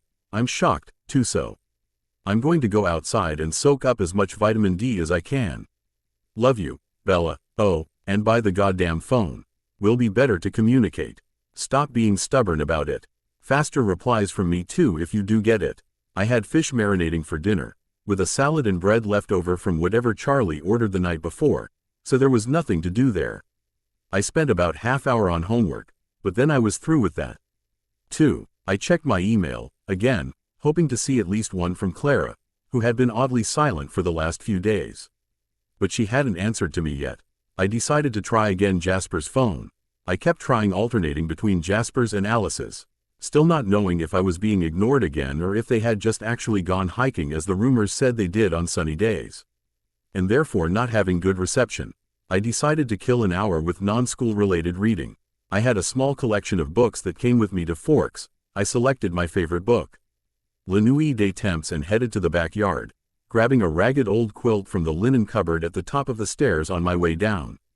Outside in Charlie's small, square yard, I folded the quilt in half and laid it out of the reach of the trees, shadows on the thick lawn that would always be slightly wet, no matter how long the sun shone. I lay on my stomach, crossing my ankles in the air, flipping open the book. I usually read this particular book once a year since Duncan gave it to me. Angrily, at Simon's actions and Aaliyah's stubbornness once again, this time relating myself to the story, I snapped the book shut. Annoyed, and rolled over onto my back. I pushed my sleeves up as high as they would go, and closed my eyes. I would think of nothing but the warmth on my skin, I told myself severely. The breeze was still light, but it blew tendrils of my hair around my face, and that tickled a bit. I pulled all my hair over my head, letting it fan out on the quilt above me, and focused again on the heat that touched my eyelids, my cheekbones, my nose, my lips, my forearms, my neck, soaked through my light shirt. The next thing I was conscious of was the sound of Charlie's cruiser turning onto the bricks of the driveway. I sat up in surprise, realizing the light was gone, behind the trees, and I had fallen asleep. I looked around, muddled, with the sudden feeling that I wasn't alone, that I was being watched, though I was relieved that at least I felt no buzz. "Charlie?" I asked, hoping that whomever was around was at least him closer than I thought. But I could hear his door slamming in front of the house. I jumped up, edgy, gathering the now damp quilt and my book. I looked around again before going into the house, and for a moment at the edge of the woods. I thought I saw her blending back into the shadows. I shook my head and dialed her siblings' numbers again, hoping for a response this time around. I sighed when I was sent a voicemail with each of them. "Come on, Rose," I whispered. "I really want to talk to you. I sighed again, finally giving up for the time being as I went inside to get some oil heating on the stove, realizing that dinner would be late. Charlie was hanging up his gun belt and stepping out of his boots when I came in. "Sorry, dinner's not ready yet. I fell asleep outside." I stifled a yawn. "Don't worry about it," he said. "I can watch TV. I brought you something, by the way," he said, going back outside and returning a few seconds later with my sword, the one I had left at Port Angeles. "Everything's being dealt with, so don't worry about it." I nodded and took my sword back. "Where's the truck bells?" he asked me while having dinner. "None of the Cullens went today to school, which reminds me, they have not been picking up their phones. Do you happen to have the phone of Dr. Cullen's home?" "Yes, over the fridge, you know, in case of emergency." After dinner I decided to call to Rosalie's home. A woman answered the phone, which made me think that it was her mother. Hello, is this Mrs. Cullen?" I asked for confirmation. "Yes, how may I help you?" She asked me politely. "My name's Bella. I attend school with your children. I was wondering if Rose was around." "Sorry dear, Rosalie and her siblings went camping. They won't be back until tomorrow night." "Oh, it's just that I'd like to have my truck back," I said, rudely, and I realized too late about it. "Sorry. Didn't mean to sound so harsh. I also have Rosalie's phone," I added then. "She left it at my home last night. And I'd really like to speak with her." NCE we were rudely interrupted last night. "I understand. My husband will be on his way to your place with your truck. You can give Rosalie's phone to him." "Mrs. Cullen?" "Yes, could you please telephone Rose that she was right about what she said to me back at the buffet, and that I'm eager to let her into my life, please?" She kept silent for a few seconds. "Sure dear, I'll let her know," she said, in tone that made me believe that there was more to it than just it. "Thank you," I finally said, and with that our conversation was over. I watched TV with Charlie after dinner, for something to do while drive. Cullen arrived. There wasn't anything on I wanted to watch, so Charlie turned it to some mindless reality show that apparently neither of us enjoyed. After a few minutes' drive, Cullen arrived. He handed me my truck keys and I handed him Rosalie's phone. "Are you all right, Bella?" he asked me, eyeing me carefully. "I wouldn't mind taking a look at you to make sure your injury is healing okay," he said politely. I shook my head. "Don't worry, Doc. I'm fine, thanks." "Are you sure?" he pressed. I nodded. "However, I would like to ask a favor, if that is all right with you, sir," I said. He smiled at me and nodded. "Please tell her not to ignore me again, because I don't think I'll be able to forgive a third time if she does without proper warning as we agreed." "She knows, Bella," he said calmly and turned around. I closed the door behind him and went back to the couch in the living room. "Charlie," I said during a commercial, "I'm going back to Port Angeles. Jessica and Angela are going to look at Drive S's for the dance tomorrow night in Port Angeles, and they wanted me to help them choose, so I will go with them. We don't know anything about this guy with Karen yet. Do you think you'll be safe?" he asked, concern evident on his voice. "I think it is best I face them there instead of waiting for him to find me here." Charlie seemed to ponder this and then nodded. "Jessica Stanley?" he asked. "And Angela Weber?" He was confused. "You making a move on them now? You're going to ditch Blondie and go to the dance?" "No," I deadpanned. "No more moves on random chicks," I told him, smiling, thinking about Rose. "I'm helping them find dresses, you know, giving them constructive criticism. You know what they say, even if you are on a diet you can still look at the menu," I said, winking at him, making him chuckle. "If Rosalie hears you say that, you might be off the diet then," he said, amused. "Let me tell her.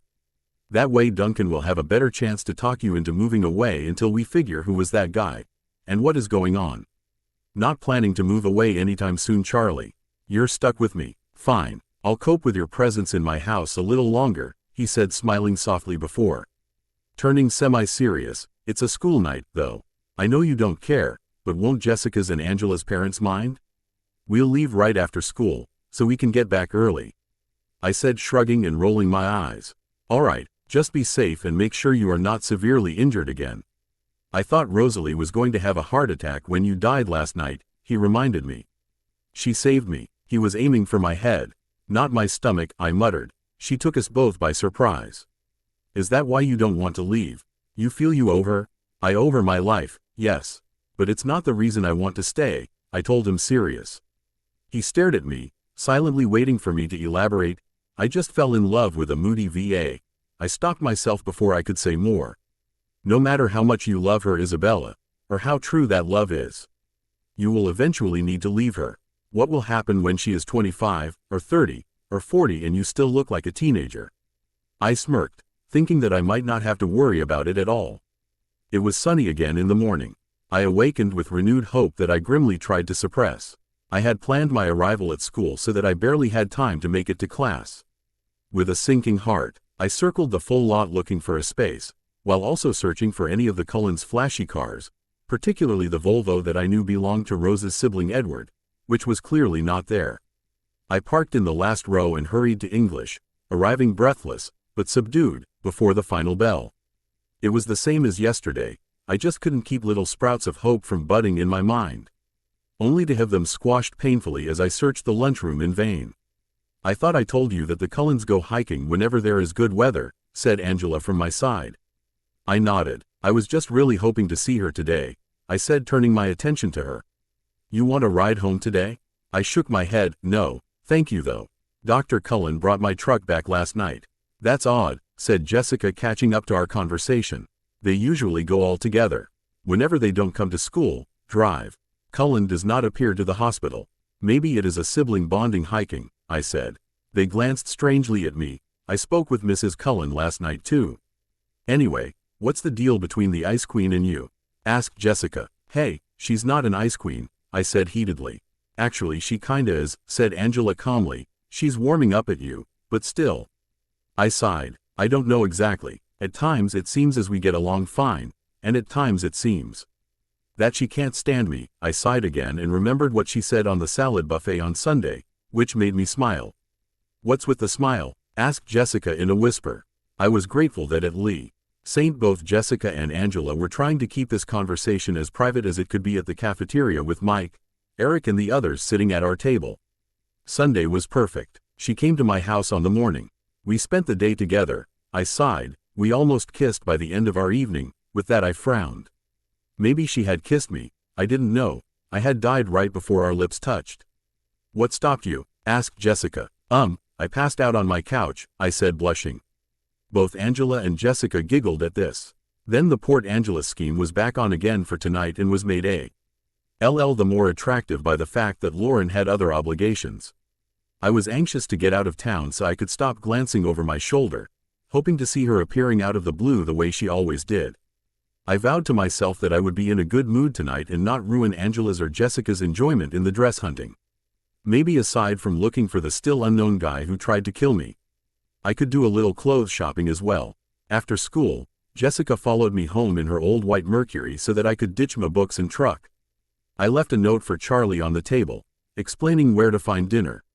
I then switched my scruffy wallet from my school bag to a purse, made sure that my coat concealed my sword and ran out to join Jessica. We went to Angela's house next, and she was waiting for us. Jess drove faster than Charlie and her car ran better than my truck, so we made it to Port Angels by 4. It had been a while since I'd had a girls' night out. Last time, well, my previous watcher passed away and I was sent by Duncan to live here. We listened to whiny rock songs while Jessica jabbered on about the boys we hung out with. Jessica's dinner with Mike had gone very well, and she was hoping that by Saturday night they would have progressed to the first kiss stage. I smiled to myself, pleased. Angela was passively happy to be going to the dance, but not really interested in Eric. Jess tried to get her to confess who her type was, but I interrupted with a question about dresses after a bit, to spare her. Angela threw a grateful glance my way. Jess drove straight to the one big department store in town, which was a few streets in from the Bay Area's visitor-friendly face. The dance was billed as semi-formal, and we weren't exactly sure what that meant. Both Jessica and Angela seemed surprised and almost disbelieving when I told them I'd never been to a dance. Didn't you ever go with a boyfriend, or a girlfriend or something? Jess asked dubiously as we walked through the front doors of the store. Really, I tried to convince her. I've never had anyone I wanted to go to a dance with. I did used to go out though, quite a lot, especially with my friend Clara, but never to a school dance. Why not? Jessica demanded. No one asked me out, and there wasn't anybody I'd like to ask out, I answered honestly. She looked skeptical. People ask you out here, she reminded me, and you tell them no. That's because they're all boys, I said, and I don't go out with guys. Well, Except for Tyler, Angela amended quietly. Excuse me? I gasped. What did you say? Tyler told everyone he's taking you to prom, Jessica informed me with suspicious eyes. He said what? I sounded like I was choking. I told you it wasn't true, Angela murmured to Jessica. I was silent, still lost in shock that was quickly turning to irritation. But we had found the dress racks, and now we had work to do. That's why Lauren doesn't like you, Jessica explained while we pawed through the clothes. I ground my teeth. Do you think that if I run him over with my truck he would stop feeling guilty about the accident? That he might give up on making amends and call it even? Maybe, Jess snickered, if that's why he's doing this. The dress selection wasn't large, but both of them found a few things to try on. I sat on a low chair just inside the dressing room, by the three-way mirror. Trying to control my fuming. Jess was torn between two. One a long, strapless, basic black number. The other a knee-length electric blue with spaghetti straps. I encouraged her to go with the blue. Why not play up the eyes? Angela chose a pale pink dress that draped around her tall frame nicely and brought out honey tints in her light brown hair. I complimented them both generously and helped by returning the rejects to their racks. That was when I felt the buzz. I told the girls I'd be back shortly and walked out of the store looking around, waiting for whoever it was to appear. It shocked me that it was not the male from Sunday, but another woman, one that had a remarkable resemblance to Karen. She approached smiling at me, holding both hands up in order to let me know that she was not here to challenge me. I relaxed the grip I had on my coat. Are you Isabella McLeod? I nodded. My name is Carla Anthropos. I understand you defeated my sister. Shush. He issued the challenge and I complied with it, I told her. However, the guy who was with her tried to take me out before I could even recover from the quickening. She nodded. I just came looking for you to warn you. Next time we see each other, you better be prepared, because we will duel then. I nodded, thankful that at least she was no trying to get revenge. However, you must know that Raoul is pissed off with who he called your pet. I looked curiously at her. I knew she, or him for that matter, might be talking about Rosalie, because she appeared in the alley and that made me stand up, I said incredulously. He was going to finish me off without issuing a challenge himself. I said angrily now. Carla shook her head. He does not abide to the rules. The only one he does respect is the one regarding holy ground. So you better watch your back. I nodded but looked intently at her knowing that there was more to it. He came to me hoping I would fight you right away. I know he must have pushed my sister to fight you. She loved him, you know. Anyway, he said that once you were out of the picture, he would make sure that your pet would suffer a lot before finishing her too. That made me angry. What? I know she interrupted his plan to kill me, but that is just ridiculous. Besides, he won't take me out. I will not let him harm her. Oh, he is mad at her because she appeared at his hotel room and broke his neck, she said smirking. She did what? Personally I say, good for her, she continued as if I had not asked anything. Too bad that is not enough to stop us. Hold on, what do you mean she broke his neck? I asked, anxious and concerned. She probably thought she was killing him. Raoul said that she kept saying that he had killed you. Crap, I said, taking out my phone and dialing Rosalie's number. After several ringtones I was sent to voicemail. Hey, it's me, please call me. I need to speak to you. It's urgent and really important. I tried again but I was sent to voicemail after one ring, which made me think that she had refused to accept my call. I looked up and Carla was smirking. As I said, just came to warn you. Remember, next time we see each other, we'll duel, she said before heading out of the mall. I kept trying to contact Rose to no avail. Each time I was sent to voicemail. I berated myself for not saving on my phone any of Rose's siblings' phone numbers when I had the chance to do it. I left another message on her voicemail. Rose, please don't ignore me. I know what you tried to do, and that's the sweetest thing anyone has ever done for me, but you should know that he is fine, just as I am. Okay, we need to talk. Call me please. After that, I headed back to the store where Angela and Jess were still roaming through. Angela? I began, hesitant. While she was trying on a pair of pink strappy heels, she was overjoyed to have a date tall enough that she could wear high heels at all. Jessica had drifted to the jewelry counter and we were alone. Yes, she held her leg out, twisting her ankle to get a better view of the shoe. I chickened out. I like those. I drifted from my original question. I think you'll get them, though they'll never match anything but the one dress, she mused. Oh, go ahead. They're on sale after all, I encouraged. She smiled, putting the lid back on a box that contained more practical-looking off-white shoes. I tried again. Angela, she looked up curiously. Do you really think we'll work out?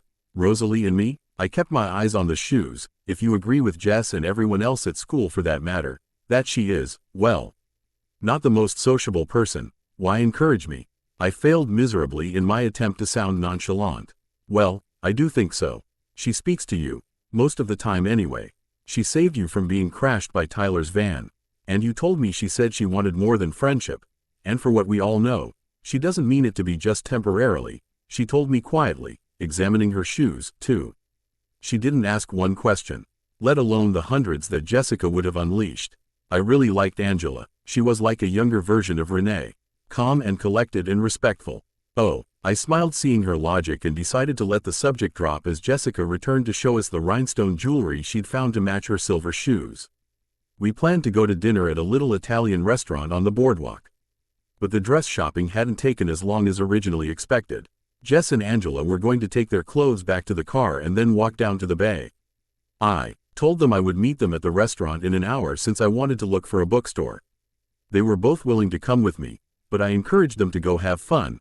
They didn't need to know how preoccupied I was to contact Rosalie and not bumping into Raoul. It was something I preferred to do alone. They walked off to the car chattering happily, and I headed in the direction Jess pointed out for me to find the bookstore. Which was no hard at all. The windows were full of crystals, dream catchers, and books about spiritual healing. I didn't even go inside. Maybe Tobias would like this particular store. I meandered through the streets, which were filling up with end-of-the-workday traffic, and hoped I was headed toward downtown. I wasn't paying as much attention as I should to I was going because every other minute I would dial Rose's phone to no avail, desperately hoping that she was not ignoring me again. I was wrestling with despair. I stomped along in a southerly direction, towards some glass-fronted shops. But when I got to them, they were just a repair shop and a vacant space. I still had too much time to go looking for Jess and Angela yet, and I definitely need Ed to get my mood in hand before I met back up with them. I ran my fingers through my hair a couple of times and took some deep breaths before I continued around the corner, never stopping in my attempts to contact her. I started to realize, as I crossed another road, that I was getting farther from the general population area. The little foot traffic I had seen was going north, and it looked like the buildings here were mostly warehouses. I decided to turn east at the next corner, and then loop around after a few blocks and try my luck on a different street on my way back to the boardwalk. A group of 4 men turned around the corner I was heading for, dressed too casually to be heading home from the office, but they were too grimy to be tourists. As they approached me, I realized they were too many years older than I looked. They were joking loudly among themselves, laughing raucously and punching each other's arms. I scooted as far to the inside of the sidewalk as I could to give them room, walking swiftly, looking past them to the corner. "Hey, there," one of them called as they passed, and he had to be talking to me since no one else was around. I glanced up automatically. 2 of them had paused. The other 2 were slowing. The closest, a heavy-set, dark-haired man in his early 20s, seemed to be the one who had spoken. He was wearing a flannel shirt open over a dirty t-shirt, cut FF jeans, and sandals. He took half a step toward me. "Good day," I said, and quickly looked away and walked faster toward the corner. I could hear them laughing at full volume behind me. "Hey, wait," one of them called after me again, but I kept my head down and rounded the corner. I could take them out if necessary. I just hoped it did not come to that. I could still hear them chortling behind me. As I kept trying to reach Rose, I found myself on a sidewalk leading past the backs of several somber-colored warehouses, each with large bay doors for unloading trucks, padlocked for the night. The south side of the street had no sidewalk, only a chain-link fence topped with barbed wire protecting some kind of engine part storage yard. It was getting dark, I realized, the clouds finally returning, piling up on the western horizon, creating an early sunset. The eastern sky was still clear, but graying, shot through with streaks of pink and orange. A sudden shiver made me put on my coat and cross my arms tightly across my chest. A single van passed me, and then the road was empty. The sky suddenly darkened further, and, as I looked over my shoulder to glare at the offending cloud, I realized that 2 men were walking quietly 20 feet behind me. They were from the same group I'd passed at the corner, though neither was the dark one who'd spoken to me. I turned my head forward at once, quickening my pace. My purse was on a shoulder strap and I had it slung across my body, the way you were supposed to wear it so it wouldn't get snatched, and my sword secured within my coat. I didn't have much money with me, barely $50, and I thought about, accidentally, dropping my bag and walking away. But something in my mind warned me that they might be something worse than thieves. I listened intently to their quiet footsteps, which were much too quiet when compared to the boisterous noise they'd been making earlier, and it didn't sound like they were speeding up or getting any closer to me. I had stopped by now trying to reach Rosalie. I just wanted to get away and avoid getting into a fight. I continued to walk as quickly as I could without actually running, focusing on the right-hand turn that was only a few yards away from me now. I could hear them, staying as far back as they'd been before. A blue car turned onto the street from the south and drove quickly past me. I reached the corner, but a swift glance revealed that it was only a blind drive to the back of another building. I was half turned in anticipation. I had to hurriedly correct and dash across the narrow drive. Back to the sidewalk. The street ended at the next corner, where there was a stop sign. I concentrated on the faint footsteps behind me, deciding whether or not to run. They sounded farther back though. The footfalls were definitely farther back. I risked a quick glance over my shoulder, and they were maybe 40 feet back now, I saw with relief. But they were both staring at me. It seemed to take forever for me to get to the corner. I kept my pace steady, the men behind me falling ever so slightly farther behind with every step. I saw 2 cars going north past the intersection I was heading for, and I exhaled in relief. There would be more people around once I got off this deserted street. I skipped around the corner with a grateful sigh, and skidded to a stop. T Street was lined on both sides by blank, doorless, windowless walls. I could see in the distance, 2 intersections down, street lamps, cars, and more pedestrians, but they were all too far away. Cuz lounging against the western building, midway down the street, were the other 2 men from the group, both watching with excited smiles as I froze dead on the sidewalk. I realized then that I wasn't being followed. I was being herded. Duncan would surely lecture me if he learned about this. What if they were hunters? I paused for only a second, but it felt like a very long time. I turned then, and darted to the other side of the road. I had a sinking feeling that it was a wasted attempt, but I tried anyway, hoping I did not have to fight this people off. The footsteps behind me were louder now. There you are, the booming voice of the stocky, dark-haired man shattered the intense quiet. In the gathering darkness, it seemed like he was looking past me. Yeah, a voice called loudly Fro. Behind me as I tried to hurry down the street. We just took a little detour. My steps had to slow now. I was closing the distance between myself and the lounging pair too quickly. With a quick movement I slipped my purse over my head, freeing my hands and getting ready to fight as need demanded. The tallest man shrugged away from the wall as I warily came to a stop, and walked slowly into the street. Stay away from me, I warned as I took a fighting stance. Don't be like that, sugar, he called, and the raucous laughter started again behind me. I braced myself, ready to get rid of these kids. Headlights suddenly flew around the corner, the car almost hitting the stocky one, forcing them to jump back toward the sidewalk. I dove into the road. This car was going to stop, or have to hit me. But the red car unexpectedly fishtailed around, skidding to a stop with the passenger door open just a few feet from me. Get in, a furious voice commanded. It was amazing how suddenly a feeling of security washed over me. Even before I was off the street, as soon as I heard her voice, I jumped into the seat, slamming the door shut behind me. It was dark in the car, no light had come on with the opening of the door, and I could barely see her face in the glow from the dashboard. The tires squealed as she spun around to face north, accelerating too quickly, swerving toward the stunned men on the street. I caught a glimpse of them diving for the sidewalk as we straightened out and sped toward the harbor. Put on your seatbelt, she commanded, and I realized I was clutching the seat with both hands. I quickly obeyed. The snap as the belt connected was loud in the darkness. She took a sharp left, racing forward, blowing through several stop signs without a pause. But I felt utterly safe and, for the moment, totally unconcerned about where we were going. I stared at her face in profound relief that went beyond anything I could explain. I studied her flawless features in the limited light, waiting for my breath to return to normal, until I realized that her expression was murderously angry. Are you okay? I asked, surprised at how hoarse my voice sounded. "No," she said curtly, and her tone was livid. I sat in silence, watching her face while her blazing eyes stared straight ahead, until the car came to a sudden stop. I glanced around, but it was too dark to see a thing beside the vague outline of dark trees crowding the roadside. "We weren't in town anymore, Bella?" she asked, her voice tight and forced out. "Yes." My voice sounded rough. I tried to clear my throat quietly.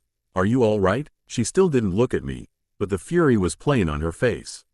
"Yes," I croaked softly. "Distract me, please," she ordered. "I'm sorry." "What?" She exhaled sharply. "Just prattle about something unimportant until I calm down," she clarified, closing her eyes and pinching the bridge of her nose with her thumb and forefinger. I racked my brain for something trivial. "I think I'm going to run over Tyler Crowley tomorrow before school." She was still squeezing her eyes closed, but the corner of her mouth twitched. "Why?" "He's telling everyone that he's taking me to prom. Either he's insane or he's still trying to make up for almost killing me last. Well, you remember it. And he thinks prom is somehow the correct way to do this. So I figure if I endanger his life, then we're even. And he can't keep trying to make amends. I don't need a high school nemesis, so maybe Lauren would back off if he left me alone. I might have to total his Sentra, though.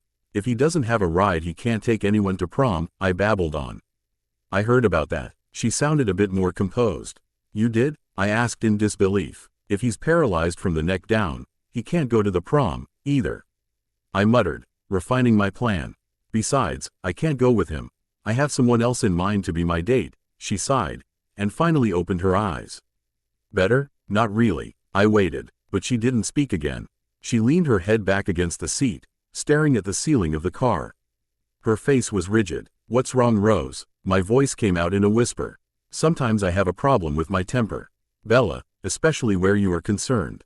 She was whispering, too, and as she stared out the window, her eyes narrowed into slits.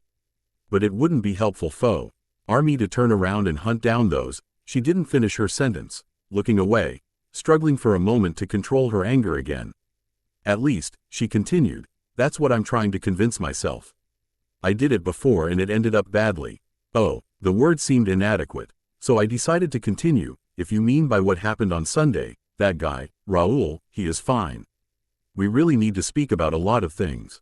"Are you okay now?" "I don't think I'm calm enough for that yet," she said. We sat in silence again. I glanced at the clock on the dashboard. It was past 6:30.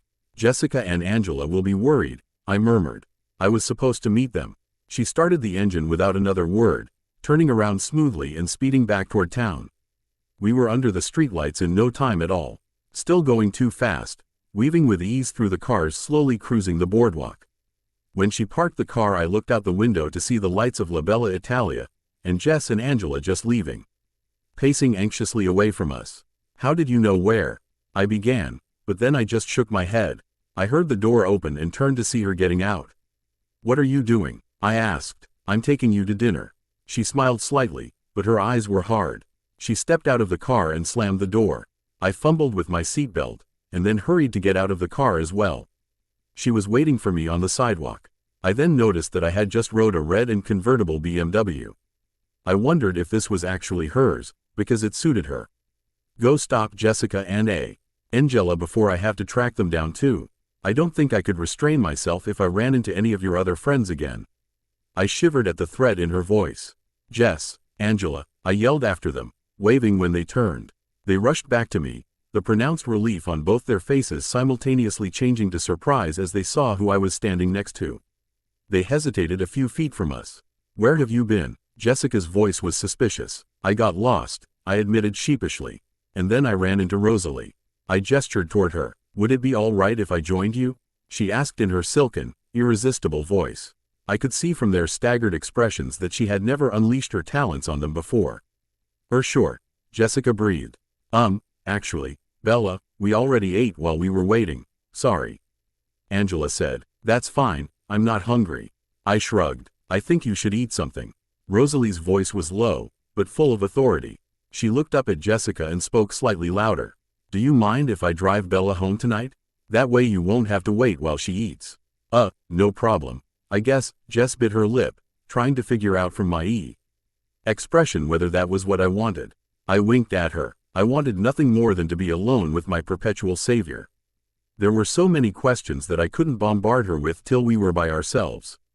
Okay, Angela was quicker than Jessica. See you tomorrow, Bella. Rosalie. She grabbed Jessica's hand and pulled her toward the car, which I could see a little ways away, parked across First Street. As they got in, Jess turned and waved, her face eager with curiosity. I waved back, waiting for them to drive away before I turned to face Rose. Honestly, I'm not hungry, I insisted, looking up to scrutinize her face. Her expression was unreadable. Humor me. She walked to the door of the restaurant and held it open with an obstinate expression. Obviously, there would be no further discussion. I walked past him into the restaurant with a resigned sigh. But if I tell you we have to leave, you will comply with my request, deal? She nodded vehemently. The restaurant wasn't crowded. The host was female, and I understood the look in her eyes as she assessed Rose. She welcomed her a little more warmly than necessary. I was surprised by how much that bothered me. She was several inches taller than I was, and unnaturally blonde. I tried to get comfort from the fact that just last Sunday Rosalie had proclaimed her love to me. A table for two? Rosalie's voice was alluring, whether she was aiming for that or not. I saw the hostess' eyes flicker to me and then away, satisfied by my obvious ordinariness, and by the cautious, no-contact space Rosalie kept between us. She led us to a table big enough for four in the center of the most crowded area of the dining floor. I was about to sit, but Rosalie shook her head at me. Perhaps something more private? She insisted quietly to the hostess as she smoothly handed her a tip. Sure. The hostess sounded as surprised as I was. She turned and led us around a partition to a small ring of booths, all of them empty. How's this? Perfect. Rosalie flashed her gleaming smile, dazing her momentarily. She shook her head, blinking. Your server will be right out. She walked away unsteadily. You really shouldn't do that to people, I criticized. It's hardly fair. Do what? Dazzle them like that? She's probably hyperventilating in the kitchen right now. She seemed confused. Oh, come on, I said dubiously. Avenue to know the effect you have on people. She tilted her head to one side, and her eyes were curious. I dazzle people? You haven't noticed? Do you think everybody gets their way so easily? She ignored my questions. Do I dazzle you? Frequently, I admitted. And then our server arrived, his face expectant. The hostess had definitely dashed behind the scenes, and this new kid didn't look disappointed. He flipped a strand of short black hair behind one ear and smiled with unnecessary warmth. If he wasn't so desperately trying to get Rosalie's attention, I wouldn't mind him. To be honest, I couldn't blame them. I was like that since the moment I set eyes on Rose, but this was starting to annoy me. Hello, my name is Armand, and I'll be your server tonight. What can I get you to drink? I didn't miss that he was speaking only to Rose. She looked at me. I'll have a Coke. It sounded like a question. 2 Cokes, she said. I'll be right back with that, the kid assured her with another unnecessary smile. But Rose didn't see it. She was watching me. What? I asked when he left. Her eyes stayed fixed on my face. How are you feeling? I'm fine, I replied, surprised by her intensity. You don't feel dizzy, sick, cold? Quote, should I? She chuckled at my puzzled tone. Well, I'm actually waiting for you to go into shock, since I can't myself. How's your wound? Her face twisted up into that perfect crooked smile. I don't think that will happen, I said, referring to the first part. I've always been very good at repressing unpleasant things. And I told you, I'm fine. Not even a scar. This encounter with those young men does not even make it to top 20 on the list of unpleasant. So stop it. Just the same, I'll feel better when you have some sugar and food in you. And how you mean no scar? I saw you. I know, I said, interrupting her and reaching for her hand, which she took and clasped in mine. I did, but I am fine, I promise. Right on cue, the waiter appeared with our drinks and a basket of breadsticks. He stood with his back to me as he placed them on the table, forcing us to let go. Are you ready to order? He asked Rosalie. Bella? She asked. He turned unwillingly toward me. I picked the first thing I saw on the menu. I'll have the mushroom ravioli. And you? He turned back to her with a smile. Nothing for me, she said. Of course not, I thought to myself. Let me know if you change your mind. The coy smile was still in place, but she wasn't looking at him, and he left dissatisfied. Drink, she ordered. I sipped at my soda obediently, and then drank more deeply. Surprised by how thirsty I was, I realized I had finished the whole thing when she pushed her glass toward me. Thanks, I muttered, still thirsty. The cold from the icy soda was radiating through my chest, and I shivered. Are you cold? It's just the Coke, I explained, shivering again. Don't you have a jacket? Her voice was disapproving. Not here. I looked longingly at my coat on the chair. And that is just too much trouble to wear around right now. Rosalie was shrugging out of her jacket. I suddenly realized that I had never once noticed what she was wearing, not just tonight, but ever. I just couldn't seem to look away from her face. I made myself look now, focusing. She was removing a light beige leather jacket now. Underneath she wore an ivory turtleneck sweater. It fit her snugly, emphasizing how gorgeous her body was. She handed me the jacket, interrupting my ogling. Thanks, I said, sliding my arms into her jacket. It was cold, the way my jacket had felt when I first picked it up in the morning. It smelled amazing. I inhaled, trying to identify the delicious scent. It didn't smell like perfume. The sleeves were a little long. I shoved them back so I could free my hands. That color looks lovely with your skin, she said, watching me. I was surprised. I looked down, flushing, of course. She pushed the bread basket toward me. Really, I'm not going into shock, I protested. You should be, a normal person would be. And you should be, especially if you do know what I did. She seemed unsettled. She stared into my eyes, and I saw how light her eyes were. Lighter than I'd ever seen them, golden butterscotch. Well, neither you nor me are normal, and I don't know if you've heard any of the voicemails I left you today. But what you did is probably one of the sweetest things anyone has ever done for me. Granted, not normal, but we already covered we ain't. Normal I mean, and just so you know, I feel very safe with you, I confessed, mesmerized into telling the truth again. That displeased her. Her blonde brow furrowed. She shook her head, frowning. This is more complicated than I'd planned, she murmured to herself. I picked up a breadstick and began nibbling on the end. Measuring her expression, I wondered when it would be okay to start questioning each other. I had given her plenty opportunities to start firing her questions. Usually you're in a better mood when your eyes are so light, I commented, trying to distract her from whatever thought had left her frowning and somber. She stared at me, stunned. What? You're always crabbier when your eyes are dark. I expect it then, I went on. I have a theory about that. Her eyes narrowed. More theories? I chewed on a small bite of the bread, trying to look indifferent. I hope you were more creative this time, or are you still stealing from comic books? Her faint smile was mocking. Her eyes were still tight. Well, no, I didn't get it from a comic book, but I didn't come up with it on my own either, I confessed. And? She prompted. But then the waiter strode around the partition with my food. I realized we'd been unconsciously leaning toward each other across the table. Because we both straightened up as he approached. He set the dish in front of me, and I must say it looked pretty good. He then turned quickly to Rosalie. Did you change your mind? He asked. Isn't there anything I can get you? I may have been imagining the double meaning in his words. No, thank you, but some more soda would be nice. She gestured with a long white hand to the empty cups in front of me.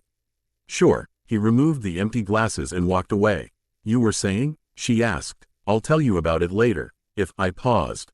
There are conditions? She raised one eyebrow, her voice ominous. I do have a few questions, as I'm sure you do, of course. Of course. The waiter was back with 2 more Cokes. He sat them down without a word this time, and left again. I took a sip. Well, go ahead, she pushed, her voice still hard. I started with the most undemanding. Or so I thought. Why are you in Port Angeles? She looked down, folding her large hands together slowly on the table. Her eyes flickered up at me from under her lashes, the hint of a smirk on her face. Next, but that's the easiest one, I objected. Next, she repeated. I looked down, frustrated. I unrolled my silverware, picked up my fork, and carefully speared a ravioli. I put it in my mouth slowly, still looking down, chewing while I thought. The mushrooms were good, I swallowed, and took another sip of Coke before I looked up. Okay, then, I glared at her, and continued slowly. Let's go back a little in time. She looked confused at me and I couldn't help but smile. What you said to me while I was trying to eat on Sunday, was it truth? She looked more confused than before. About wanting me to let you in and your feelings toward me. I explained her. That is the easiest one, she said pointedly. Yes. I do love you, Bella. And I was scared to death when I saw all that blood. How did you survive losing so much? She asked me. Next, I said, repeating her statement to me. taking ravioli into my mouth just to keep myself from smirking. She smiled at me. How about this? 1 and 1. You ask once, you get an answer. I ask once and get an answer. I looked at her and shook my head, still munching my ravioli. Fine, then tell me the truth that you denied Sunday evening. I know you were lying, she said, a little angry. I smiled, but took my time swallowing. I already told you, you were right. But then of course, it appears you're too stubborn to listen. I continued eating and we both kept silent for a while, however I could see her smiling softly at me now. After a few minutes I decided to keep going then. I needed her to understand that it did not matter to me what she was. Let's say, hypothetically of course, that someone had special abilities, like super strength. Super speed, I paused briefly, enhanced hearing? That too, she admitted, hypothetically. She hastily added, alright, enhanced hearing, then. I was thrilled that she was playing along, but I tried to seem casual. How does that work? What are the limitations, aside from the treaty with the Quillouts? And how would that someone find someone else at exactly the right time? How did she know this other someone was in trouble? I wondered if my convoluted questions even made sense. Hypothetically, she asked. Sure, well, if that someone. Let's call her Rita, I suggested. She smiled wryly. Rita, then. If Rita had been paying attention, the timing wouldn't have needed to be quite so exact. She shook her head, rolling her eyes. Only you could get into trouble in a town this small. You would have devastated their crime rate statistics for a decade, you know. We were speaking of a hypothetical case, I reminded her, smirking. She laughed at me, her eyes warm. Yes, we were, she agreed. Shall we call me Fanny? Making me smile. Will you answer honestly now? I asked, unable to curb my intensity. I realized I was leaning toward her again. She seemed to be wavering, torn by some internal dilemma. Her eyes locked with mine, and I guessed she was making the decision right then whether or not to simply tell me the truth. I don't care about the what's, or the how's, just about the who. And that who is you, I murmured. I reached forward. You can trust me, you know, without thinking, to touch her folded hands. I don't know if I have a choice anymore. Her voice was almost a whisper. I was wrong. You're much more observant than I gave you credit for. And still I managed to be ambushed by a bunch of kids today. She shook her head again. I was wrong about you on one other thing, as well. You're not a magnet for accidents. That's not a broad enough classification. You are a magnet for trouble. If there is anything dangerous within a 10-mile radius, it will invariably find you. And you put yourself into that category? I guessed. Her face turned cold, expressionless. Unequivocally, I softly caressed the hands between mine. Her skin was cold and hard, like a stone, as always. Thank you. My voice was fervent with gratitude. That's the third now. Her face softened. Let's not tempt fate with a fourth, agreed. I scowled, but nodded. I'll try, but that's all I can promise. My effort in avoiding danger. Except you, I do not consider you to be a danger to me. She moved her hand out from under mine, placing both of hers under the table. But she leaned toward me. I followed you to Port Angels, she admitted, speaking in a rush. I've never tried to keep a specific person alive before, and it's much more troublesome than I would have believed. But that's probably just because it's you. Ordinary people seem to make it through the day without so many catastrophes. She paused. I wondered if it should bother me that she was following me and still not answering my phone calls. Instead I felt a strange surge of pleasure. She stared, maybe wondering why my lips were curving into an involuntary smile. Were you watching over me yesterday while I napped outside Charlie's house? I asked, recalling the feeling of being watched. I wanted to make sure you were truly okay. And safe, she whispered shyly. Thank you for caring. Thog. You shouldn't have ignored me all this time, I admonished, swatting lightly at her arm with my fork. Did you ever think that maybe my number was up the first time, with the van, and that you've been interfering with fate? Like with the Final Destination movies, I speculated, distracting myself from the intensity of her gaze at that moment.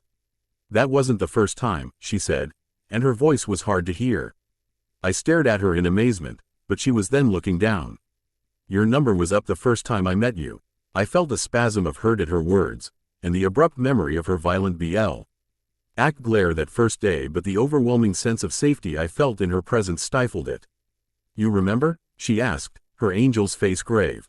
Yes, I was calm, and yet here you sit. There was a trace of disbelief in her voice. She raised one eyebrow. Yes, Here I sit because of you. I paused, because somehow you knew how to find me today. I prompted. She pressed her lips together, staring at me through narrowed eyes. Deciding again, her eyes flashed down to my still somewhat full plate, and then back to me. You eat, I'll talk, she bargained. I quickly scooped up another ravioli and popped it in my mouth. Then we change roles. I nodded to acknowledge my agreement. It's harder than it should be, keeping track of you. You somehow managed to lose me. I have your scent memories. Ed by heart, and still it's hard to find you. She looked at me anxiously, and I realized I had frozen. I made myself swallow, then stabbed another ravioli and tossed it in. I was keeping tabs on you, Jessica, and Angela. Not carefully like I said, only you could find trouble in Port Angels. Maybe we should avoid coming back here. Anyway, I noticed when you took off on your own. But I couldn't be near enough without raising suspicions toward me in my car.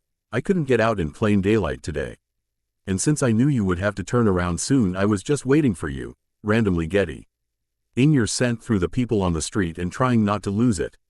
I had no reason to be worried, but I was strangely anxious. She was lost in thought, staring past me, seeing things I couldn't imagine. I started to drive in circles, still smelling around. The sun was finally setting, and I was about to get out and follow you on foot. And then, she stopped, clenching her teeth together in sudden fury. She made an effort to calm herself. Then what? I whispered. She continued to stare over my head. I heard what they were saying to each other. She growled, her upper lip curling slightly back over her teeth. And I could tell they were not lying about what they planned to do to whom I correctly assumed was you. Sometimes people just brag, but they were serious. She suddenly leaned forward, one elbow appearing on the table, her hand covering her eyes. The movement was so swift it startled me. It was very hard, you can't imagine how hard, for me to simply take you away, and leave them alive. Her voice was muffled by her arm. I could have let you go with Jessica and Angela, but I was afraid if you left me alone, I would go looking for them. Like I did on Sunday, when I thought you were dead, she admitted in a whisper. I sat quietly, dazed, my thoughts incoherent. My hands were folded in my lap, and I was leaning weakly against the back of the seat. She still had her face in her hand, and she was as still as if she'd been carved from the stone her skin resembled. Finally she looked up, her eyes seeking mine, full of her own questions. Are you ready to go home? She asked. I'm ready to leave, I qualified, overly grateful that we had the hour-long ride home together. I wasn't ready to say goodbye to her. The waiter appeared as if he'd been called. Or watching. How are we doing? He asked Rosalie. We're ready for the check, thank you. Her voice was quiet, rougher, still reflecting the strain of our conversation. It seemed to muddle him. She looked up, waiting. Sure, he stuttered. Here you go. He pulled a small leather folder from the front pocket of her black apron and handed it to her. There was a bill in her hand already. She slipped it in the folder and handed it right back to him. No change, she smiled. Then she stood up, and I scrambled awkwardly to my feet. You have a nice evening, he told us upon looking the bill Rosalie handed. She didn't look away from me as she thanked him, and I had to suppress a smile. She walked close beside me to the door, still careful not to touch me. I still had questions regarding what she was. So far she had only answered for today's events. I sighed. Rosalie seemed to hear me, and she looked down curiously. I looked at the sidewalk, gathering my thoughts. She opened the passenger door, holding it for me as I stepped in. Shutting it softly behind me, I watched her walk around the front of the car, amazed, yet again, by how graceful she was. I probably should have been used to that by now, but I wasn't. I had a feeling Rosalie wasn't the kind of person anyone just got used to. Once inside the car, she started the engine and turned the heater on high. It had gotten very cold, and I guessed the good weather was at an end. I was warm in her jacket, though, breathing in the scent of it when I thought she couldn't see. Rosalie pulled out through the traffic, apparently without a glance, flipping around to head toward the freeway. Now, she said significantly, it's your turn. Now, I said, it's your turn. So now you eat while I talk? She asked amused. I already fed, I sighed. Shaking my head, but I do expect you to talk now. She frowned and glanced back to the rearview mirror and then back again at me, finally settling on putting on her seatbelt and looking forward before answering me. Fine, but I have 3 main questions I want you to answer and a favor to ask. What kind of deal is that? You agreed to switch roles, I said mockingly. You know you did not tell me the whole truth yet, she said firmly, looking at the rear-view mirror again. And it's important you do this favor for me. I looked at the rear-view mirror myself then and noticed that there was a car a few miles behind us. Okay then, ask away, I said, now paying attention to the car behind us, which seemed to keep up with my speed and turning whenever I did. Try to lose the car behind us. If you can't by the intersection in which we turn either to Forks or to Seattle, please head to Seattle. What? Why? I asked, now confirming that we were being followed and speeding away. But the driver behind us seemed adamant to catch up. Are you calm enough now? She asked, looking pointedly at me. I growled, understanding that the one behind us was the same guy that tried to kill my mate. Hey, we are fine, okay? I won't let him harm us, she said. How did he survive? I asked in low growl. The same way I did, she said simply. I'll get to that, promise. Just lose him. If we reach Seattle and he is still on our tail, we'll have to go to a church or a chapel. Then she seemed to think about it. Can you enter those? You're not in danger if you approach that kind of places? She asked worriedly. I couldn't help but smile despite the situation. So you have managed to solve the puzzle, I said. Don't worry. Most of whatever you know about us is just a myth. I told her. I'd like to know, however, how you reached this conclusion, I said, looking at her. I was now heading for Seattle, going over 100 miles an hour.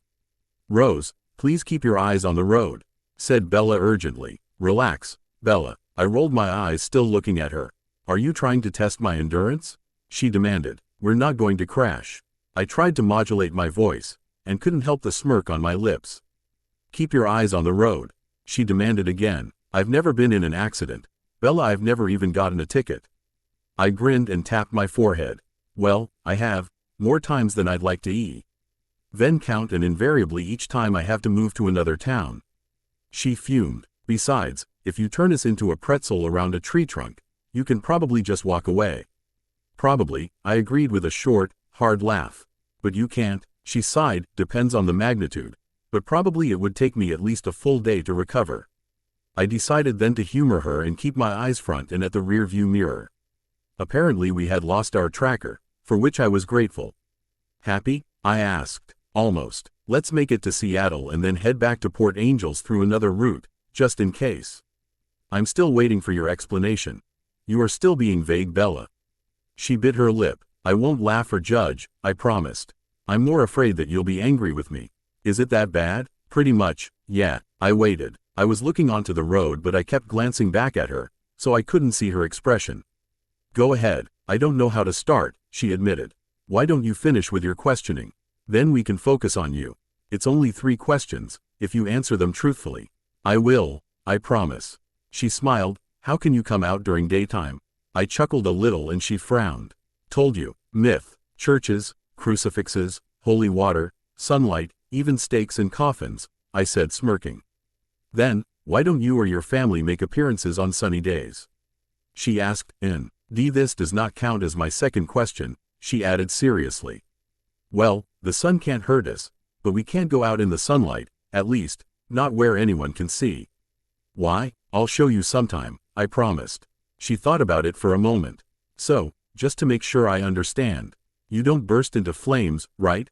Not unless someone does set me, literally, on fire, I said, smirking. Good. It wouldn't do to have my girlfriend turn into ashes in the middle of a stroll on a sunny day, or whenever walking into holy ground, she said seriously. I'm sure if I was human I would have choked after hearing that. I had to make a conscious effort to keep driving around Seattle in order to head back. Girlfriend? I asked, wanting to make sure of what I heard.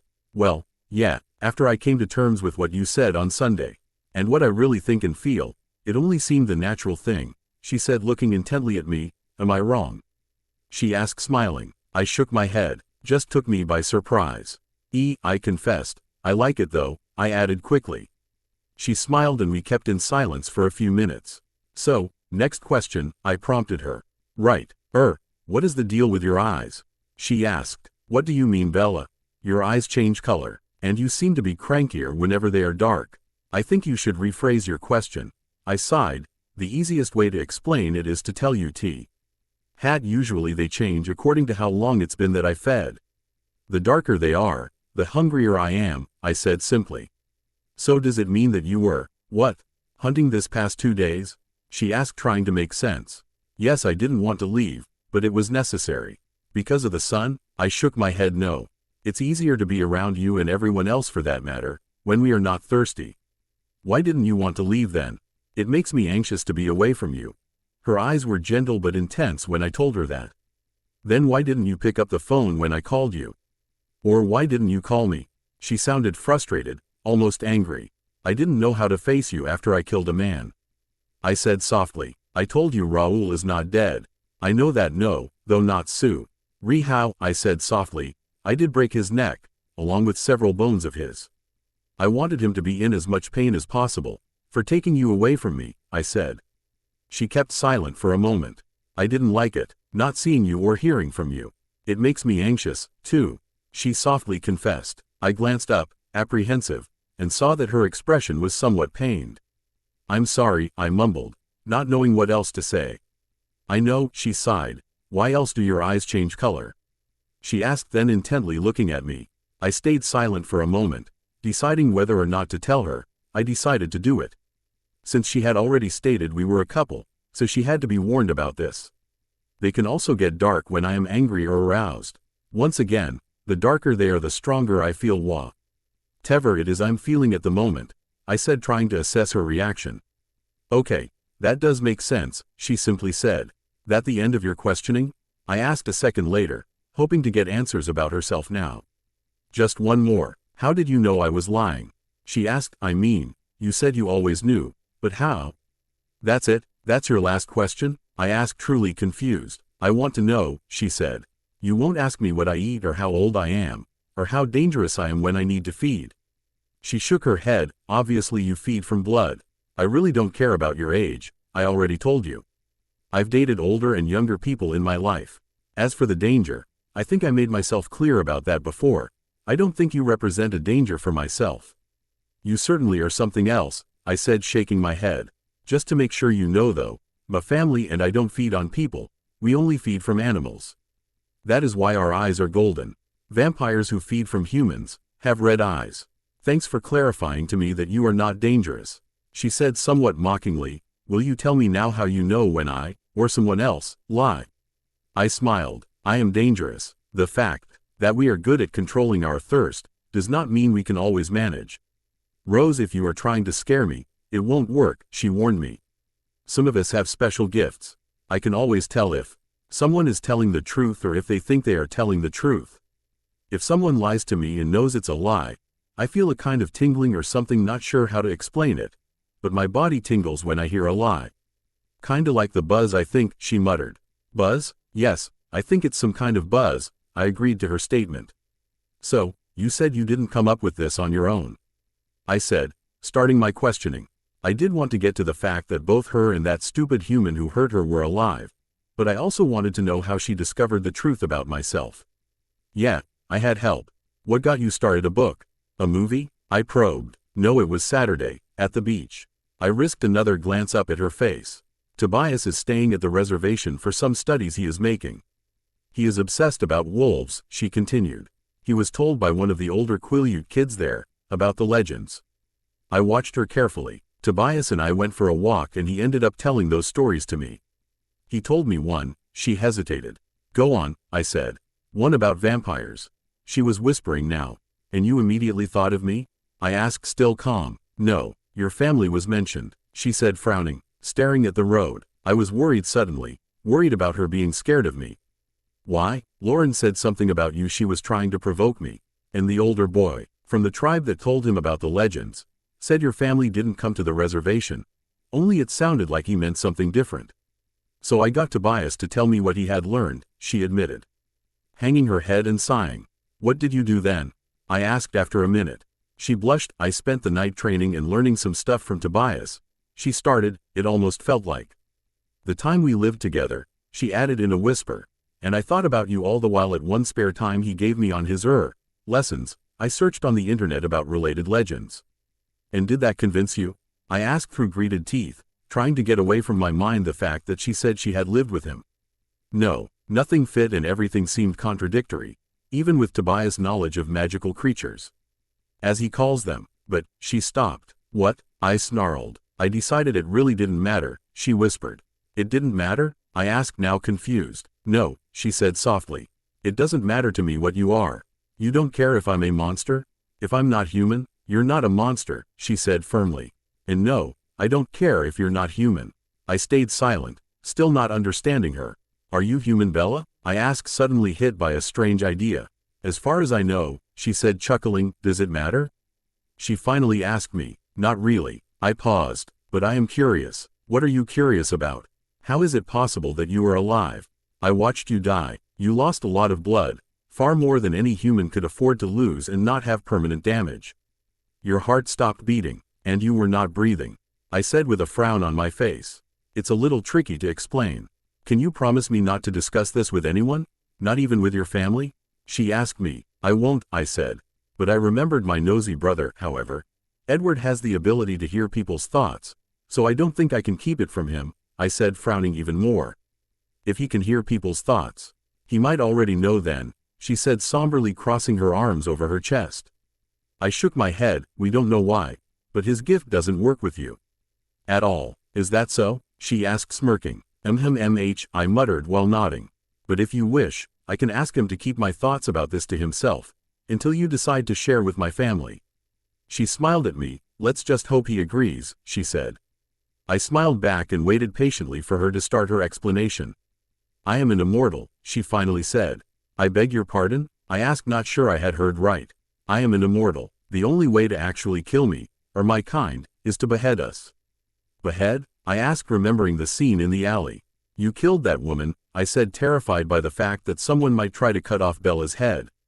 Yes, she said sharply. We are bound to a game and we should follow the rules, she stated. You heard Raoul right?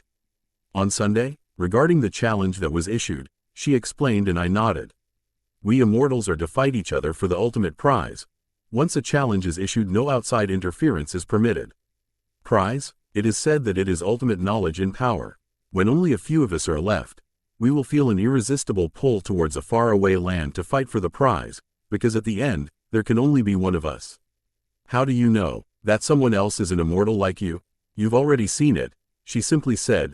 We can feel when another immortal is close. We don't have a way to know who it is until we reveal ourselves to the other. At the hospital with your friend Clara, and at the parking lot with Tobias, and on Sunday at the buffet, I said softly, just for confirmation. She nodded. We actually call it the buzz. It is a defense mechanism. From what you said, I think the feeling is similar to you knowing when someone lies. Is it a family trait?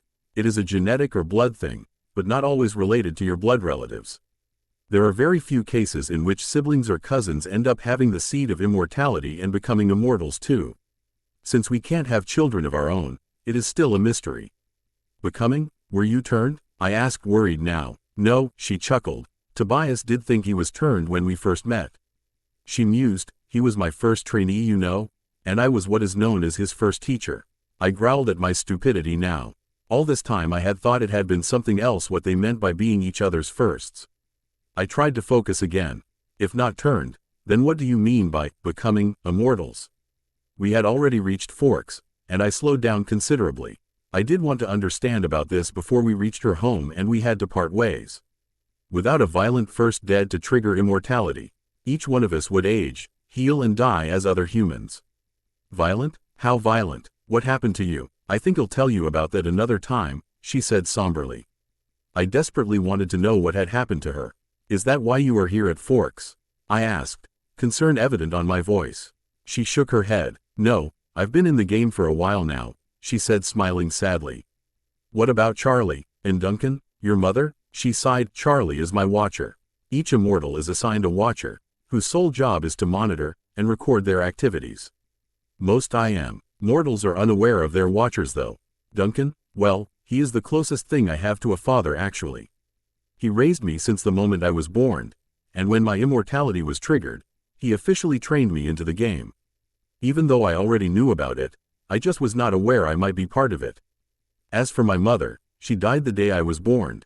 She made Duncan promise her he would look after me. You were right, I said after a moment. I'm definitely fighting fate trying to keep you alive. I sighed. We still have much to cover, she said as I parked in front of her house. I could only nod. Will I see you tomorrow? She demanded. Yes, I have a paper due, 2. She smiled. I'll save you a seat at lunch. Do you promise to be there tomorrow? I promise. She considered that for a moment, then nodded. She pulled my jacket off, taking another whiff. You can keep it, I offered her. You sure? I don't really need it. And you seem to have found a use for it, I said smiling. Oh, right, she blushed. I reached around the car to help Bella out, taking her by her hand, trying to prolong the moment. Bella? Yes? She looked up to me too eagerly. I smiled and leaned into her.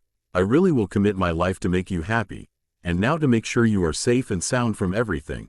I whispered, approaching slowly to her, giving her time to back away if she decided so.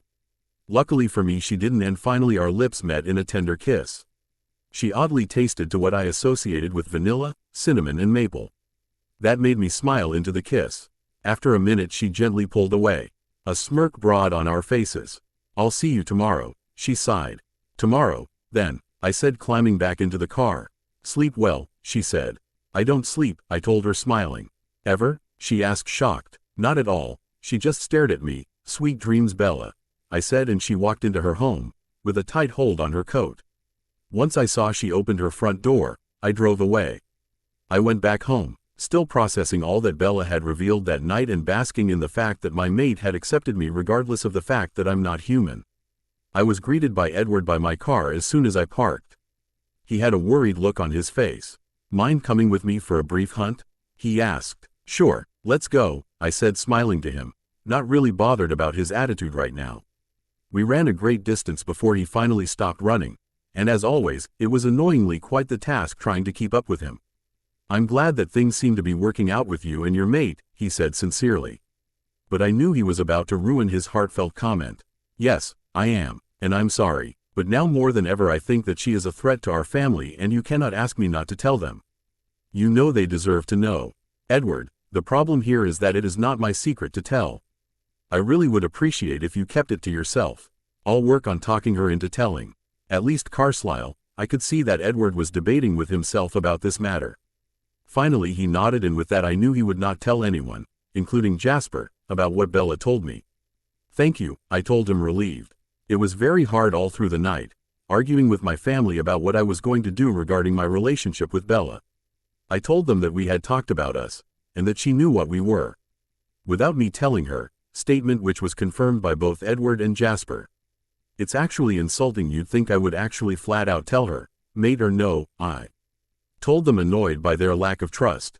In the end I just told them that she was fine, and that she proved to be a really smart, funny and strong woman, which I already knew. How's her wound? Asked me Carlisle. Is it healing all right? She actually is fine. I was quite surprised. She is not even weak, I said, smiling. Alice then interrupted my musings. Well, you should prepare a picnic basket or her for your date on Saturday, she said. The weather will be great for an outing. Great as in our benefit? Or great as in sunny? I asked, curious about the smirk on her face. She'll enjoy it, she said. Come on. We have to pick up your clothing for the rest of the week, she said, and headed to my wardrobe. I followed her, slightly annoyed. I can dress myself and pick up my clothes on my own, thank you very much. Come on, Rose. You do want to impress her, right? I don't need to, I snarled. Oh, but you need to keep up.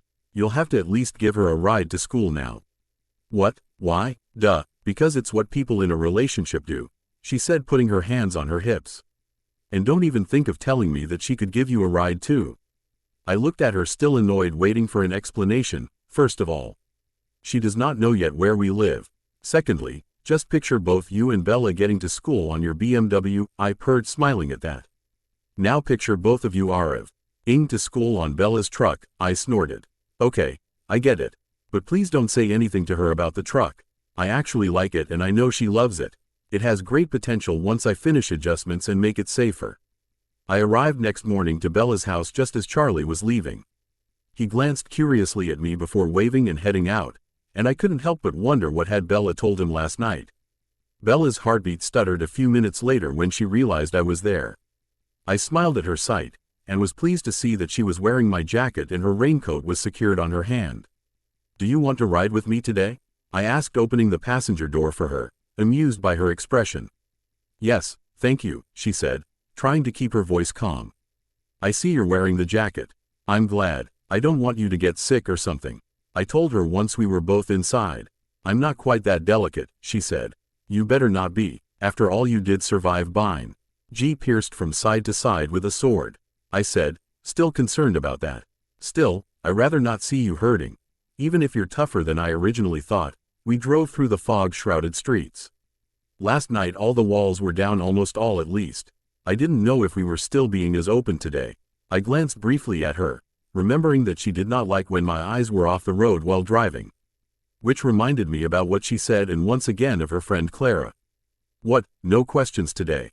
She asked me with a smirk on her face. I don't want to bother you with them, I said. I know there's more you want to know and it is troubling you. You have no base to go through.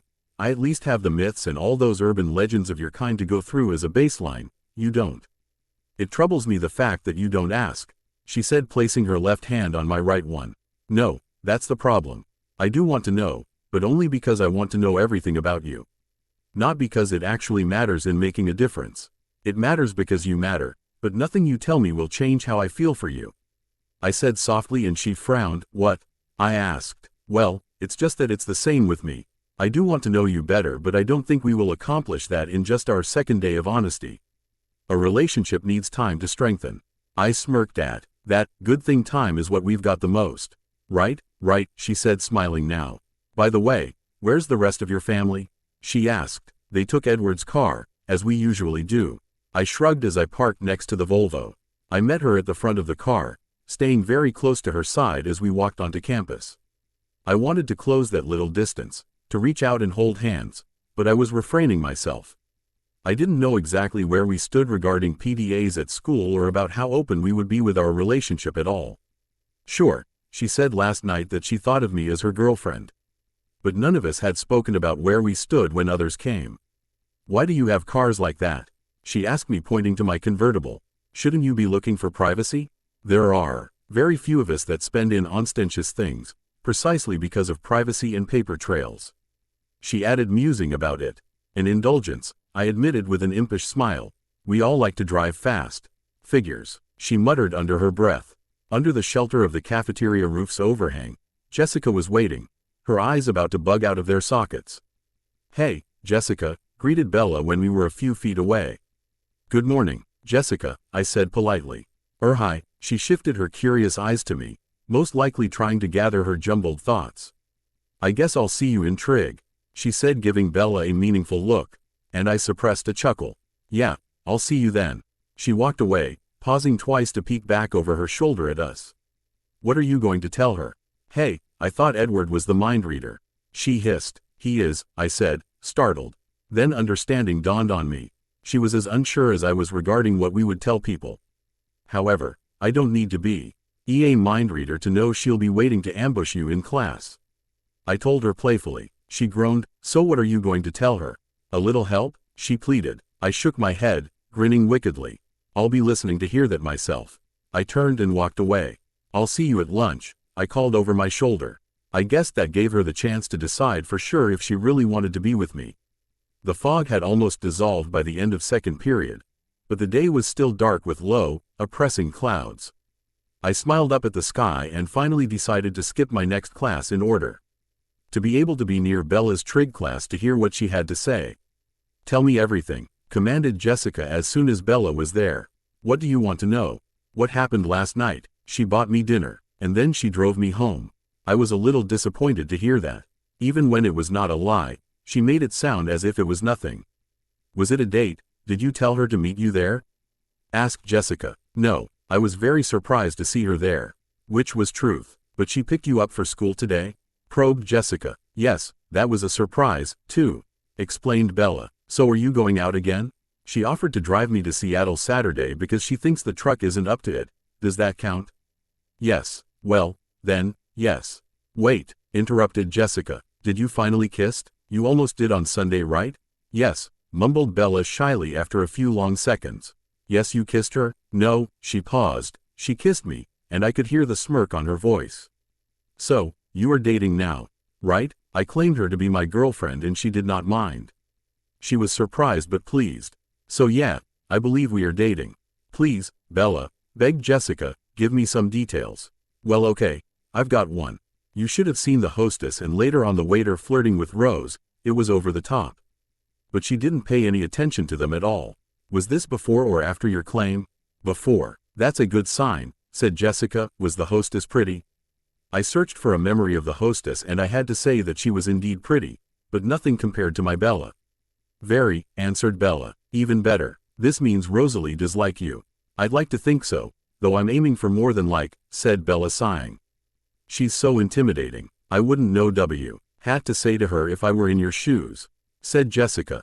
And she is unbelievably gorgeous. If I was into girls like you, I would be drooling over her too, she admitted.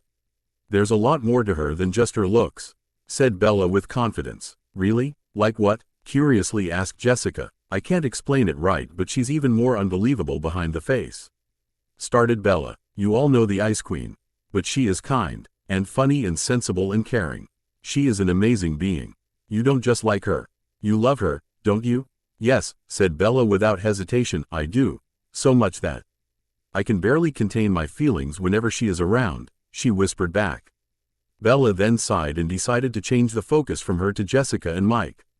I was beyond myself knowing what I had heard from Bella, and more so because she knew I would be listening and she did not lie at all, not once during Jessica's inquisition.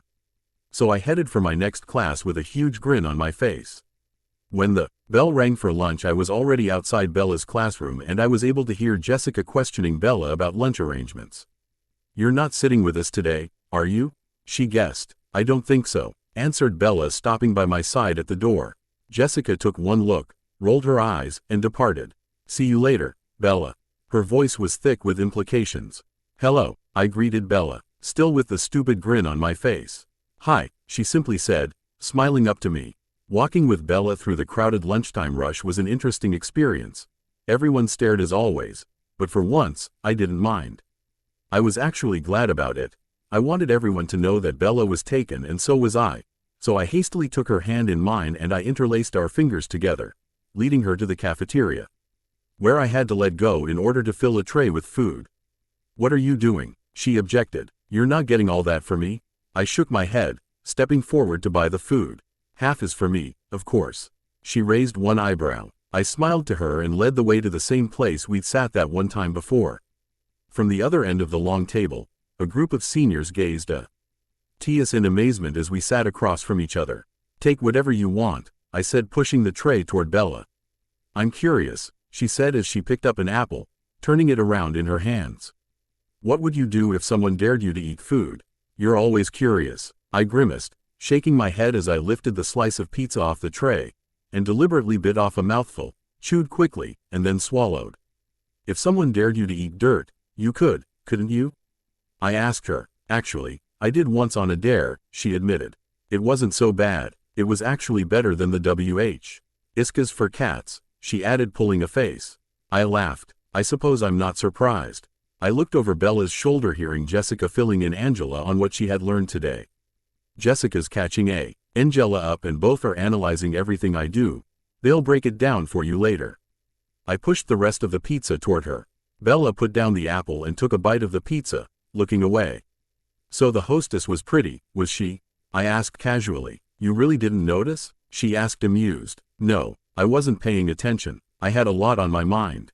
I whispered. Something you said to Jessica. Well, it bothers me. I'm not surprised. You know what they say about eavesdroppers, she said in a defeated tone. I warned you I would be listening. You did, she agreed, but her voice was still rough. Though in part one was hoping you wouldn't. Why didn't you say so then? I asked, confused. I would have refrained from eavesdropping. Because part of me also wanted you to listen, she finally said. I bet I know what bothered you. I bet you'd lose. So it does not bother you what I last said to Jessica, when she asked about what I feel? She asked, hope on her voice. Well, yes it is. A veil of sadness covered her eyes. You aren't precisely right though. I said, reaching for her hand. It's not what you said, is that you did not tell me that. You told that to Jessica, and officially I shouldn't know that. Therefore, you have not told me yet how you feel. She glanced up and looked me in the eye. That's quite a distinction, she stated with a mild smile on her face. If it's in why consolation, I continued, I feel exactly the same. You're doing it again, she muttered. What? I asked, truly confused. Dazzling me, she admitted. Oh, I frowned. Sorry, it's not your fault, she sighed.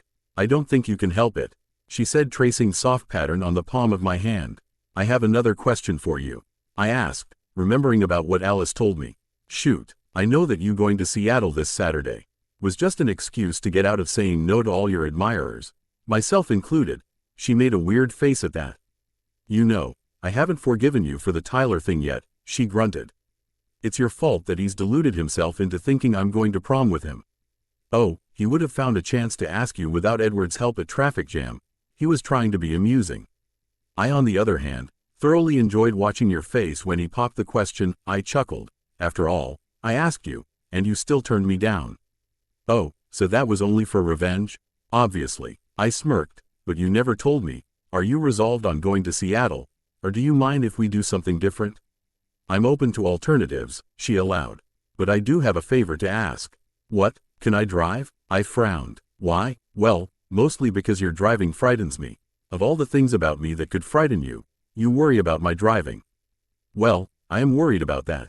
I told you, I've been in more than one car accident, and it's never nice.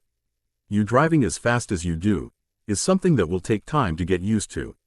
I rolled my eyes. And still you came to school with me today.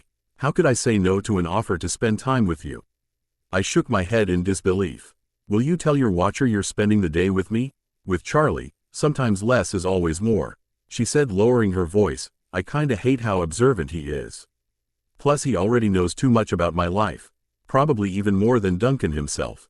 Now that I think about it, I have no idea how much information has been shared between my watcher and his about us and our relationship. Might be worthy to inquire about it. She shook her head. Where are we going, anyway? Your train of thought is derailed. You know that. I told her playfully. The weather will be nice, so I'll be staying out of the public eye and you can stay with me, if you'd like to. And you'll show me what you meant. About the sun? She asked, clearly excited by the idea of unraveling another of the unknowns. Yes, I said, that is if you don't mind spending quality time alone with me. As it happens, I don't mind being alone with you. I smiled. You should tell Charlie, though. Or at least Duncan. Why in the world would I do that? She asked fiercely. To give me some small incentive to bring you back. She smirked and spoke aloud. I think I'll take my chances. The rest of the day went by in a blur. I didn't really pay attention at all to anything around me but her, which was totally not like me. I was always aware of my surroundings. But her telling me she'd take her chances was thrilling, and I was barely able to control myself and not jump her right there and then. It took me a while to realize during biology that Mr. Banner had decided to project a film about cellular reproduction. But as soon as the lights went off, Bella was once again everything I could focus on. I was stunned by the unexpected energy that flowed through me, amazed that it was possible to be more aware of her than I already was. A strong impulse to reach over and touch her, to stroke her face in the darkness, completely overwhelmed me. I crossed my arms tightly across my chest, my hands balling into fists. I was losing my mind. I could only refrain for a few minutes before I glanced back. My eyes, of their own accord, flickered to her. I smiled sheepishly as I realized her posture was identical to mine, fists clenched under her arms, right down to the eyes, peering sideways at me. I grinned when she caught up to the same fact, and at the same time we both uncrossed our arms and reached for each other's hands. We met halfway and I interlaced our fingers, smiling when she gently you eased my hand in hers in a silent gesture of content and agreement. It was absolutely ridiculous that I felt dizzy, but I did. She just had that reaction on me, and I couldn't help but wonder what had her life been like so far. How many of her kind had she defeated? How many did she know and considered friends, or allies? How had she met Clara? How many accidents had she been involved in? How many times had she died? I suddenly only wanted to hold her in my arms and never let her go, keep her safe from everything, prevent her from ever dying again. The hour seemed very long. I couldn't concentrate on the movie. I tried unsuccessfully to relax, but the energy I felt between Bella and myself, and the fact that I really wanted to know more about her past, didn't let me. I breathed a sigh of relief when Mr. Banner flicked the lights back on at the end of class, and I stood up, still holding Bella's hand in mine, which earned a chuckle from beside me. Well, that was interesting, she murmured. Was all I was able to respond. Will you escort me to gym? Sure, shall we? I asked, leading her to gym. We walked in silence, still holding hands. I paused at the door. I turned to say goodbye. My goodbye stuck in my throat when she raised her hand and then swiftly brushed the length of my cheekbone with her fingertips. She let go of my hand and then turned without a word, striding quickly away from me. I headed to my last class, but once again I couldn't focus. I found myself thinking about my mate and just missing her proximity. As soon as class was over, I hurried toward gym again to wait for Bella to come out. I was waiting, leaning casually against the side of the gym. When she finally did, her breathtaking face looked untroubled and playful. As she walked to my side, I felt a peculiar sense of relief. "Hi," I breathed, smiling hugely. "Hello." Her answering smile was brilliant. "How was gym?" "The usual," she smirked, "though Mike has an interesting theory about you." "Really?" Now I was intrigued. I shifted my focus slightly, looking over her shoulder and glanced to see Mike's back as he walked away. "What?" I demanded. "I'll tell you later." I eyed her but nodded in agreement and led the way to my car. We had to stop a few steps away. A crowd of people, all boys, were surrounding it. Edward and Alice approached us, ready to climb to the Volvo that was parked right beside my M3. "I should have told you," said Alice, smirking, which led me to believe that she had not said anything at all on purpose. I sighed and headed to my convertible and opened the passenger door for Bella to climb in. One of the kids asked me which model it was. "An M3, I answered briskly. "I didn't know you were into cars, Hale." "Just once in a while," I said as got in and started the engine. "You can't blame them. You know," said Bella once we were getting out of the parking lot. I sighed. "I suppose you're right. I sometimes forget." "Are you angry?" she asked. I looked at her confused. "What would make you think that?" "I was expecting your questions today, I guess." "Oh," I glanced briefly at her and she had a sad expression on her face which made me hurt. "I do have questions, Bella. I just didn't want to overwhelm you with them. And to be honest, I am expecting more questions from you too." "What a pair we make up," she asked. "Yeah," I smiled. "How about you tell me about Newton's theory?" "Let me ask you something before I do that, because of what he said." "Is that all right?" she asked timidly. "Shoot. When you feed, you hunt, right?" she asked. I nodded. "Will I get to see that?"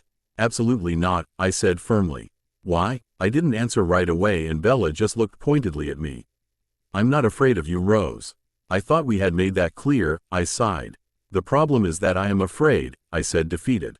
She was about to say something when I cut her short. "When we feed, we give ourselves over to our senses, especially our sense of smell.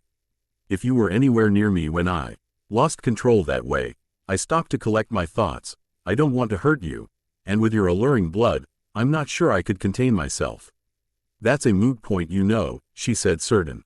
"It's not. It is, Rose. You already proved to be able to control your instinct around my blood. Remember, when Raoul pierced through my body? A growl built inside me and I could not stop it before it reached Bella's ears.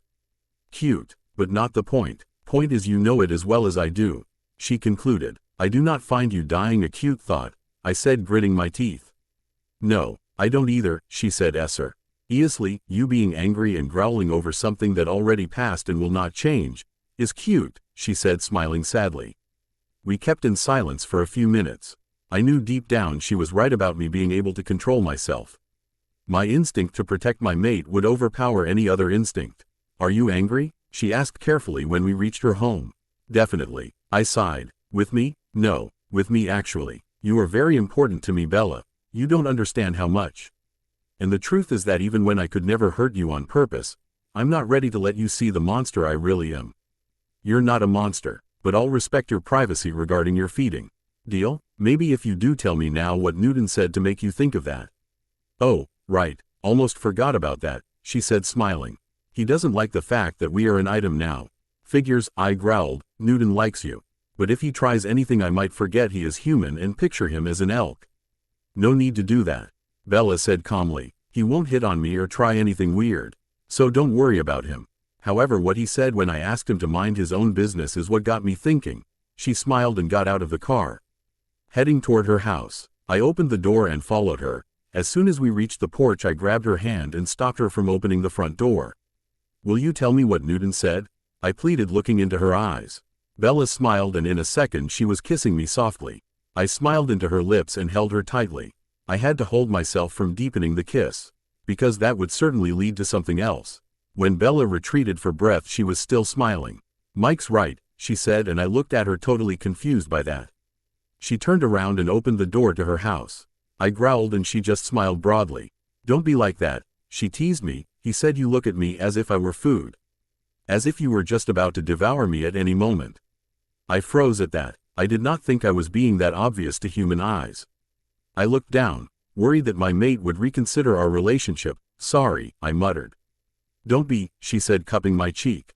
"I do love you. It's good to know you don't only love me, but that you also want me." She let go and stepped inside her home. "Oh, Rose?" she called back. C leaned on the doorframe with a faint smile on her lips. "Yes, brace yourself. Tomorrow it's my turn." "Your turn to what?" She smiled wider. "Ask the questions. You did not take the chance I gave you today, so." And then she closed the door and was gone. I smiled as I walked to my car. It was clear she wasn't planning on leaving me tomorrow, if nothing else. I spent the night planning my course of action for Saturday with Alice's and Esme's help. Esme would help me preparing the food that I would present to my mate, and I finally conceded to Alice that she could dress me up. However, that was it. I would choose where to take her. Ed Ward kept mostly quiet even when asked for his opinion. I was thankful for that, since I had not approached the subject with Bella yet. Jasper and Carlisle were worried, but both of them seemed to be content with my happiness. Next morning I headed to Bella's home again. Like yesterday, I parked in front the Swan's residence as Chief Swan was leaving. I waited in the car, not daring to be too obvious about watching Bella as she shut the door of her home behind her. She walked to the car, pausing before opening the door and stepping in. She was smiling, relaxed and, as usual, perfect and beautiful. "Good morning," I greeted. "How are you today?" My eyes roamed over her face, noticing that she had bags under her eyes. "Good, thank you," she simply said. "You look tired," I pointed out as I started up the engine. "I couldn't sleep much," she confessed, swinging her hair around her shoulder. Tobias came by. "Did he?" I growled. She cupped my face, smirking. "Calm down. He's leaving tomorrow," she said, letting go of my face. "He decided to go back, even when both Duncan and I disagree. But it's his choice after all," she explained. I frowned. "Why don't you want him to go back? It's not really safe for him yet." "Why?" "Nah," she said, looking at me. "You lost your chance." "I'm asking the questions. But to ease your mind, it is because it is too soon since he died. People there might still recognize him, especially because he wants to teach again. I'll tell you all about it when it's not my turn to ask the questions." "Oh, what do you want to know?" My forehead creased. I couldn't imagine anything about me, aside the obvious vampire thing, that could be in any way interesting to her. "What's your favorite color?" she asked, her face grave. I rolled my eyes. "Really?" I asked, amused. "That's what you want to know?" "Yes," she said flatly. "We did not properly use our time under the rain last time to get to know each other's favorites. So I'm taking matters into my hands." I sighed in. "Dee thought about that. It changes from time to time. A few weeks ago it was red. What's your favorite color now then?" She was still solemn. "Probably brown," I said, thinking about her eyes and her hair. "Brown?" she asked skeptically. I thought about it before answering. "Sure. Brown is warm. I miss brown. I can't go to warm places because of what we are, so I do miss it," I complained. I looked briefly at her and I could see it there. "But I think brown has found me," I said, smiling. "I think you're right, and I am glad about it," she said, smiling back. She reached over, swiftly, to briefly caress my cheek. We were at the school by now, so I turned back to look out through the windshield in order to pull into a parking space. "What music is in your CD player right now?" she asked, her face contorted into a small smirk. "I've been listening in an endless loop to Isabelle Pierre, and for that I blame you." I chuckled with my confession. I had been listening, Evangeline, more often than not. Since I learned that she liked that song too, I flipped open a compartment under the car's CD player, pulled out one of the CDs that were jammed into the small space, and handed it to her. "You too, She raised an eyebrow, examining the familiar cover art. I nodded. "I keep humming it in my mind too. I think Edward is already annoyed about Evangeline. He ended up tossing out a copy of the original poem and an essay about Evangeline and Gabriel." "Whose problem is it?" she asked, smirking while we walked to her English class. When we met again for lunch, she questioned me relentlessly about every insignificant detail of my existence. Movies I'd liked and hated, places I'd been in, few places I wanted to go, and books, endlessly books. She was truly fascinated by the books I liked and made me promise to lend her my favorite, which she hadn't read yet, and she was quite amused about me liking cars and mechanics. "You'll have to help me with the truck then," she stated. "It's a jewel and needs to be taken care of." "Then I'll see how good you are with cars," she concluded, smirking. "Was already planning on tuning your truck anyway," I said nonchalantly. I couldn't remember the last time I'd talked much last time had to be when I was still human. At some point I was certain I must be boring her, but the absolute absorption of her face, and her strange stream of questions, compelled me to continue. Mostly her questions were easy and safe, except for which was my favorite dinosaur. Who actually thinks about it? "Well, for starters, paleontologists," she told me seriously. "Do I look like a paleontologist, Bella?" I asked, amused. "Well, no, but maybe it is something you would be interested in doing at some point," she said, smiling at me. "No, not something I would pursue. Not even as a hobby," I told her, chuckling while bringing her hand to my lips. "Okay, what about filmmakers? The Jurassic Park franchise must be based on the filmmaker's favorite dinosaurs," she added playfully. She did not let go of that until I randomly chose the Brachiosaurus as my favorite dinosaur. "Oh, so a vegetarian?" she asked, amused. "Herbivorous would be the actual term for them," I added playfully. She never once asked me how old I was, how I had been turned, or about my human life at all. She was truly interested in knowing me, for whom and what I am now, and that made me smile. Suddenly, she burst laughing out loud, and everyone in the cafeteria turned to look at her with confusion and awe on their faces, myself included. "What?" I asked warily. "It's just that something just clicked on my mind now," she said, still laughing. After a few minutes of her still chuckling, she looked up and met my confused gaze.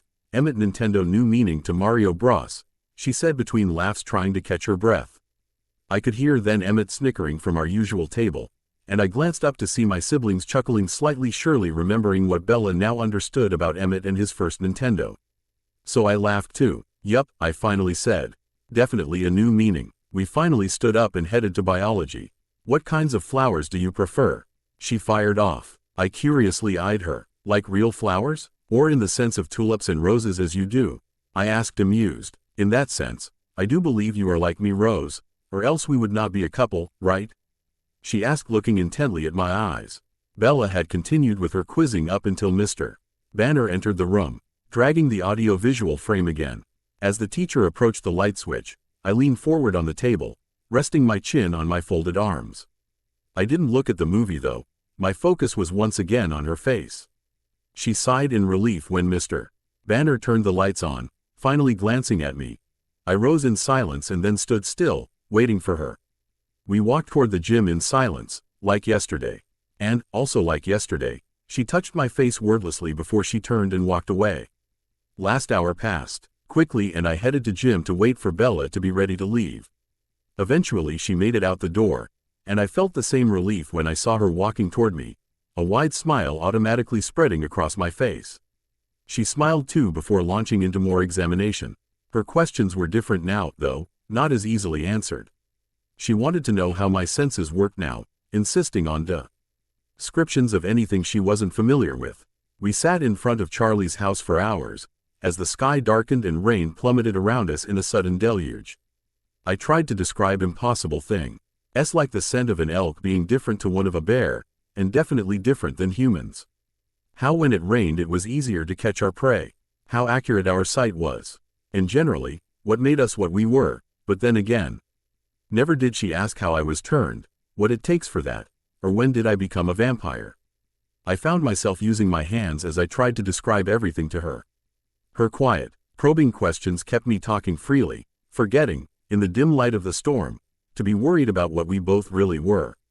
Finally, when I had finished detailing my room at home, he paused instead of responding with another question, quietly looking around. "Are you finished?" I asked. "Not even close, but we have company," she said, taking hold of her coat and heading out into the rain, toward the woods behind her home. "Bella," I called out after her, following closely. "Promise me something," she asked me, still looking around. I assumed she was trying to find the source of her buzzing. "Do not interfere," she demanded. I was about to argue, but she sternly looked at me and the look on her face made me shut up. "It is one of the rules. No outside interference is allowed." he said, setting her eyes on the nearby path. I could hear heavy footsteps approaching in the rain. Promise, demanded Bella again. I nodded when I noticed someone coming out through that path. I promise, but please be safe, I said, looking at her again. She smiled and nodded, focusing again on the figure that had come from the forest. I could see by Bella's posture that she had not recognized this man. He looked around 30 and, like Bella, was wearing a long raincoat, however was already grasping a samurai sword on his hands. They advanced till they were close together. The man decided to speak then. My name's Armand Tarcone, and I see you are ready. However, as the rules dictate, I officially challenge you to a duel. Bella sighed. What is it with you people? I spend months, sometimes years without contact, and suddenly here I am. In the middle of nowhere with uninvited visitors every other week, she muttered under her breath, so low that even with my vampire senses it was hard for me to catch it through the rain. Then she glanced up and finally faced the man. I am Isabella MacLeod, of Clan MacLeod, she said, taking hold of her sword which had been concealed beneath her raincoat. I know, said the man, Armand. Next moment, the two swords flashed in the rain. For a second the clash was the only thing that I could hear, but it was immediately drowned because both of them lounged again against each other. Their heartbeats rose as well as the force of the storm. I watched as Armand reeled back a whole pace and a half, Bella following him in her attack. Then Armand began to make use of his height and weight. Bella was taking some dreadful knocks. They parted at the same time. I guessed it was to catch their breath since both of them were panting. I fought against myself every second that this lasted. I wanted so badly to get between her and Armand, take her in my arms and bring her to safety, but I had made a promise and this was important for her. An instant later they were battling again, circling round and round, testing each other's defenses. I gasped when Bella was pricked in the arm. The smell of her blood was dimly covered by rain and sweat, but not much, since our heartbeat had been pumping her blood all through her body at an incredible pace. Bella had a scowl on her face, but her movements seemed to be teasing and almost playing with Armand now, keeping out of range, shifting her ground, making her enemy work. However, Armand managed to land a blow at last that made Bella slip sideways and fall on one knee. Armand was on top of Bella, ready to land the final blow. The growl on my chest rose above the noise of the storm, and then as I was ready to run to them, out of the blue Bella grabbed Armand's arm as it came down and was up once again. Armand looked disappointed and angry, but I couldn't care less about him. All that mattered was that my mate was safe, and that if it came that close again, I would certainly break my promise to not interfere. A flurry of blows followed as fast and hard that it seemed impossible for either not to be killed or at least severely injured even with their fast healing. Both were now not only panting and sweating, but bleeding too. As the duel continued, the rain almost died away. Eventually, Armand was down and Bella took off his head in a swift blow. Watching it was most horrible and most magnificent too. Shish. He was out of breath and knelt down at the time a thunderstorm began.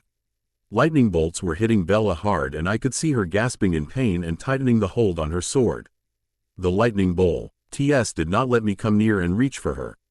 It was as if nature was preventing me from coming to Bella's aid. Worried as I was about my mate being electrocuted and burnt to the crisp due to the lighting, it took me by surprise to realize that Bella was actually getting aroused.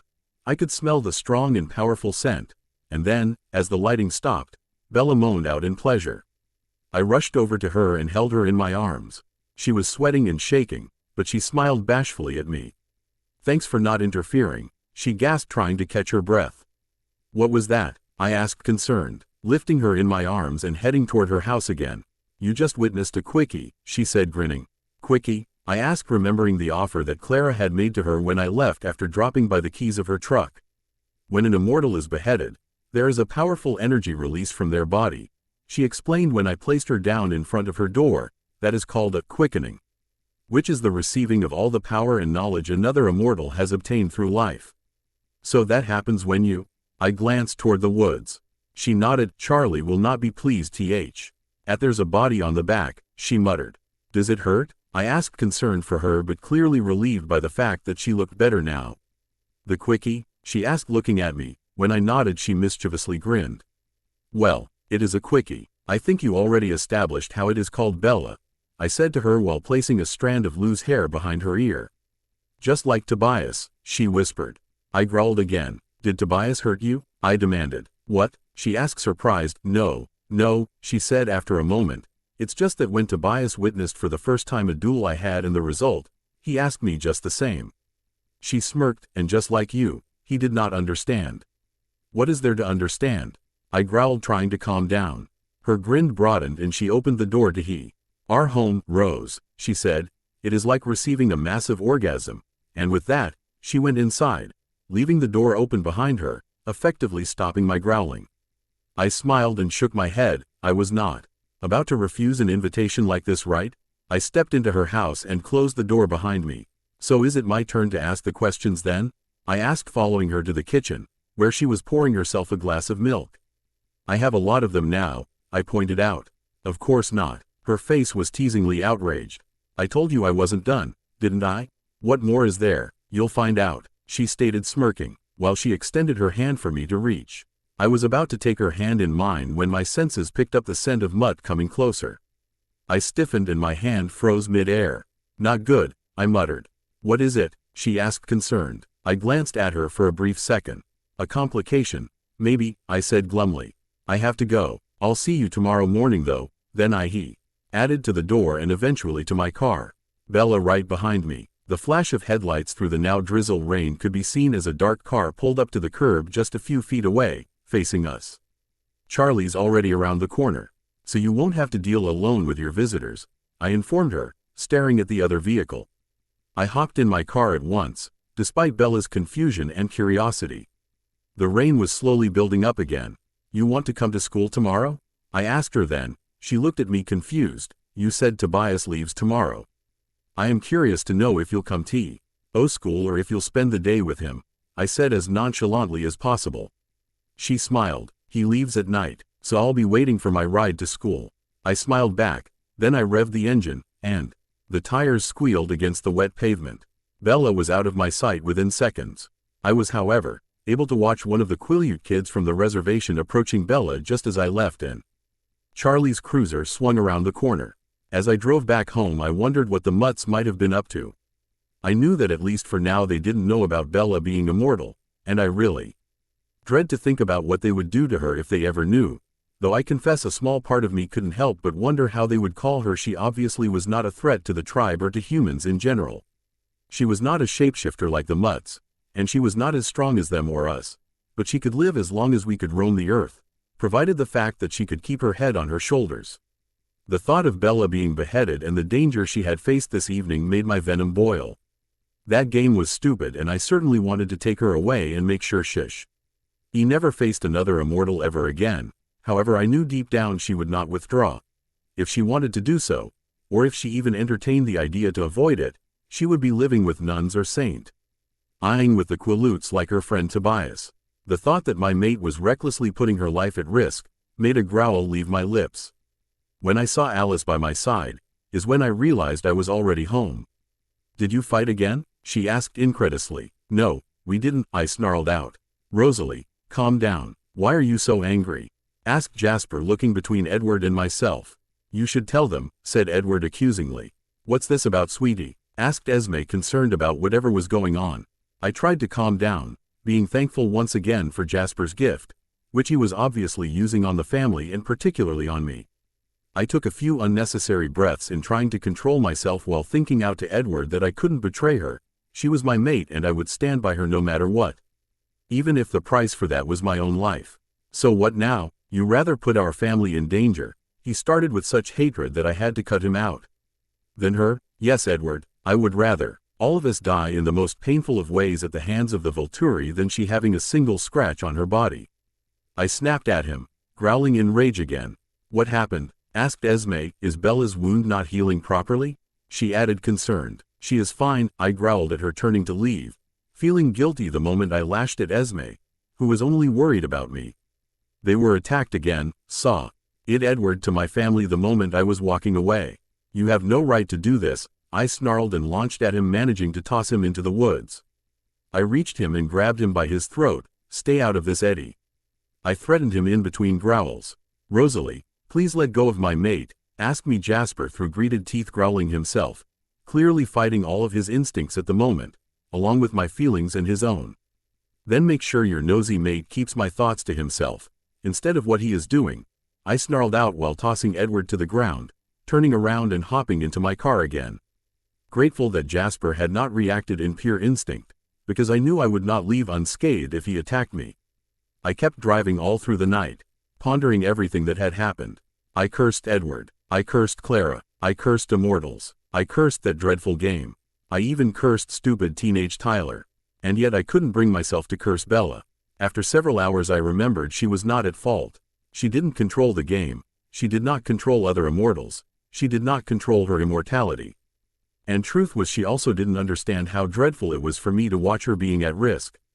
How difficult it was to fight my instincts to protect her, and my instincts to just complete the bond, to mark her as mine.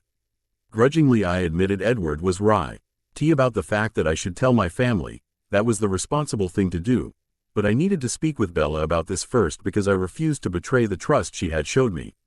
And with all the questions she had had for me, I had not broached that subject yet, so I accepted it was in part my fault what had happened with Edward at home. Mind you, he still was responsible too, but not all of it was on him.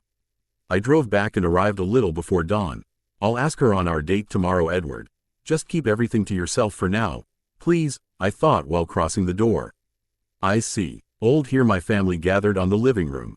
As soon as I reached them I noticed Edward clenching his jaw before he discreetly nodded at me, for which I was relieved.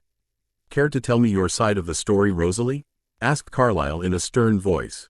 "Not really," I said dismissively and turned to leave to my room. "Freeze," said Carlyle in a tone which was impossible to disobey him. "That was no TA suggestion, daughter," he said sternly. I turned to face him again and look him in the eye. I don't know how long we stared at each other, but I finally relented with a resigned sigh. I came home in a foul mood because the mutts interrupted my time with Bella yesterday. I told him we were doing fine.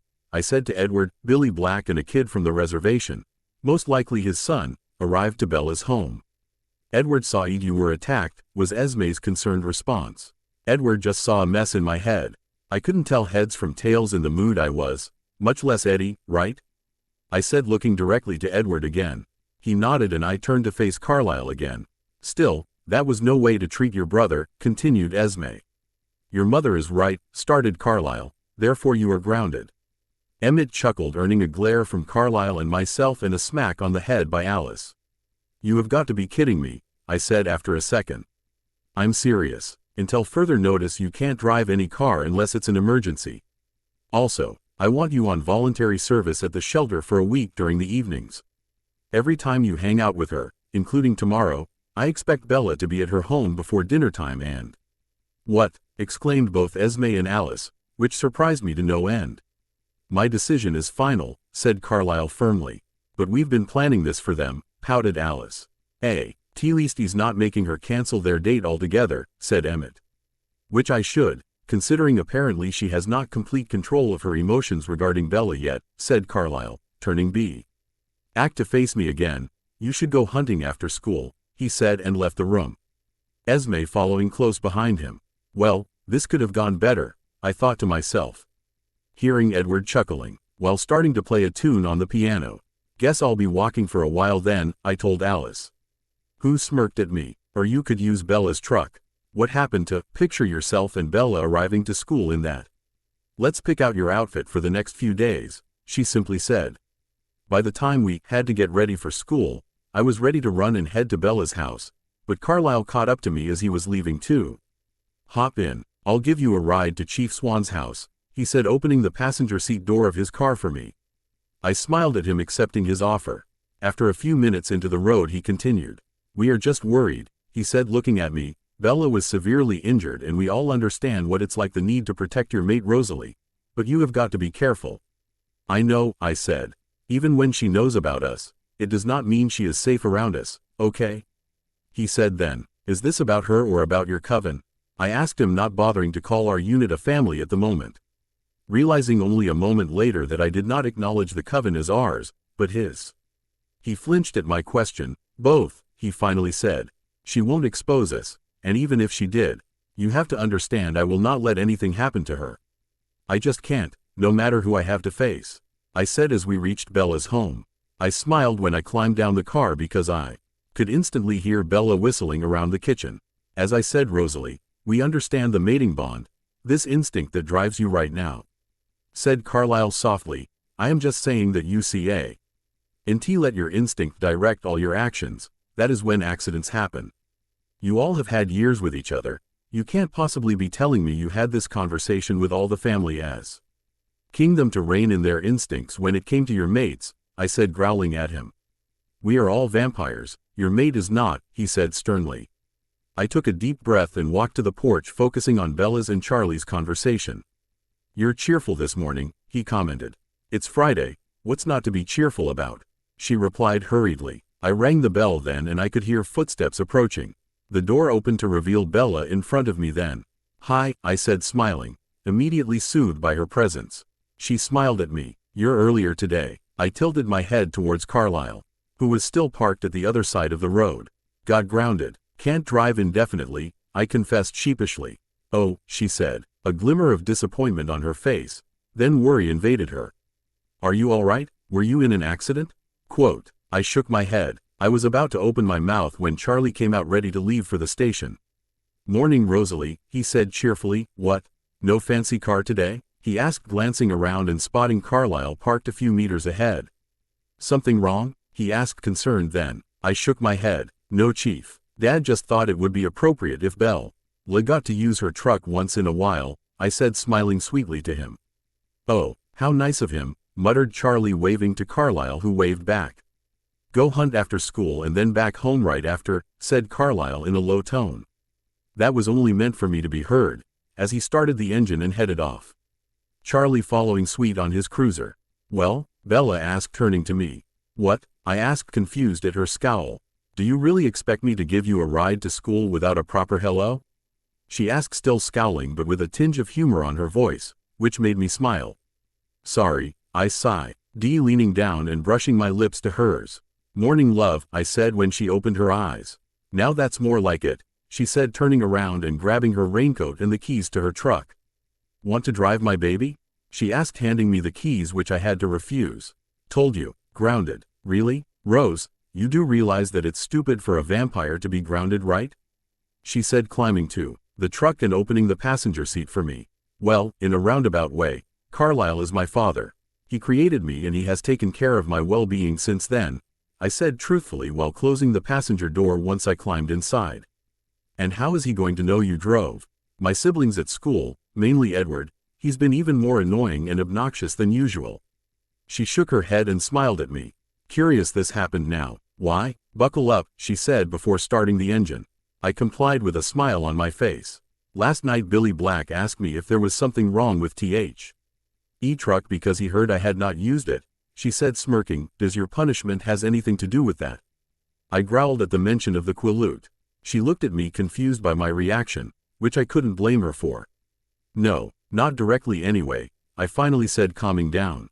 "Directly him, so indirectly it does," she said, smiling but keeping her eyes on the road. "Why are you grounded then? And what are the terms and conditions of your punishment?" I sighed. I was in a really bad mood when I arrived home because of everything. "You were in danger yesterday and you made me promise not to interfere. Which, let me tell you, I don't think I will ever promise again. It was dreadful," I said, shaking with emotion. "I know it was," she said softly, placing her right hand on my thigh. "But you have to understand that you can't interfere. You have no idea how many times I've wanted to interfere for Duncan and Clara, but it's the rules. We abide by the rules of the game," she said, removing her hand to continue driving us to school. "Not all of you do," I said somberly, remembering Raoul and what Bella said about him. "He did not abide by the rules. Why do you have to if not all your kind does?" I asked her pleadingly. "Because our honor is what has defined us, and at the end all we McLeods have. We are people of honor," she said, and we fell in silence for a couple of minutes before she decided to speak again. "However, I still don't understand how being in a bad mood got you grounded, Rose." I smiled at her, even when she wasn't looking at me but straight ahead. "I got into a fight with Edward because of that and his stupid mind reading." She asked, confused. Then something clicked on her mind. "Oh. Things got ugly then?" she asked, parking at school. "Yeah, pretty much. But you're all right?" she asked, concerned. I nodded in confirmation and hopped out of the truck. She walked to me after closing the truck and took my hand in hers. But this punishment of yours prevents us from seeing each other tomorrow? No, though it does limit our time together for the next coming days. At least a week. She looked curiously at me, waiting for me to elaborate. I explained her then in what exactly consisted my sentence. It's not that bad, she finally said. I could always volunteer too and keep you company, she said cheekily. Plus your eyes are darker today anyway, so you'll get to feed to your heart's content while I spend the evening with Tobias. I growled at that. Hey, she said sternly, looking at me. No more growling at Tobias. He's a good man and just a friend. Remember? I sighed. I know. Can't really help it though, I told her in front of her classroom. Seat with me at lunch? Hoping that she wouldn't get too upset about my instincts. Maybe Carlyle was right and I ought to rein them in. As if you really needed to ask, she said, pecking my lips, thus ending my then low growling. I headed to my classes but barely paid attention to the lessons, not that I act. You ally needed to, considering that was not the first time I sat through said lessons. But I was really anxious when I was not around Bella. I know from what the others had told me, that it was because of the mating bond that had formed and was strengthening. This, however, not only the several yards that separated us at school, but the ache that I felt when she was at her home and I was at mine, or hunting. Felt way too much pain for less than few miles away. So when the bell rang signaling it was lunchtime, I headed straight to the cafeteria and waited for her there. So, I told you about my knee. GHT, I started once she was seated. How was yours? Interesting, though not to worry. Charlie took care of our visitors just fine, she said, smirking, letting me know she was not only talking about the blacks but also about Tarcone. So, do I get to ask the questions now? I asked hopefully, wanting to learn everything that made her. She shook her head. Nope, yesterday we were rudely interrupted. Today's still mine. Maybe tomorrow will be your turn, if you're lucky, she said, smirking. Fine, shoot, I said, feigning defeat. She wanted to know about people then. More about my family and their hobbies. What we'd done in our free time together. And then if we interacted with others like us. Well, we are a large coven, and we like to settle down every few years somewhere around the world. Most of our kind, though, are nomads, and their covens are usually of 4 at most. Oh, how many others that you know of follow your same diet? She asked in between bites of her food. Not many, I told her. Trut. Fully, there is a small coven in Denali. We call them our cousins. But as far as I am aware of, that's it. Okay, so what about dating? She asked then. I know it gets lonely in the long run. So how many humans have you dated? You're the first since I was turned, I said, smiling to her. Really? I nodded, and she smiled to me too. But you've dated others like you, she said, more than asked. Yes, but nothing serious, just a few months, I said truthfully. Emmett was my longest relationship. Really? What happened? Alice, I said simply. Alice? Asked Bella, confused. So I elaborated. Alice and Jasper came to our lives, and Emmett and Alice became an item. Both of us knew that we were not really meant for each other, but we were lonely when we got together. So when Alice came to our lives, Emmett was happy with her and I got dumped. Well, not to be cruel here, but I'm glad. Yeah, me too, I confessed. Okay, how about this? Have you ever encountered a human who you were willing to turn? I shook my head. No, I have never tasted human blood, and I wouldn't want to test my self-control if I tried to turn someone. But for some reason I felt drawn to Emmett, so when I found him dying I begged Carlyle to turn him, I told her, tracing small patterns up and down her arm. I'm glad you had him, said Bella sincerely. Let's see. How about someone with whom you wanted to spend the rest of your immortal life with? She asked, then taking the last bite of her food. I'm looking at her right now. She looked up and smiled at me. Will I drive you home? Or will you ride with your siblings? She asked, obviously changing subjects. I'm leaving with Alice after biology. MMMH. I might be tempted to ditch Jim then. No, you won't. We're leaving for me to eat, remember? And you are not allowed to watch me feed, I said indignantly. Fine, she simply said. What will you hunt? Whatever comes first, I said. Not wanting to stay on this line of conversation for long, I stood up and took her tray to the counter. What time will I see you tomorrow? She asked. That depends, it's a Saturday. Don't you want to sleep in? I offered. No, she answered too fast. Are you sure? I asked, restraining a smile. Absolutely. The same time as usual. Then, I decided. Will Charlie be there? No, at least I don't think so. He's going fishing tomorrow, so he is leaving way too early. she said unching her face. Can you believe he asked me to join him? UHGH. Last time I went fishing I nearly froze to death. Quite literally, mind you, in the river. Now that I think about it, since he knows this, he was probably teasing me when he invited me to join him. You'll have to tell me more about that fishing adventure of yours. But for now, what would Charlie think if you don't come home tomorrow? Will he rally behind Duncan and drag you back? I asked her, amused by the faces she was making at the thought. I have no idea, and I honestly don't want to, she answered, smirking. But your father will surely not be pleased, and I would rather have my girlfriend sentence-free, you know, she said cheekily. Almost forgot about my punishment, I confessed. What if I speak with him and tell him how fair it is that part of your punishment, since he is punishing me too? As amusing as that idea is, I don't think it will help our case, I said, smiling while we headed for biology. So, why are you going with Alice? She wondered. Alice and Esme are the most supportive. And the others? She asked timidly. What are they? Incredulous, for the most part. They don't like me, she sighed. That's not it, I disagreed. Maybe it's just a girl thing, and them being boys does not help. Except for Emmett, he is just having way too much fun at my expense. Maybe, she sighed again. Oh, Duncan said he is planning to visit us. He says he wants to know the girl who has got me thinking about actually settling down, she said, smirking. Duncan? I asked, a little scared by her parental figure. What would happen if he didn't approve of us? Yeah, don't worry though, he's a burned marshmallow, she said, smiling. A what? I asked, now confused. You know, tough and dark and gloomy in the exterior but quite sweet and soft on the inside. You, my love, are a weird being. So says the pot to the kettle, she said, chuckling when we were at our seats. Anyway, I think my family is just worried. At least I think Carlisle is worried. Edward, on the other hand, is just being stubborn, I said, trying to make her understand again. You see, it's dangerous for more than just me if, after spending so much time with you so publicly. If, she asked, if this ends badly. It won't end badly, she said firmly. As soon as she said that, Mr. Banner came in and started the mini-lecture before starting the last RT of the movie we have had to endure so far in classes. I didn't think I could take any more, she said, taking my hand in hers once the class was over. Alice was suddenly standing in front of us, slightly startling my mate. Alice, I greeted. Rosalie, Alice, Bella, Alice, I introduced them, gesturing casually with my free hand. We've met, said Bella, smiling. Hi, Alice. Hello, Bella, it's nice to see you again. And it's good to see you are doing fine after what happened in Port Angeles. I flashed a dark look at her.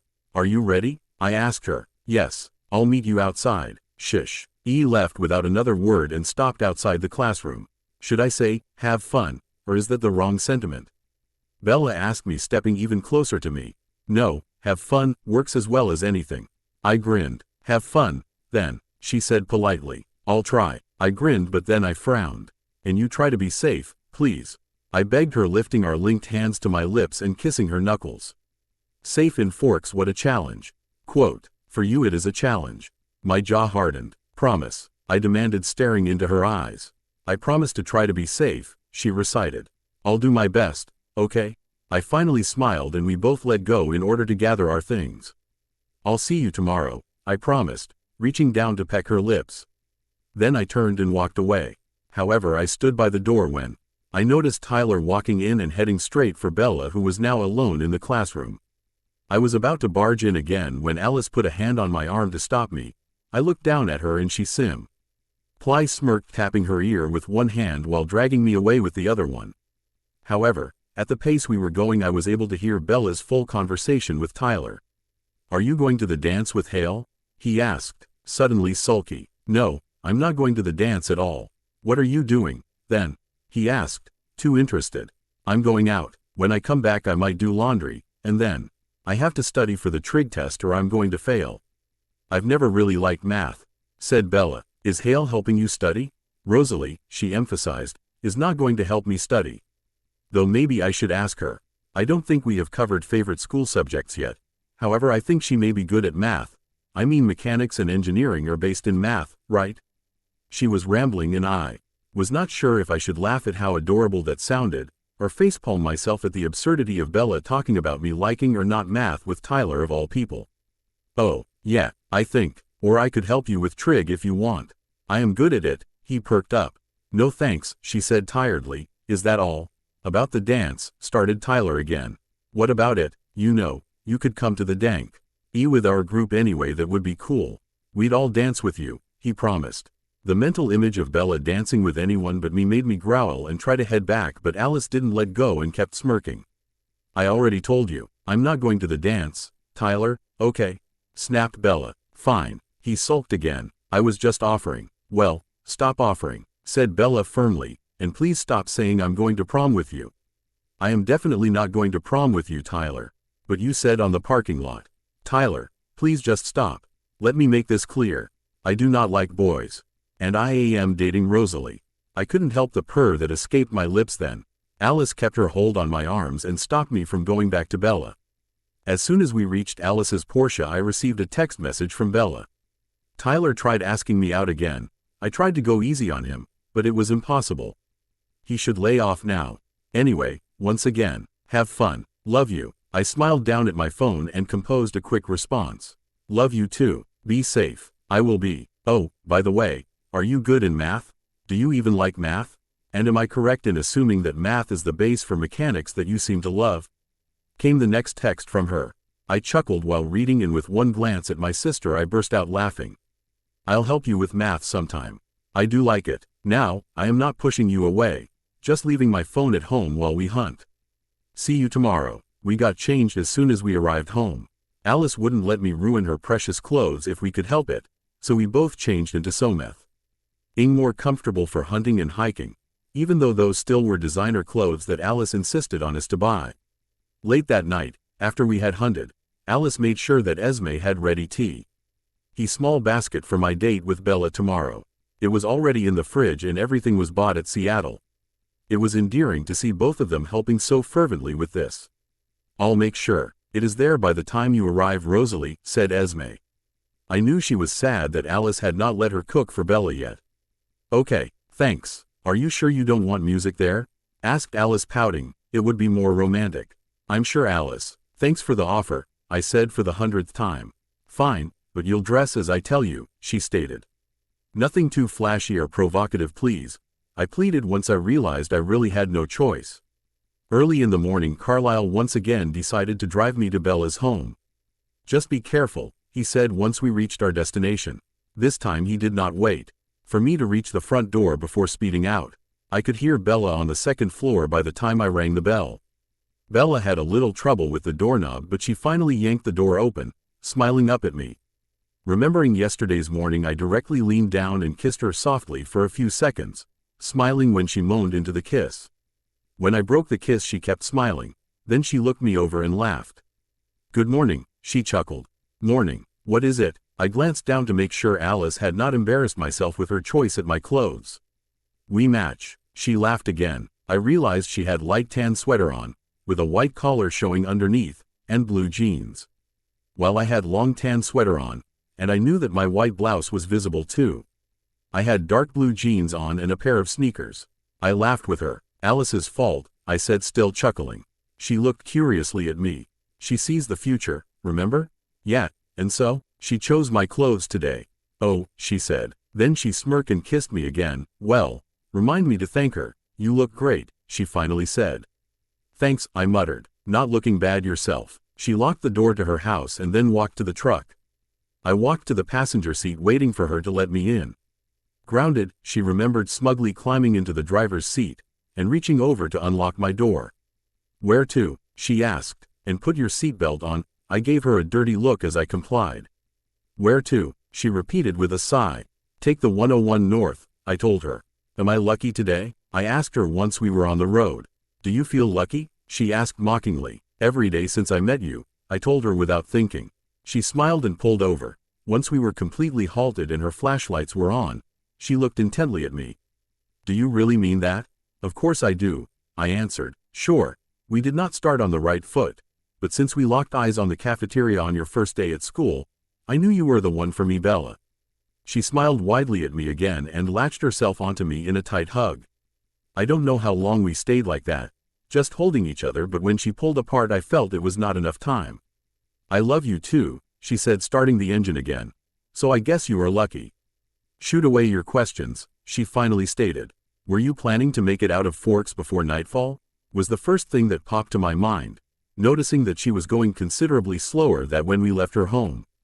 This truck is old enough to be your car's grandfather, have some respect, she retorted. But it could go faster, and I'm not talking about after a few arrangements. Which I will be happy to do for you, I said, defending myself. Fine, she said, speeding up. Okay, so you said you've been in the game for a while. So that means you've traveled around the world? Yes, I've been around. Where have you never been and you wish to get to visit? Lots of places, she said. I've never been to Egypt. Or to the Mayan territories. New Zealand and the Greek islands. I've never been to those places and I'd like to go there in the future. MMMH. Good to know. And with that I started off with questions much similar to what she had asked me the past few days. Music, books, movies, flowers. We were soon out of the town limits, thick underbrush and green swat. Head trunks replaced the lawns and houses. Turn right on the 110, I instructed before continuing my assault of questions. Now we drive until the pavement ends.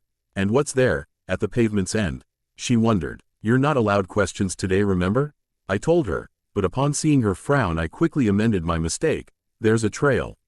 We're hiking, only 5 miles or so. What about others like you? Friends? Are only McLeods your friends? I asked her. No, not exactly, she said, frowning slightly. Clan McLeod is my family. And we are not that many, not alive anyway. Only 4 of us. Tobias being the youngest and Duncan being the oldest, she said. Actually, Duncan is the only McLeod by blood. By blood? She nodded. He was born in Scotland in Clan McLeod. The others, W.E. were just sort of adopted by him into the clan. So Tobias, Duncan, Clara and yourself are the only McLeods? No, Richie is the other McLeod, she said, sighing. Clara is not part of our clan. She is what you would call a nomad. I'm confused now, I stated. If Clara is not part of your family, why aren't you trying to behead each other? Immortals can befriend each other, you know, she said. Imply, the circumstances change from time to time. Duncan, for example, knows an immortal named Amanda who died for the first time in 850. They even dated for a while. 1850? I asked, clarifying. Nope, 850 inches. So how you met Clara then? We were friends before my first dead. I used to hang out with her and a few others. Duncan never liked her. I didn't know why. I knew Duncan was an immortal. I've known all my life. I just didn't know she was one too, or that they both knew I had the seed of immortality, so when I died and awoke again, I knew that was the reason he didn't like her. He thought she was waiting for me to, die, in order to behead me. Why? There are some immortals who do that. Find people with the seed of immortality. They stay around for a little while in order to study them and then make sure they die. Once they awake again, some explain them the rules and in the pretense of teaching them they do behead the new immortal, and others just go straight to the point. That's awful, she muttered something that made me believe she agreed. Do you have any other friends? Kind of, yeah, Rebecca Horn, who also knows Duncan and actually was Amanda's first teacher. I am not sure if Duncan knows that yet. And there's Adam too. Both of them are the oldest known immortals. It is by sheer luck that I even bumped into them and that we ended up becoming sort of friends. What about Renee? Isn't she your friend too? Not exactly. We barely know each other. She is not immortal, by the way. And don't even start on Charlie. He is my watcher. We could become friends, but... She trailed off and a sad look crossed her face. What? Well, last time I became friends and got close with my watcher, it didn't end up well. Is that why you are here at Forks? Part of the reason. Yeah, since I did not want to see her sad or frowning, at least not today, I decided to leave that line of questioning for another moment. I'm all ears when you are ready. Okay. Thanks, she muttered, smiling to me. What about sports? You said I had to figure it out, but you're not giving me clues. So you don't think that sword fighting is a clue? She asked, amused. Is it? I asked, confused. That's not a sport. That's survival for you. Well, it is now. But Duncan trained me since I was able to walk. He trained me into sword combat and martial arts. So those are the sports I'm good at.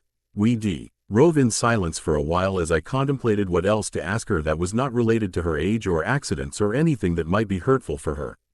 What are you thinking? She asked impatiently after a few moments. There's so much I want to know about you, but everything I can come up with right now seems to be hurting you, I said, saddened by that. I don't know how you managed to ask so. Many questions about my life without dwelling in my past, I added softly. It might hurt, but if you want to know anything, just ask, okay?